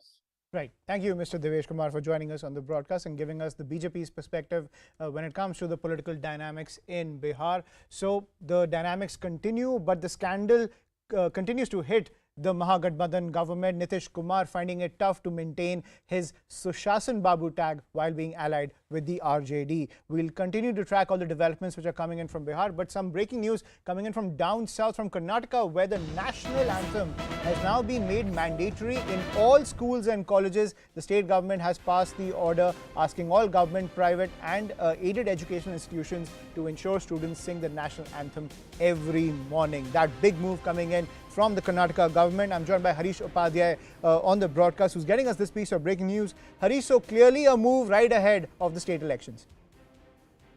Absolutely, and this is coming even as there are increasing calls, especially from Hindu groups, to ensure that patriotism and nationalism is promoted in schools and colleges. And this is both government and private and aided educational institutions. And there are several changes that have been sought. And perhaps the easiest one for the government was to start off with making national anthem compulsory in all schools and colleges in Karnataka, whether it's private, aided or government. In fact, this government goes a step further and describes that if there is an education institution which doesn't have a playground where the students can congregate and sing the national anthem, then they can go ahead and ensure that these students sing the national anthem within the classroom. And this is followed every day, every morning during the morning congregation. So the government passing this order and asking schools and colleges to ensure that this is implemented on an immediate basis. Harish, for joining us on the broadcast. So clearly a move when it comes to the entire nationalism plank of the BJP right ahead of the Karnataka elections. Getting some more breaking news. Now, while the hearing on freebies remains pending in the Supreme Court, the YSRCP, the ruling party in Andhra Pradesh, has filed a petition in the top court to implead itself as a party in the case. That is the pitch coming in from Jagan Mohan Reddy when it comes to the entire freebies debate that is now in the top court of the country. Andhra Pradesh's government now wants to be a part of that case. I'm joined by Pallavi Ghosh on the broadcast, who's getting us this piece of breaking news. So Pallavi, what is the argument coming in from Jagan Reddy's party? So if you go through that affidavit, Ayushman, is a very detailed one, and the affidavit tries to make a distinction between what's a freebie and what's welfare. And I think in the affidavit, they are trying to make the point that, every government also has to be a welfare government. And therefore, there are welfare schemes which, in the end of the day, helps in boosting up the economy. And there's a difference. I mean, if there's a welfare scheme which doesn't help anyone's case at all, that is something which becomes a freebie. But announcements which are often made by political parties and government may have and do have something to offer on the platter, which eventually leads to an economic growth and infrastructural growth as well. And therefore, they should not be dismissed as a freebie. I think that's the point that they're going to try and make in an affidavit if they actually made a party to the entire debate which is going on in the Supreme Court. Right. Thank you, Pallavi, for joining us on the broadcast with that piece of breaking news. When it comes to the politics over freebies that is currently raging between the AAP party and the BJP, and now when it comes to the entire tussle in the top court, the Jagan Reddy's party, the YSRCP, now wants to be a part of the entire tussle. Getting you a wrap of all the other news, External Affairs Minister S. Jaishankar has said that the world has somewhat accepted New Delhi's position on buying Russian oil amid Moscow's ongoing war in Ukraine because New Delhi has not been defensive about its decision. The minister further said that India has made other countries realize the obligation it has to its people. At this time, oil prices are unreasonably high. We have been very open and very honest about our interest. I have a country which has a per capita income of $2,000. These are not people who can afford higher energy prices. It is my obligation, my moral duty to actually ensure that I get them the best deal that I can from the world. And with Janmashtami around the corner, markets and temples across the country are preparing for the festival with great zeal and zest. The markets have been witnessing a huge footfall as people are heading out on a shopping spree to buy sweets, along with decorating items, as well as new clothes for Lord Krishna. सारे बाज़ारों में पूरी खुशहाली है और धूमधाम है, तो हमने खरीदारी की। अब की बार हम बहुत अच्छे से धूमधाम से जन्माष्टमी मनाएंगे। खुशी के अंदर उनके लिए सुंदर सुंदर ड्रेसें लेकर खरीदने के लिए आए हैं, क्योंकि पिछले 2 सालों में तो खुशी से मनाई नहीं गई जन्माष्टमी। इतनी दिल नहीं था मन के अंदर, बहुत परेशान थे। जन्माष्टमी का उत्साह इस साल पूरे जोरों शोरों पे है। पिछले 2 साल से वैसे लोग कोविड से परेशान थे तो घरों से निकले नहीं, लेकिन इस साल लोग बढ़ चढ़कर परचेज कर रहे हैं। And more breaking news coming in. Union Home Minister Amit Shah inaugurated the 2-day National Security Strategies Conference. Home secretaries as well as top security officials are attending this conference. The conference is being attended by around 600 officers from across the country, both physically and virtually, when it comes to overseeing the security policy, the national security policy of the country. I'm joined by Arunima, who tracks the Ministry of Home Affairs. Arunima, give us the details. What is the significance and the issues that will be discussed at this high-profile event?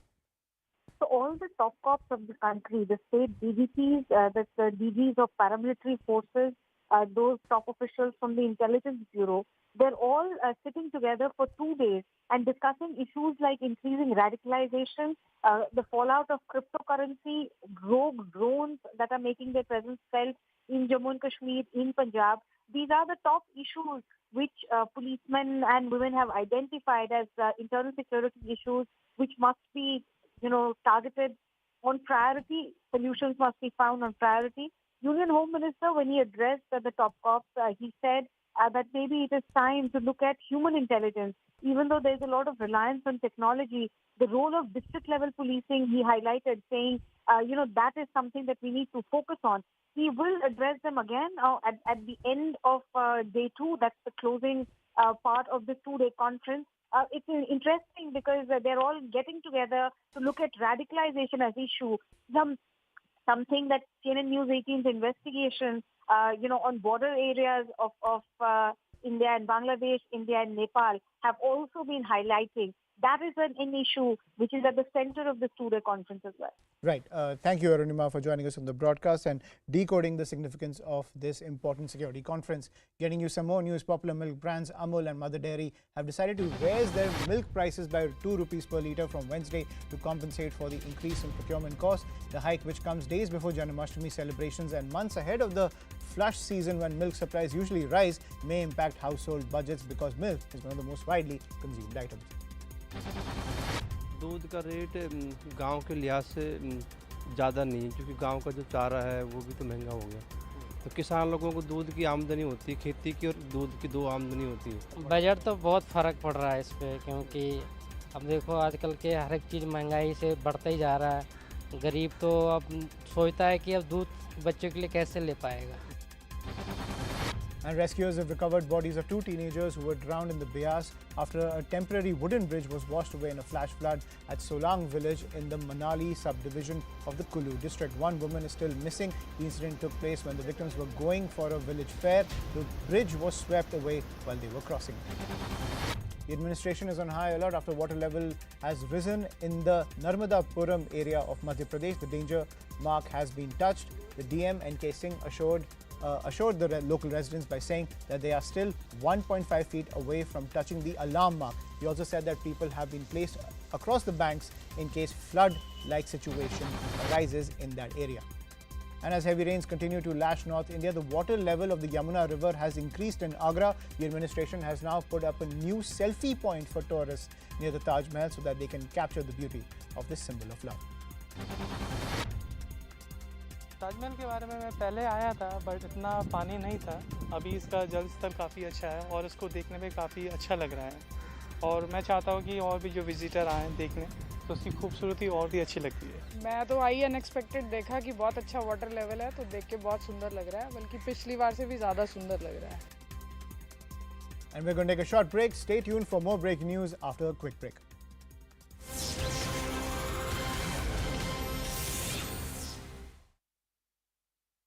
night reconnaissance and training missions.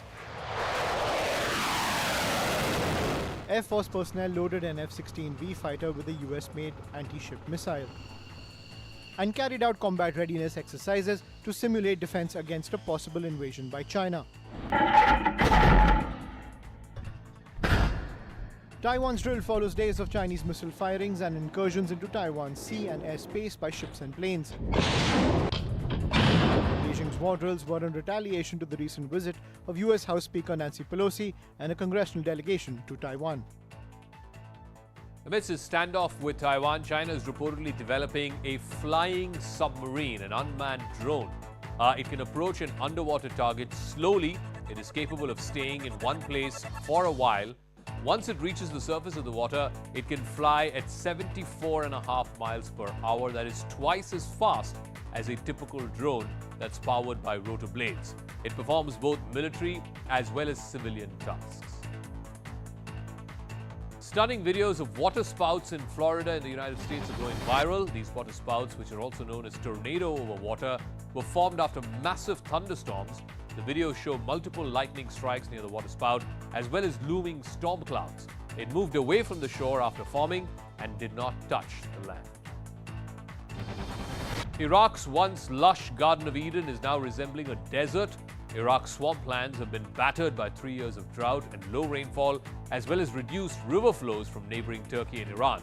In the last couple of years, 46% of swamplands in southern Iraq have suffered total surface water loss. Firefighters are struggling to contain large wildfires that are tearing through the forests of Spain. A train was engulfed by a forest fire in northeast Spain, forcing panicked passengers to break the windows and jump off. The train from Valencia to Miraflores was forced to stop and evacuate passengers as the tracks ran close to the towering flames.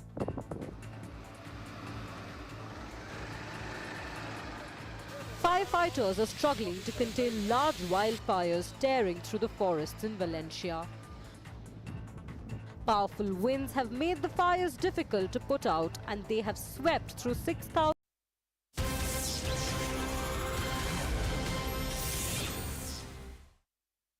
And welcome back. Breaking news coming in from Afghanistan, where an explosion has ripped through a mosque in the Afghan capital of Kabul during evening prayers, killing and injuring a number of worshippers. So a deadly terror attack has taken place in the Afghan capital of Kabul. What we are learning so far, this is all initial information, ladies and gentlemen, where an explosion ripped through a mosque in the Afghan capital of Kabul. This happened during evening prayers. So those visuals on your screen live from Kabul. And currently we don't have any numbers when it comes to the injured or the death toll. But this is the piece of breaking news that's coming in, tragic news coming in from the Afghan capital of Kabul, where an explosion has ripped through a mosque in the capital city of Afghanistan. I'm joined by Pathikrit Payne on the broadcast and as well as Abhishek Jha to get the latest from Ground Zero. Abhishek, I'll come to you first. What more details can you get for us?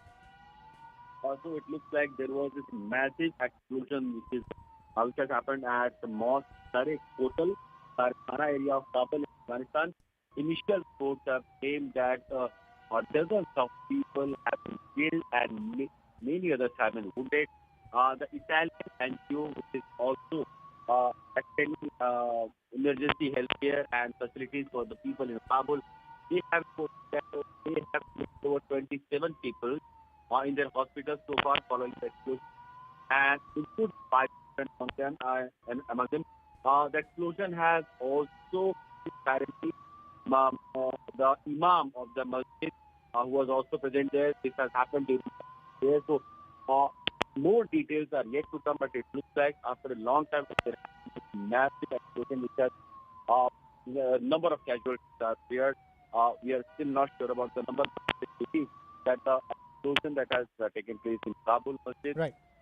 Over 50 people are believed to have been killed in this explosion and many others have been wounded. Right. I'm also joined by Pathikrit Payne on the broadcast, security analyst. Pathikrit, is this indicative of some kind of turf war that's taking place in Afghanistan between the Taliban and another terror group? We have to see as to who we have to wait for the information as to who are responsible for this. But generally two things are happening. We have seen a series of blasts happening, especially in religious places in Afghanistan over the last, say, several months. Secondly, the Shia and the Hazara, have often been targeted in Shia mosques. That is another thing. And third, definitely there is an emerging, conflict that is happening over there between the Taliban as vis-a-vis the ISIS. Taliban itself is a motley group of different factions. It's not a cohesive entity. So perhaps some of them who are not, in line with the present Taliban regime in the way the government is being run, and instead they want to carry on with the jihad. Perhaps many of them have joined the ISIS, and ISIS has been trying to destabilize and already destabilized Afghanistan. So there is this conflict going on. That is for sure. Whether there is a Pakistan angle to it is something we have to wait and watch. Whether it is some kind of a vengeance or a retribution, in retaliation to the Al-Zawahiri's, assassination, where it is also alleged that inputs perhaps have been given by the Taliban to the U.S. administration for that strike, because without ground level intelligence, something like that could not have been done. We have to wait and watch on this.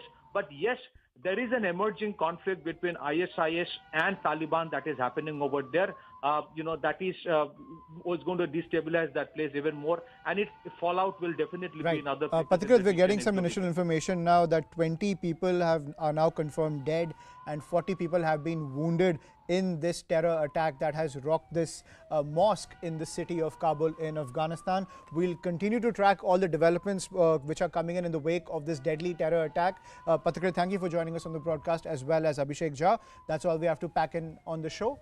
Good night and take care.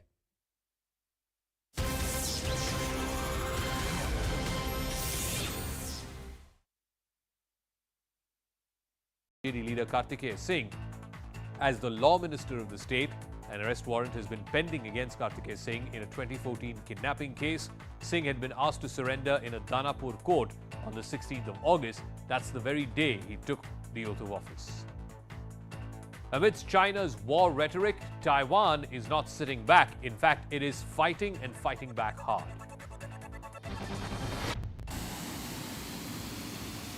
Taiwan displayed its most advanced fighter jet, the missile-equipped F-16V. 6 F-16Vs took off for night reconnaissance and training missions. Air Force personnel loaded an F-16V fighter with a US-made anti-ship missile and carried out combat readiness exercises to simulate defense against a possible invasion by China. Taiwan's drill follows days of Chinese missile firings and incursions into Taiwan's sea and airspace by ships and planes. Beijing's war drills were in retaliation to the recent visit of US House Speaker Nancy Pelosi and a congressional delegation to Taiwan. Amidst its standoff with Taiwan, China is reportedly developing a flying submarine, an unmanned drone. It can approach an underwater target slowly. It is capable of staying in one place for a while.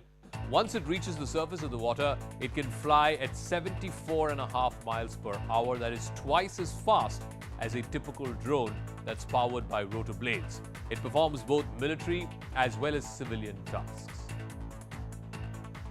Stunning videos of water spouts in Florida in the United States are going viral. These water spouts, which are also known as tornado over water, were formed after massive thunderstorms.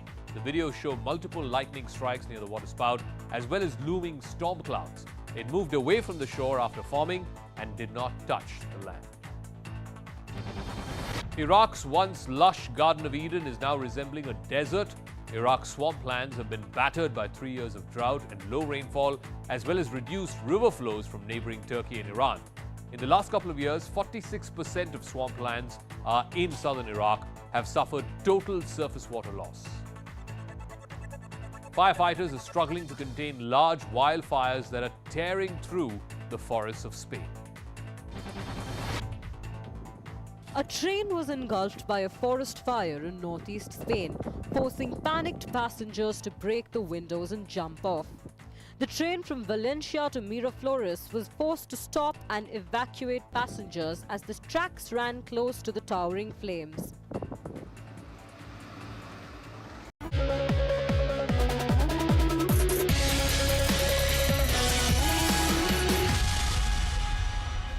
Good evening, this is Viewpoint. I'm Zaka Jacob. There's been yet another twist in the OPS versus EPS saga. Today, a single-judge bench of the Madras High Court ruled that the General Council meeting of the AIADMK has to be convened again. Remember, in the last General Council meeting that happened a few weeks ago, there was huge scenes of violence, after which EPS was elected by a wide majority to be the unitary General Secretary of the party.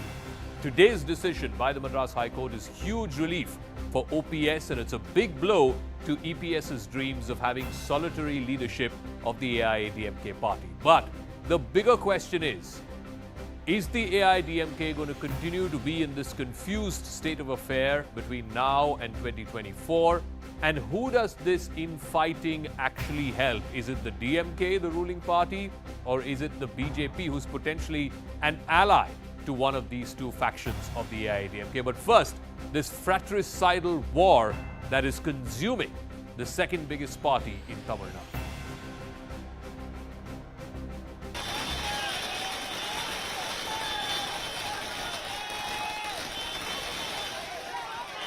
Supporters of O. Paneerselvam celebrating after the Madras High Court ruled in his favour. The court said the appointment of OPS's arch-rival E. Palanisamy as AIADMK's General Secretary